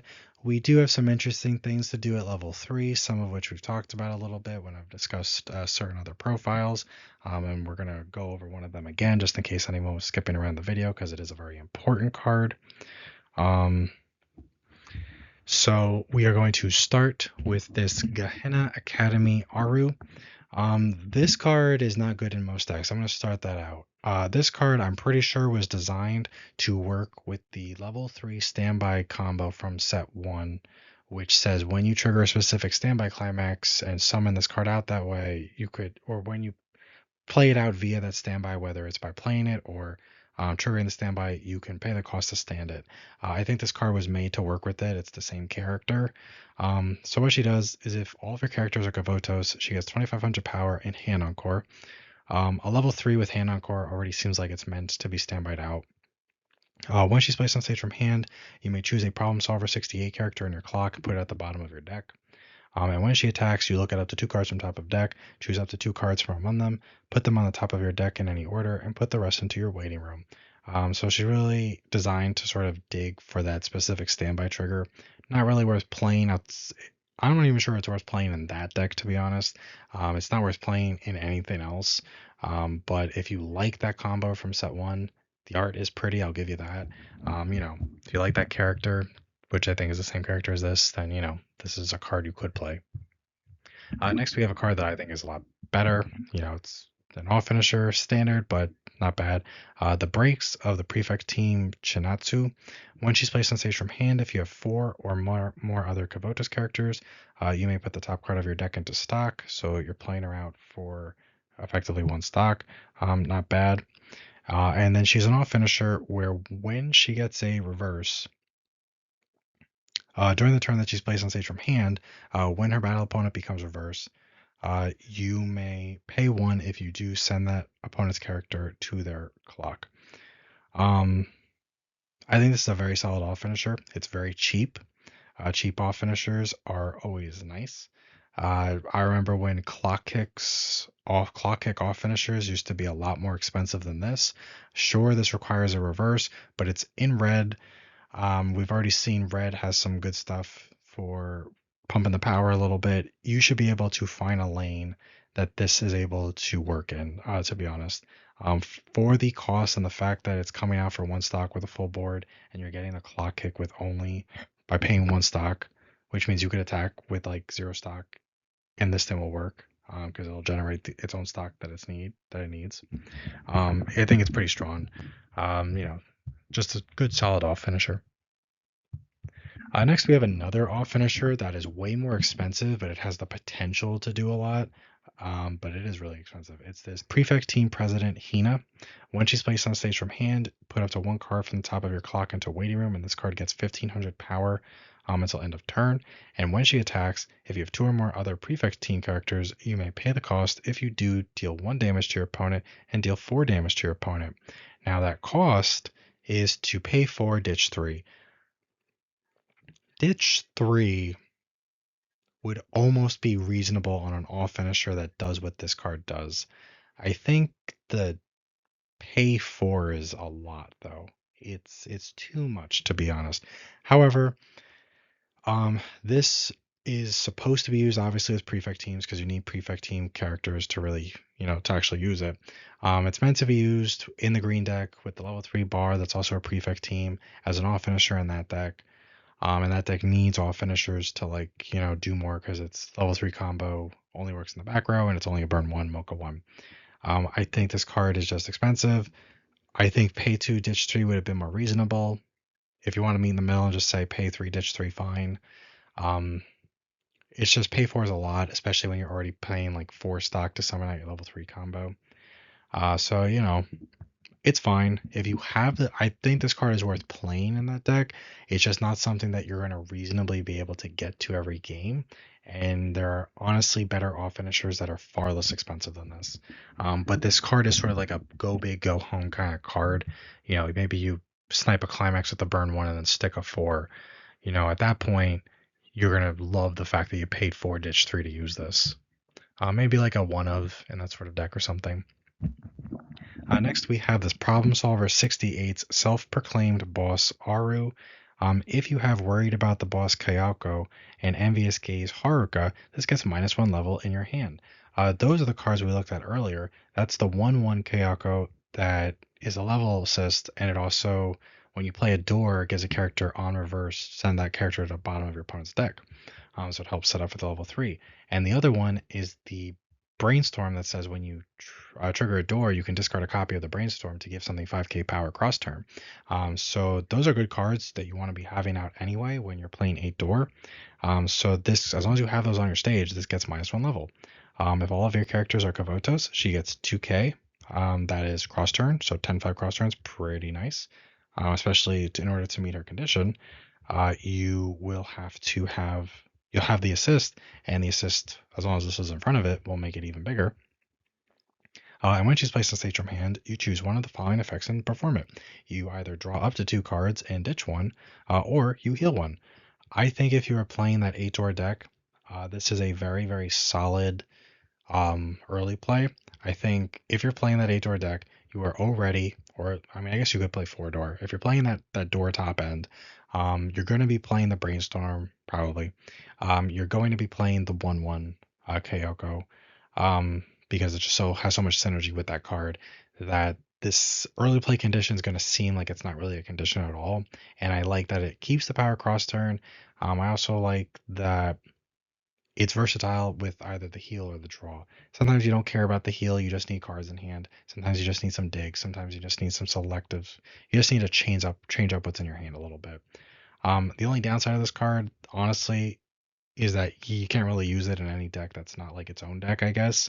The deck it's designed to be in, just because you won't meet the early play condition.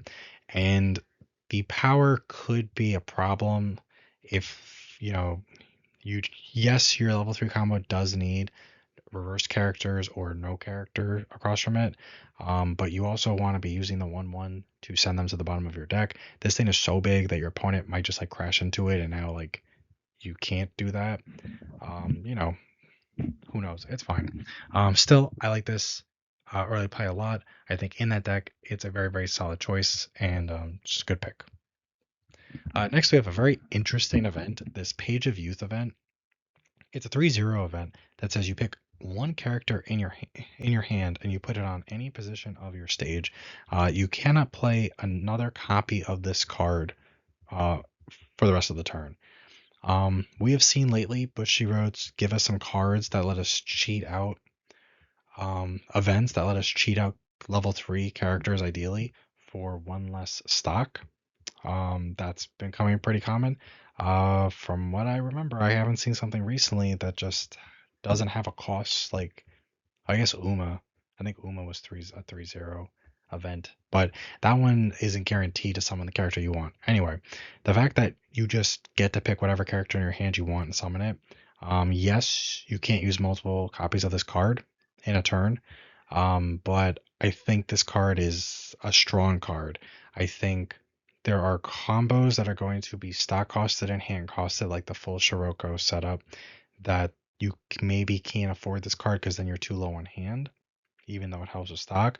But I do think there are combos within Blue Archive. First of all, if you can splash in green, sorry, I'll get back to my point in a second. If you can splash in green, this card is not a bad card in any deck whatsoever. You still get your on play effects. You're saving 2 stock. As long as like you can afford the hand, it's a good card. There's no bonder to it. That is an issue. Um, but there are combos in this within Blue Archive that even if you can only use one copy of this in a turn, they are very hard. They're so expensive that you probably can't triple them without this card unless you're just the game is going on lawn and you're having a good game and that sort of thing. I'm glad this card exists. It's not going to see play in every Blue Archive deck. It's probably not going to see play in most Blue Archive decks. But I think because this card exists, you have versatility. And I do like this type of card a lot.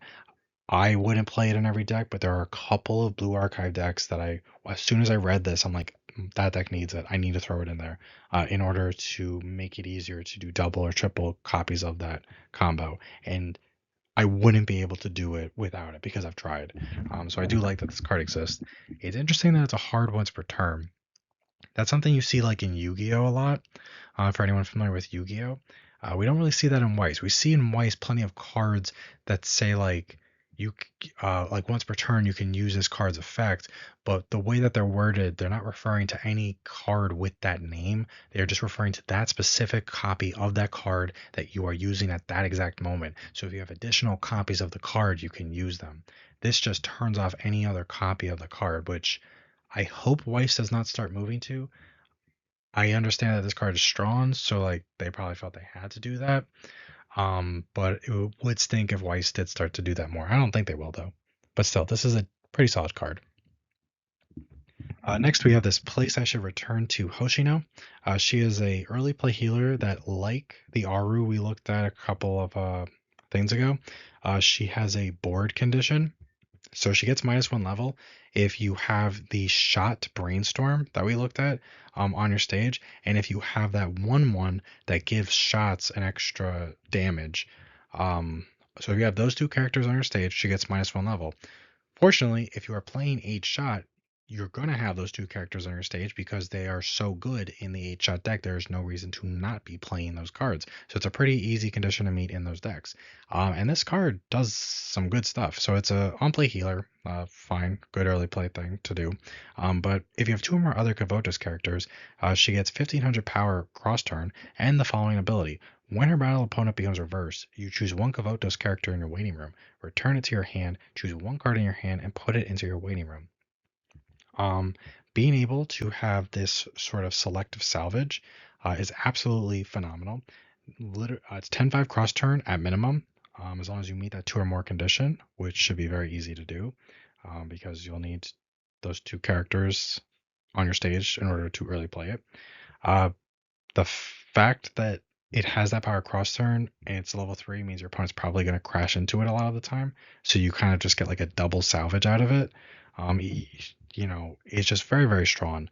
The only real weakness of this card, aside from the fact that yes, you can really only use it in the 8 shot list, is the fact that if you don't have a waiting room, your opponent can crash into this on their turn, and you have to still discard, even if you don't salvage anything. That's just the way it's worded. That's how it works for anyone unfamiliar with that sort of effect. But that's pretty niche. Most people aren't even going to be good enough to realize that. They're not going to be good enough to set things up to make that happen. But it can happen, so it's just something to keep in mind, even though most of the time it doesn't really matter. Next, we have another early play, this Abydos High School Hoshino. If you have 4 more Kabota's characters, she gets -1 level in her hand. If you have experience 6 or higher, she gets 1500 power. That's cross turn. A lot of 10-5 early plays in this set. And when she's placed on stage from your hand or your level, you may discard 1 to heal to stock, from clock to stock. Um, this is a good. I like 4 more healers. Best condition in my opinion. I also like stock healers. I love stock healers. A lot of very very very very good. Um, my problem with this card is that blue just has a better early play healer already. This is a good card. Don't get me wrong. I think it's not a great card. It's basically the standard sort of stock healer we'd expect in this day and age. Set 1 has a blue 4 more early play healer that is ditch a card and then you heal and you get to salvage a character. I think that's just better. You're in the same color, but if you are someone like me that really values stock healers, this is a perfectly great card. It doesn't have any bells or whistles attached to it. It is really just a big stock healer. Healers, as we've seen today, are starting to do more stuff than just healing. So this is kind of, just a little bit vanilla. It's like a little bit of white bread sort of healer. But sometimes it's fine. You play it because you need to heal, but you don't want to spend too much stock. And that's fine. You could summon it. I don't know why you would summon it off the Shiroko. I mean, it says you could summon it from you get the effect when you summon it from your level. There's not really any reason, in my opinion, to do that. That's pretty bad if you have to do that. But it still gets it from the hand. 4 more, good condition. Um, Easy to meet the experience 6 requirement in Blue Archive. So it's 10-5 cross turn. Pretty strong. That 10-5, the fact that it's 10-5 cross turn also has the benefit that the Shiroko deck has to like sack the climax for effect. So you're losing the soul. This thing being big cross turn, as long as you meet the condition, means you have a good chance of having like an open lane to swing direct into. So even if you sack the climax for the Shiroko, you're basically getting the soul back, which is interesting. I think if you don't have access to the set 1 for more early play blue healer, this is a perfectly good healer to substitute it with. Next, we have this card. It's so blurry. What is that? A Moment with the Foreclosure Task Force, Nunami, and Hoshino. I know we already discussed this card when we talked about the Shiroko level 3 combo in this set, the pants one. But if anyone didn't watch that video or was skipping around, I felt that this card was so important that I just wanted to bring it up again. Basically, I'm just going to reiterate what was already said during that portion, so you can skip ahead if you did watch that portion.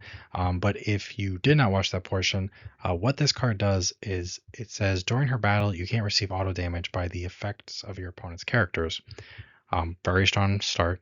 Then she has an effect that during the turn she's placed on stage from your hand or your level. When she attacks, if the total level of the cards in your level is 6 or higher, you may pay 1 ditch 2. If you do, you deal 3 damage to your opponent, and then you choose 1 card in their waiting room and you put it on top of their deck. And then she gains the following ability that during her battle, your opponent can't play backups or events. This is a phenomenal early play. This is a phenomenal off finisher. This is just such a good card. It's very reasonably costed for being an off finisher. Honestly, if this was a climax combo, the only the way like they would make it better is if it had an on play effect and they would make the cost less. And the only way they could honestly make this card like cost less really, like reasonably, really, is if it was like a pay one ditch one. So it's very reasonably costed for not needing a climax to do its effect. It gives you offense, it gives you defense, turn off backups, turn off events. If you have blue and you can meet that experience condition, and you just have an open slot or two for some off finisher, I don't see how you don't put this in there because it's just a very strong card for a reasonable cost. If you're playing most decks that have a level 3 combo, if you can't tri-field your level 3 combo, as long as you could still do 2 combo and do 1 copy of this, I really don't think you're going to feel bad about playing this in the third lane. I mean, it's just such a strong card that does so much. I really, really like this card. I think a lot of people will like this card. I think people who are unfamiliar with Blue Archive will, when you tell them what it does, they will once again ask to read it because they won't believe you, especially for the cost. It just does a lot for a relatively modest amount. This card is so good that it's honestly not even the worst thing to like play two copies of it and then play something else in the third lane. If you're playing the um, Prefect Team level 3 early play bar combo. I know that was a lot of words. But if you're playing that, since that one basically requires that you play all finishers because you could really only use two copies of that card because it only works in the back. Um, you need to play all finishers. This really is a great way to go as long as you can slot in the blue, which shouldn't be too hard. That deck already has the level 0 green that gets +3 level while it's in your level. So you really just need one more thing in your level that equals 3 or more. And that's, so you meet the condition for this. At that point, you're not taking auto damage in at least one lane. Any extra copies, you're not taking auto damage in that. You're getting the burn ones from the bar climax. You're getting the mocha ones from the bar climax. You're getting burn threes on top deck with this.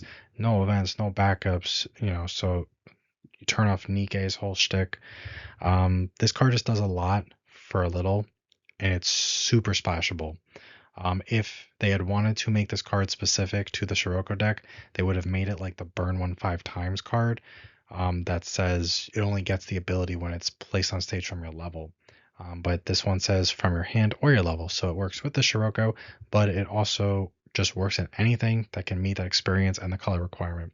Um, Very good card. Like it a lot. If you're playing against Blue Archive, I would not be surprised to see this, and neither should you. The first effect really is kind of game changing when it's paired with the second effect, and that second effect does a lot of stuff. And it's still got a very good power line. And if you're playing it in that bar deck and you're pumping it up with those things are 2K assists, this thing is just going to be massive. Just a very, very solid card, very unassuming. I'm very surprised that this is like a rare, to be honest. This could have just been a double rare. I know that usually they don't give double rare slots to like off finishers like this, but this card just does a lot. So very, very solid card.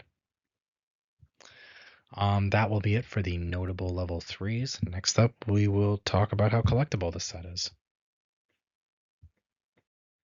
And now we are going to talk about a portion of Blue Archive that I think will definitely have that some people are definitely going to be looking forward to because Blue Archive 1 was definitely sort of, if you like Blue Archive, it was a collector's dream sort of set.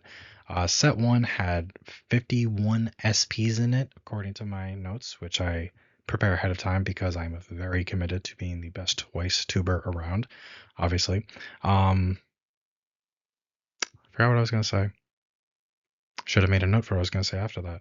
Anyway, set 1 had 51 SPs in it. Set 2, by example, this set 2 has 12 SPs, far more reasonable.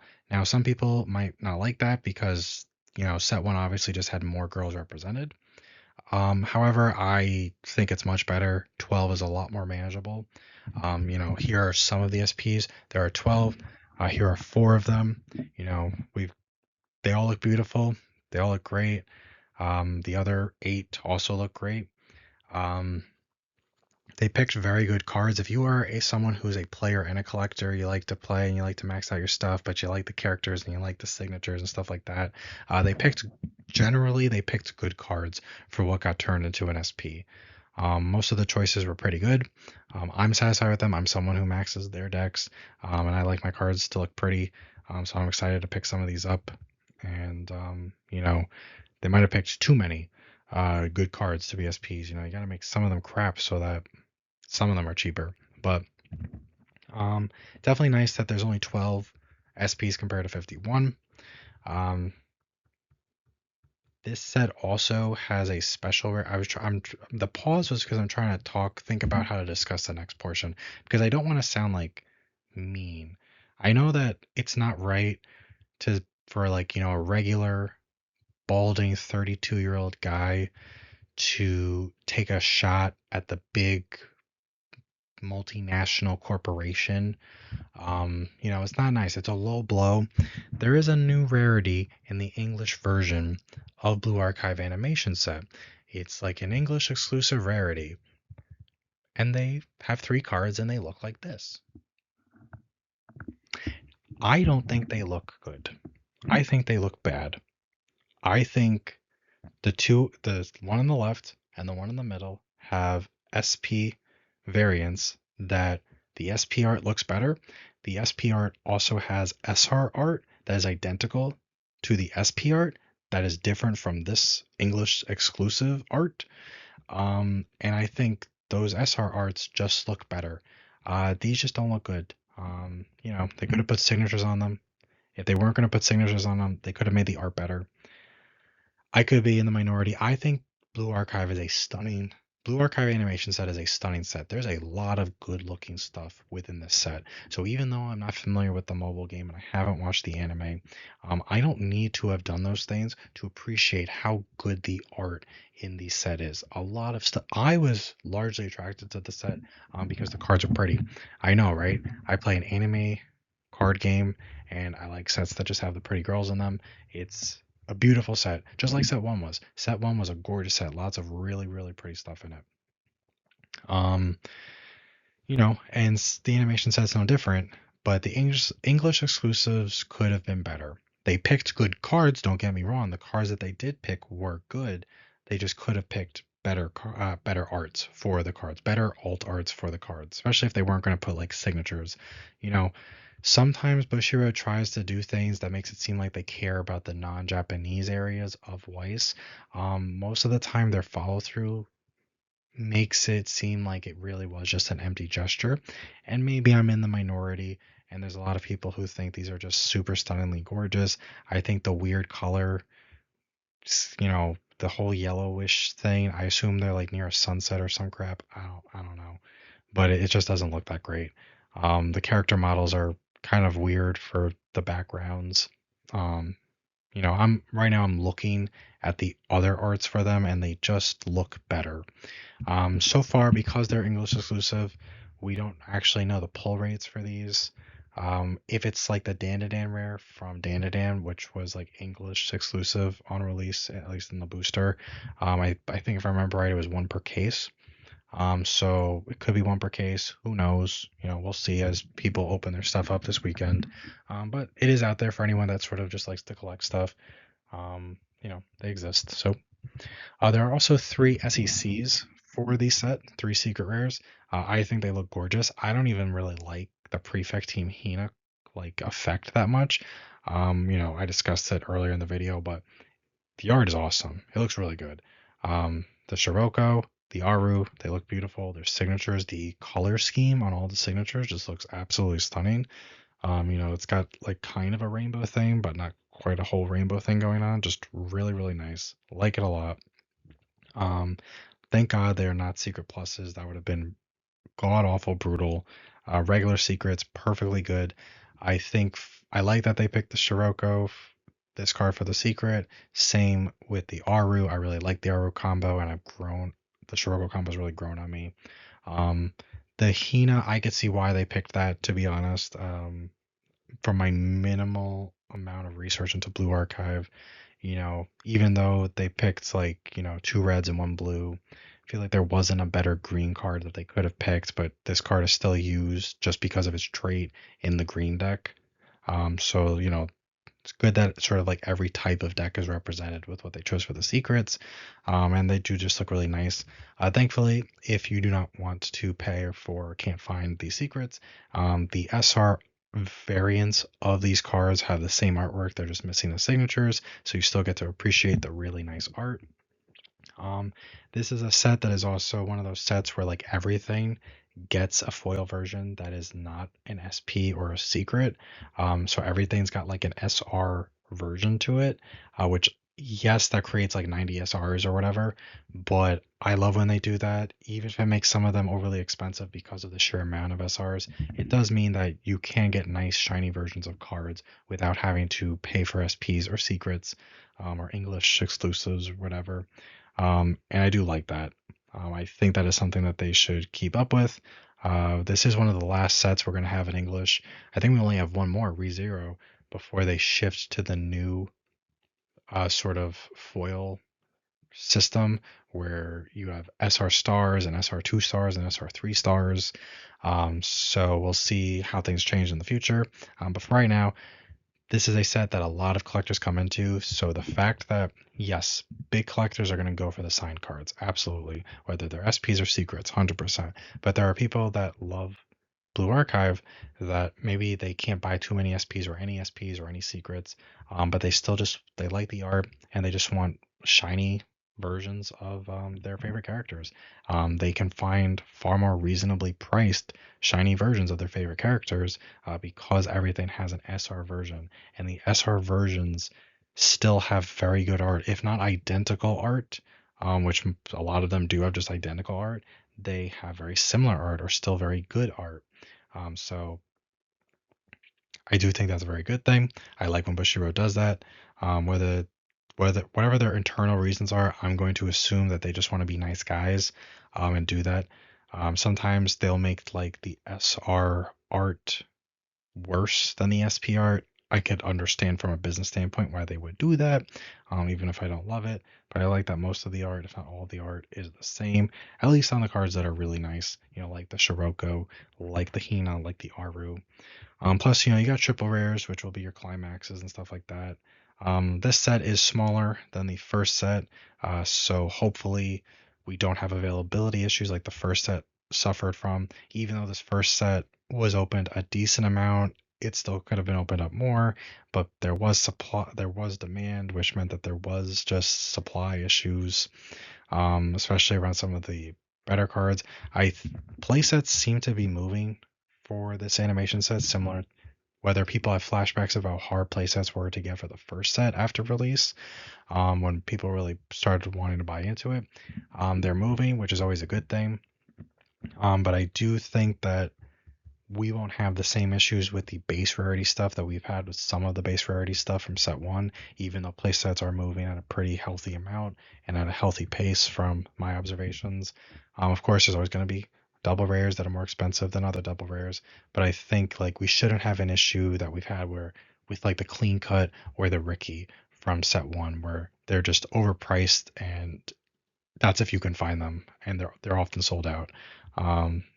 So if you're looking for sign cards, you've got them. If you're looking for mid-range foils, you've got them. If you're looking for base rarity, this is not another 15 double rare set, so you should be happy. Overall, great art. No matter what you're looking at, just good solid art. I don't know if the anime is any good. The reviews didn't seem too good, but you can't deny that the images that they picked just very nice. That they did a good job animating it, or at least animating enough good stuff that Bushy Road had some good things to choose from.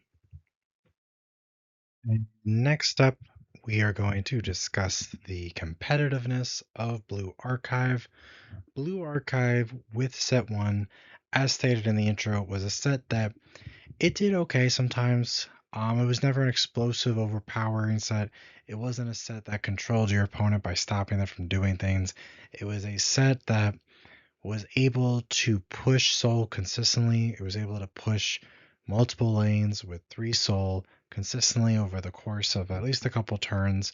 Starting at level 2, it was able to rebuild and maintain resources. It was able to wall up. It was able to compress its deck a little bit, and then it was able to close out games with very good, reliable off finishers. And that was really all it needed to do. The game has, even though it's only been a year and a half since set one was released in English, the game has changed a little bit. The finishers we are currently facing are just very powerful. I do not think that anything from Blue Archive Animation Set outright meets that power. However, that in no way means that Blue Archive Animation Set cannot compete.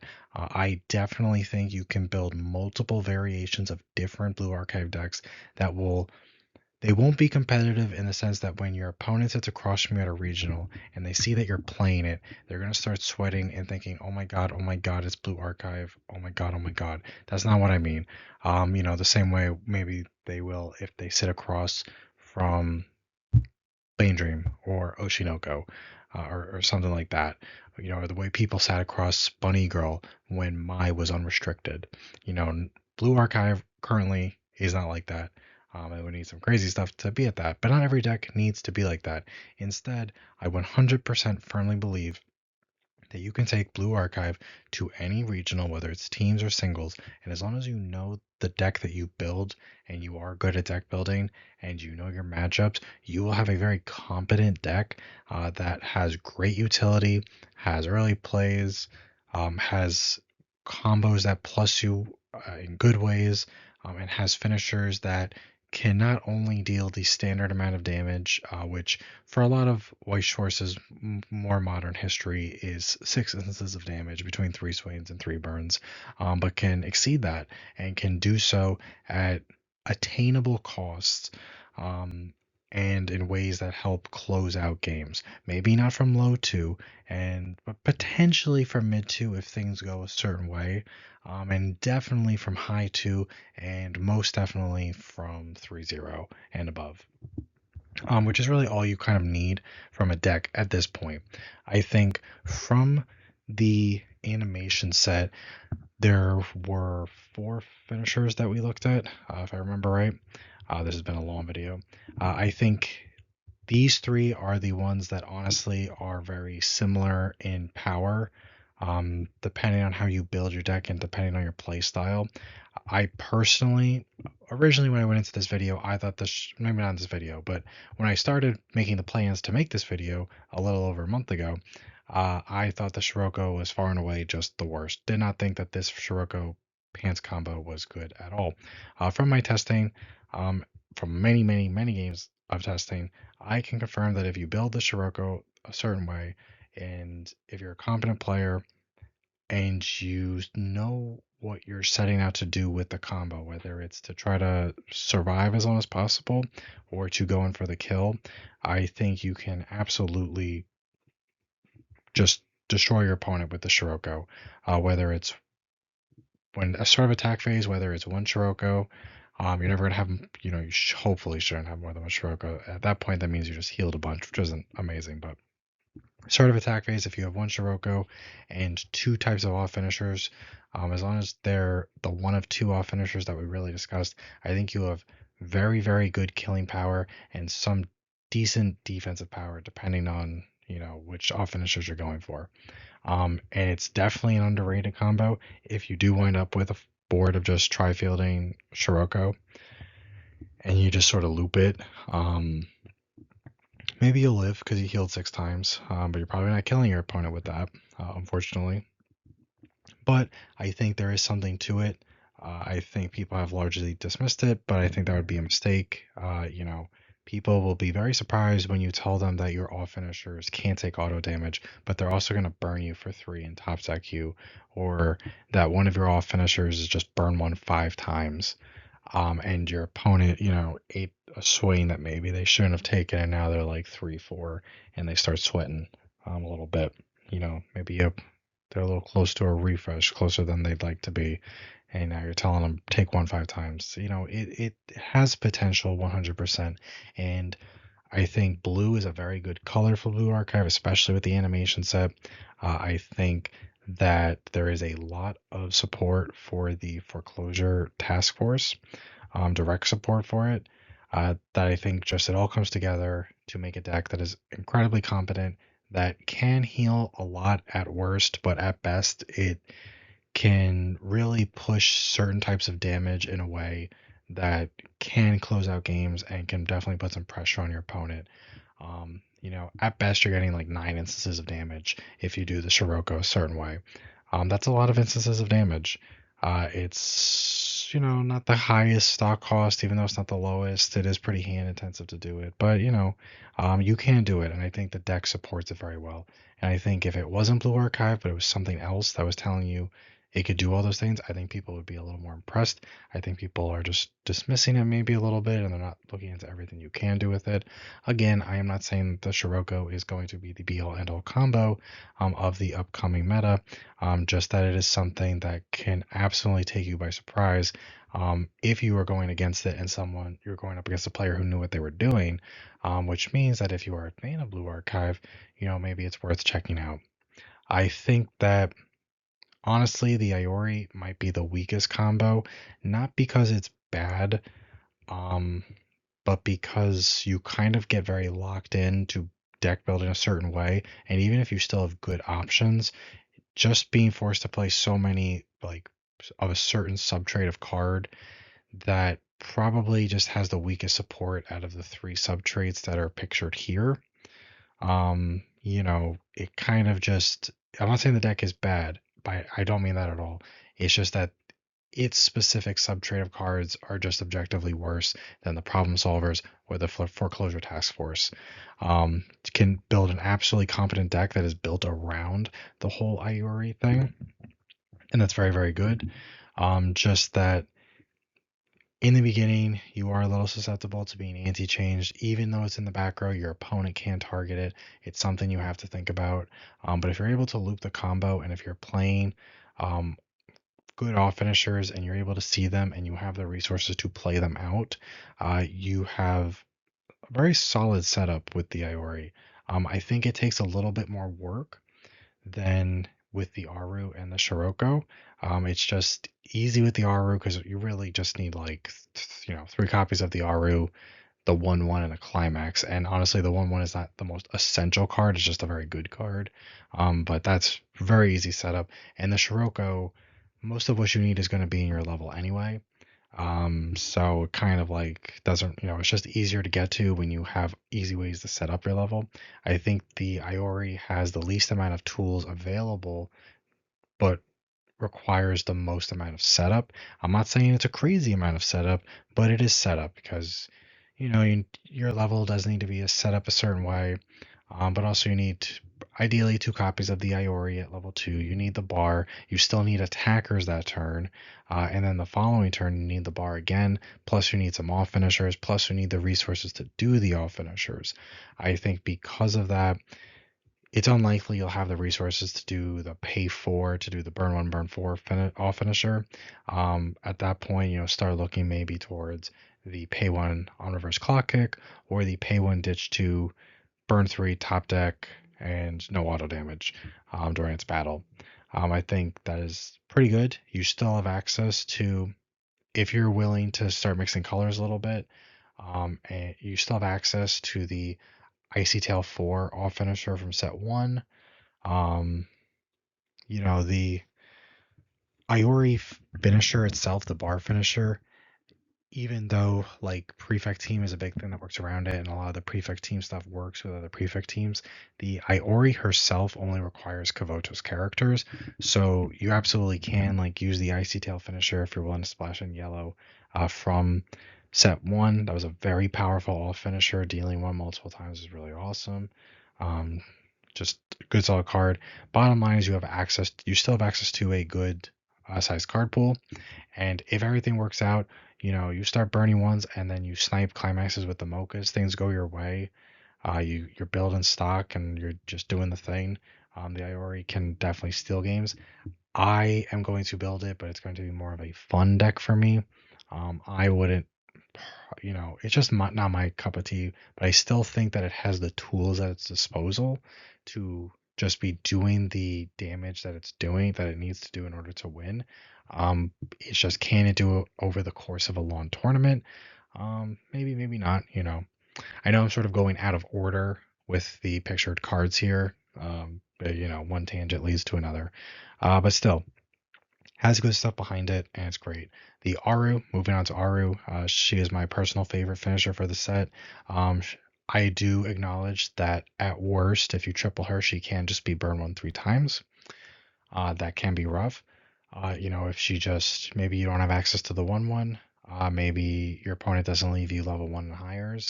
But you know what? When you have burn one, all you got to do is snipe climaxes with the burn one and then like trigger and stick a four. You do that 3 times, that's almost 2 levels worth of damage. You should be able to win from 2 levels worth of damage. If you can't do that, then you probably didn't deserve to win anyway. But still, in all seriousness, I think the Aru has a fantastic support package around it. You have the good 1/1, you have a very good brainstorm, you have a good early play. Red's a good color for Blue Archive, especially in the animation set. Problem Solver is a secondary trait that only matters sometimes, but it's pretty worth it if you are going all in on like 8 door, which will be problem solvers. The level 1 combo on door is a very good combo. One of my favorite level 1 combos in recent Weiss memory. Just a very, very good card. Your level 0 lineup is still fantastic. You're definitely going to be able to very easily get 3 burn 1s or 3 swains. And from my testing in the simulator, when I play against myself and I know how to play around it, um, it's pretty easy to still get 2 burn 2s in the encore step with the Aru, as long as you're playing a certain way. Sometimes the game just doesn't always go your way where you're able to stop your opponent from doing things. And I know how to play around it because I'm playing against myself. People that you go up against, they're most likely not going to know what it does. Most people don't bother really looking at sets that aren't the big sets or the sets that interest them, to be honest, when you're talking about competitive Weiss. People, from my experience, and I've played at a lot of regionals, when you go to regionals, very often you have the super casuals and then the very competitive people. There is definitely a middle ground, and there are plenty of people in that. But often will play against people that either like competitive voice is their thing, and people who maybe they don't really have much of a locals around them. Their big tournament is when they travel for their regional once a year, just because they don't have much of a local scene. They play sometimes on the simulator, or sometimes they play camcord, cam games. You know, it definitely does vary. But I think, and you shouldn't count on your opponent not knowing what your finisher does. However, even if they know what it does, there's still only so much they can do. It is random at the end of the day. And from my experience, 3 swings, 3 burn 1s, and 2 burn 2s in the encore step, for the cost that it has is very reasonable, especially because you know whether sticking, burn 2s will kill your opponent or not because it's encore step. So you know whether or not it's worth it to spend the stock and the hand to actually use the effect, or if it's better to just sort of save it and hope that you survive the next turn. But it's a good combo with a lot of support.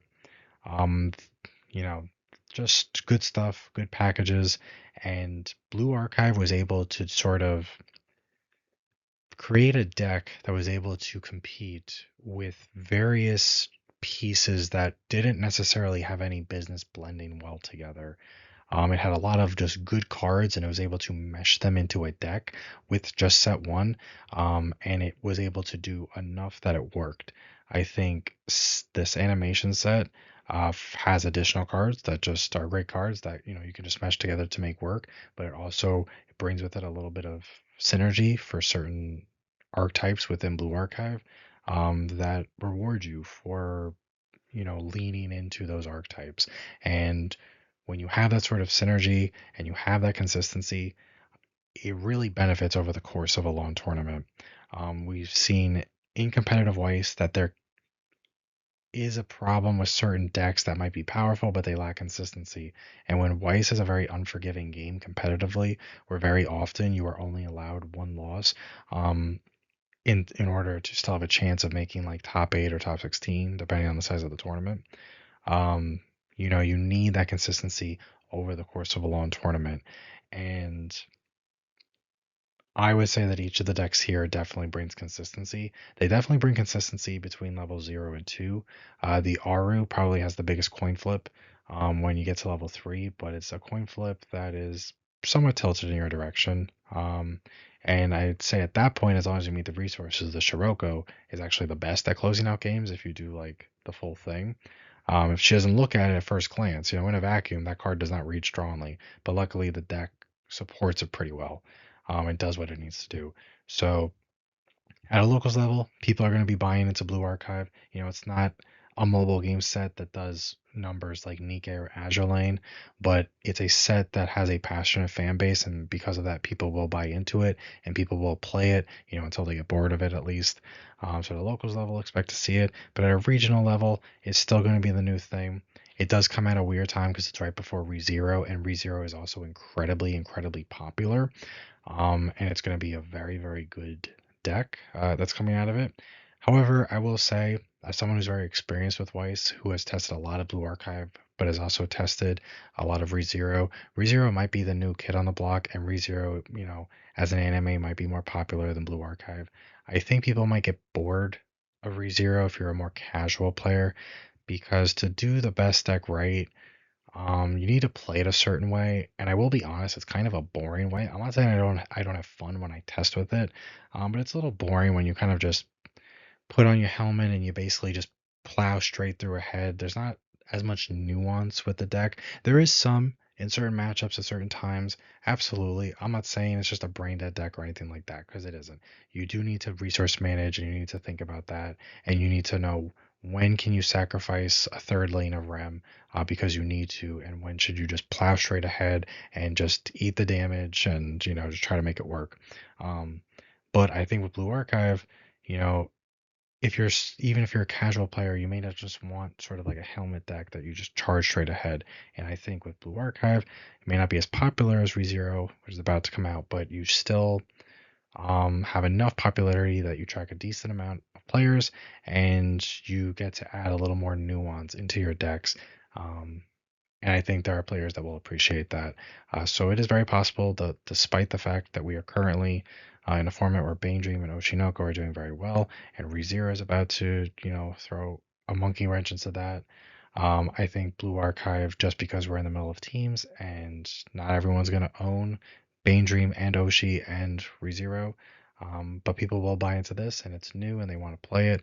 You will see this at a regional, and you should be able to learn pretty quickly whether your opponent's a competent player into the match, and that should be, something to just look out for, because it definitely can steal games. Luckily, there is no stock swap to worry about, but I think Blue Archive it has two Fumios now. It might have a third Fumio, unless I'm thinking of a different set, but it has at least two Fumios because it had a Fumio from set one. So it does have that sort of decompression to look out for. But these finishers are just competent finishers on plussing combos with good climax triggers, and that is honestly enough. Um, if you don't want to stick with the animation set for these finishers and you want to maybe do a little mixing and matching, you can keep a lot of the core from the animation set because I think it's a very solid core and a lot of colors. And you could pull from these finishers from set one. While there are multiple finishers in set one was a big set. I think the finishers that benefit the most from the animation set, if you start mixing the sets, um, is this Hina finisher from set one, as well as the traditional Hifumi combo from set one. I think this Hina combo, this is not a Blue Archive set one review, but I think it is actually a good combo that its own set didn't really support it very well. For anyone who's unfamiliar, it works on a door. On play, you draw two, ditch two, and then you blind stock one, which sounds pretty efficient until you see that its finisher requires you to pay 3 stock. That's even if you're blind stock on one, that's still a lot of stock. When it gets reverse, you get to pay the cost, pay 3, ditch one, if you have experience 4, and you send that reversed character to clock, and you burn 2. You triple this, that is actually very, very powerful. Burn 2 is a good number. Those clock kicks will add up. You do 3 clock kicks, you stick 1 swing, that's basically a level right there, especially if you trigger and you stick that one. Um, this set 2 further supports this combo. You have good 8 door support. You have a very good level 1 door combo. You got a good brainstorm. We have the new event that will summon one of these for free. And even if you summon it with the new event, you still get the blind stock. So you basically just played this out and went like stock positive, which is really, really great. So I think we got good assists in the set. I think it sort of just helps this combo. And I think even though this is an expensive combo, I think it is still a competitive combo just from the sheer amount of damage it throws at your opponent between the clock kicks and the burns. If you triple it, it can be very devastating. And then we have the good old Hifumi. It's tough to say, is she really cut out in singles? I don't think even with the animation stuff, she'll sneak in. She'll probably get a top 8 at some point. People like Blue Archive. Top 16 I could see for singles, but it's just tough because she's still lacking some overall power, despite having some good off finishers. But she absolutely gets a huge boost. Now her deck space is going to be so tight. You're going to have to make choices about what off finishers you include. You'll probably just play with the ratios a little bit. But I think for a teams event, if you have a player that knows Blue Archive set one, knows what they're doing with Weiss in general, and they know how to incorporate the animation cards into this combo. I think this can be a very, very solid combo to run as a third at teams if Blue Archive is what's available to your third player. Um, People may not know exactly how to play around it, or they may have forgotten what the deck does. You start throwing that off finisher that can't take auto damage between the compression that you get from this early play level 3 combo and the no auto damage that you get from the new off finisher, you could really be doing some silly stuff with your opponent that they're not going to like. Um, you still have access to everything from set 1. You have access to the 1-1 event that can search a climax if you want to go that route to help make looping this combo easier. Um, you just have some good stuff at your disposal. So, if I had to pick a combo, it's tough to really say what combo would be the best. I think it kind of comes down to how easy it is to triple your combo, or in the case of Scirocco, how easy is it to do the ideal board for your finisher turn. Same in the case of Iori, how easy is it to do 2 copies of Iori at level 2, and then do 3 off finishers at level 3. 3 might be too much, to be honest. You might have to settle for just 2 off finishers plus 2 Iori in the back row. you know, um, you look at various things like that, how easy it is to do the full combo, how easy it is to loop it if that's relevant to your combo, what colors you're looking at, experience, what have you. But I think at the end of the day, as long as you're a good player who practices their deck a lot and knows their matchups, I think you can honestly pick any of the 5 finishers that I pictured in this portion of the video, and you should be like okay at a regional. Knowing your matchups will be important, but you have enough stuff at your disposal that you should be fine because thankfully, Weiss, unlike certain other card games, it is a card game where as long as you're playing a pretty modern deck, just probably like a 1k1 sort of deck that has plussing combos and good utility and deals damage, you know, you can absolutely compete even if your deck isn't as broken as some of the other things out there. And Blue Archive is not as broken as Bane Dream or Oshinoko. I think Blue Archive as a set is leaps and bounds ahead of what ReZero is going to be as a set overall. I think ReZero Volume 3, and this is coming from someone who loves ReZero with all their heart. For whatever reason, Bushiroad doesn't like printing good ReZero sets. They have always been, for the most part, despite having some good cards, underpowered. They've come out too late to be relevant. They have weird trade issues. They have weird color issues depending on the set. ReZero Volume 4 just came out in JP, and it is easily one of the worst sets that has come out in recent memory. I was so disappointed when I read those cards. Set 3 is going to have one very, very broken deck come out of it, but it's still a deck that has a lot of weaknesses. The finisher makes up for the fact that the set is kind of a weak set overall. The finisher is so overpowered and has such good kill range that it really puts in so much of the work for the set. Same with support piece at level 3 that ReZero Volume 3 has. So I think if we are comparing things, Blue Archive as a whole, if we look not just at the finishers but at the rest of the deck, it is no Bane Dream. Bane Dream just has too big of a card pool and just has so many good things.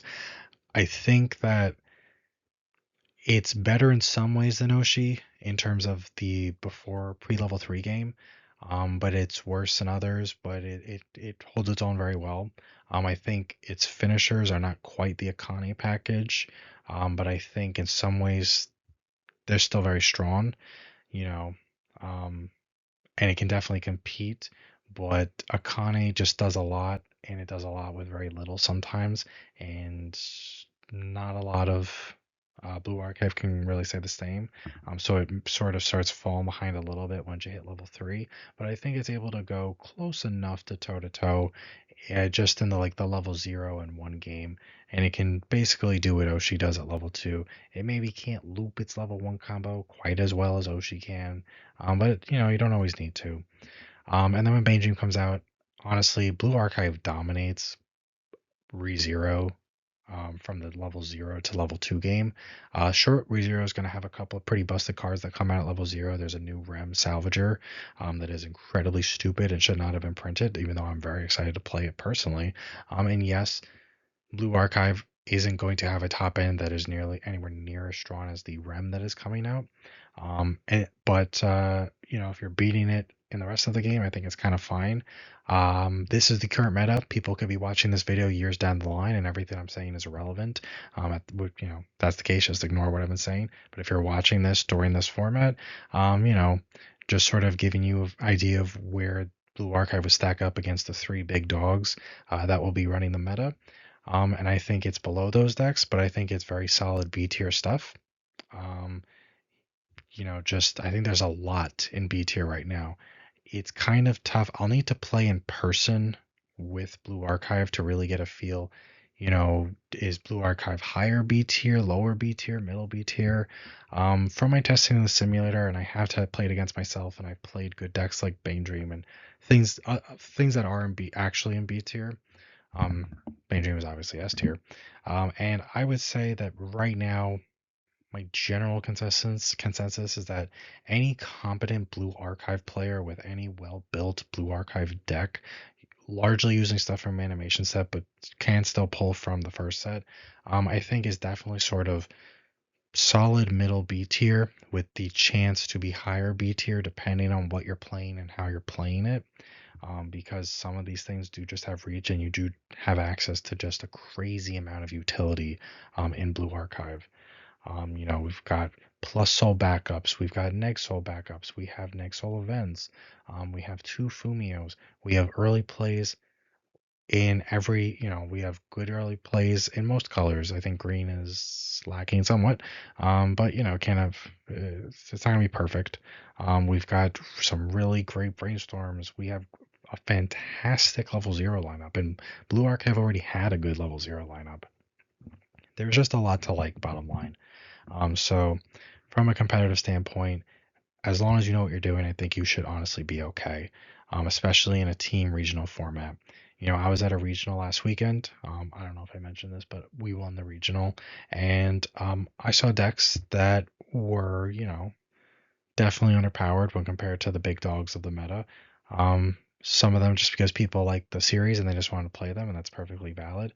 Other ones might have been the person knew was underpowered, but they were an experienced player and they were able to use their skill to sort of make up the difference a little bit. They might not have been able to close the sheer power gap 100%, but in Weiss, skill is able to make up for a lot. Um, you could someone who's just not as good at Weiss, they can't just pick up Oshinoko and expect to beat someone who's very experienced and very practiced with their deck, even if that deck is a little weaker by comparison. I've gone up against people with worse decks than they were playing, but I had a lot more experience and I was able to tell. And I, was never worried for a second that I'd be able to win because I could see the mistakes they were making and I knew how to avoid those pitfalls and that sort of thing. So basically, this portion has been a long-winded way of saying that if you are someone who likes Blue Archive, but you also want to be competitive, you will be okay. Especially if you already own Blue Archive Set 1, buy the animation set, you will be perfectly fine. You'll have a lot of cool new cards to play with that are very strong. If you are someone who maybe doesn't care about Blue Archive, but you like pretty anime looking girls, and you also want something that is a little different, something new, I think Blue Archive is a solid place to put your money. If you are looking for just you don't care what's printed on the cards, you just want the best of the best, well, Blue Archive's not going to be for you. But if you're someone who can settle for like mid B tier and potentially higher, then I would say go buy a playset of Blue Archive animation set because there is a lot to like. I think that just about wraps up as much as I could say about the competitiveness of the Blue. Now that we have another set overview video under our belts, I'm just going to give my overall thoughts for the set. Just hopefully a quick summary. I think this set is a very solid set. When the set was first announced and the card list was first revealed, and I read through it last year, I thought this set really wasn't great. I thought it had a couple cool things, but I thought it was a worse set than Volume 1. It's kind of too early for me to say, is it better than Volume 1? Is it worse?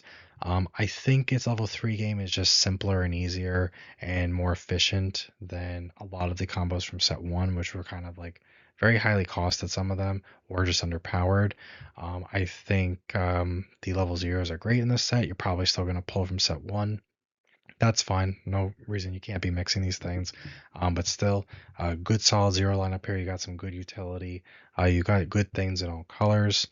Um, Collectability wise, this set is great. It's easier to get into than set 1 because there's only 12 SPs compared to 51 that set 1 had.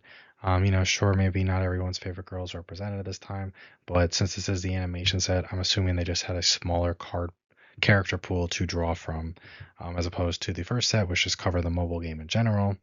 But still, there should be a lot to like. It seems like a lot of different types of characters are being represented within this set. So, from a collector standpoint, I think you should be fine. 12 SPs, 3 secrets, 3 English exclusives, regardless of how ugly they look. 90 whatever SRs. So you got foil options at every price level, which is a fantastic thing for the game from a collector standpoint. I think the cards look gorgeous. They did a great job with the art on the in the animation, and for the anime. Um, just some really cool stuff. Solid set overall. If I had to rate this set like last year when it came out in JP, I probably would have said like 1.5 out of 5, maybe a 2 out of 5, maybe, because I'm nice like that. I don't want to hurt anyone's feelings. Um, Now that I have really put in the work to read the set multiple times, but also test the set a lot, and play multiple variations of different decks within Blue Archive animation set, I would honestly say this is like a 4 out of 5 set, which equates for anyone who's bad at math to like an 8 out of 10. I think in certain areas it falls below an 8 out of 10, and in other areas it's above an 8 out of 10. So it averages out to an 8 out of 10. I think it's a very consistent set in all colors from beginning to end. I think you have some cool things. I think you have some good combos and some good triggers. I think that there is just a lot to like about this set. If you are a fan of Blue Archive, you've already made up your mind you're going to buy it. If you're not as big of a Blue Archive fan, but you love the art and you want to know if it's worth playing, buy it because you'll love the art still, and the set is good enough where you will enjoy it and be able to build several different competent decks out of it. And overall, I think, this wasn't maybe the tier S set that Blue Archive maybe needed. But to be fair, did Weiss really need another tier S set released anytime soon? So far, Oshinoko would be like, in my opinion, also released in 2026. That would be the only S tier set that we have gotten released in English in 2026 so far. I don't even think that ReZero is an S tier set. I think it's has an S tier deck within it, but it's largely propped up by an S tier finisher, and that makes up for the deficiencies of it. So I don't even count ReZero Volume 3, which is about to come out, as an S tier set because it is kind of a weak set. Nikke 2, we are in the dark, have no idea what's coming out of that. So who knows? After that, we have Bunny Girl, which I think is a great Bunny Girl 4, which is a great set, but it's not an S tier set, even though I think it's very underrated. And then we've got Uma Musume Volume 2, which is good, but not necessarily S tier.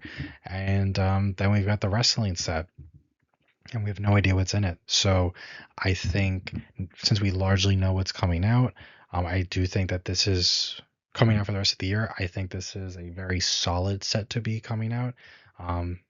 Great art, good cards, reach drawn, live drawn, all that. And I think that right now, before I made this video earlier today, if I had to say, I would have said Makeen was like the most underrated set of the year. Um, I know a lot of people are going to disagree and say that it perfectly deserves its hate. I strongly disagree. Very underrated set. I will not give the crown of the most underrated set from Makin to Blue Archive animation set. I still think Makin is the most underrated set because people actively shit on that set. With Blue Archive animation set, people don't shit on it so much. It's more like they just sort of forget that it exists, which I guess is better, maybe. But if I had to pick a second place, I would give it to Blue Archive animation set, at least as of right now. I think there is a lot to like about the set in various ways. It's very multifaceted. It's very versatile. It complements set one very nicely. Set one complements this set very nicely. Just a lot to like. Um, it's really tough to know with a set like this how much people are going to open it up and buy into it. I would say if you're on the fence about it, but you think at some point you are going to buy into it, maybe just bite the bullet, buy into it now so you don't risk what happened with Blue Archive Set 1, where there was a supply issue after a certain point. Play sets started going up in price. Certain double rares became expensive. While I don't think we'll have that issue anywhere near the same degree with this animation set, it wouldn't be a bad idea to just sort of buy yourself some peace of mind and get into it soon. And if you are not familiar with Blue Archive, I'm not familiar with Blue Archive in any way, shape, or form outside of the Weiss sets. And just as a Weiss player, I think there's a lot to like. So, even if you don't care about the mobile game, if you just like nicely drawn cards that do cool effects, maybe take a second look at the set and maybe you'll find something that you like that's worth building. But I think that about wraps up this video. Thank you to everyone who has watched. I've really enjoyed making it, despite the fact that it is yet again about 2 hours longer than I thought it would be. I very much enjoyed the countless hours I put into testing the various decks found within the set. It was a very pleasant surprise for me, and I would not have done that if I didn't have this channel. I never would have honestly given this set the time of day if I didn't have to make a video reviewing the set. But because I do, I got to find various decks that now I'm very excited to build in real life. So that's something to be thankful for. And let me know what you think of the set. And thanks again to everyone who watched. This has been Catskill Weiss Schwarz, and goodbye.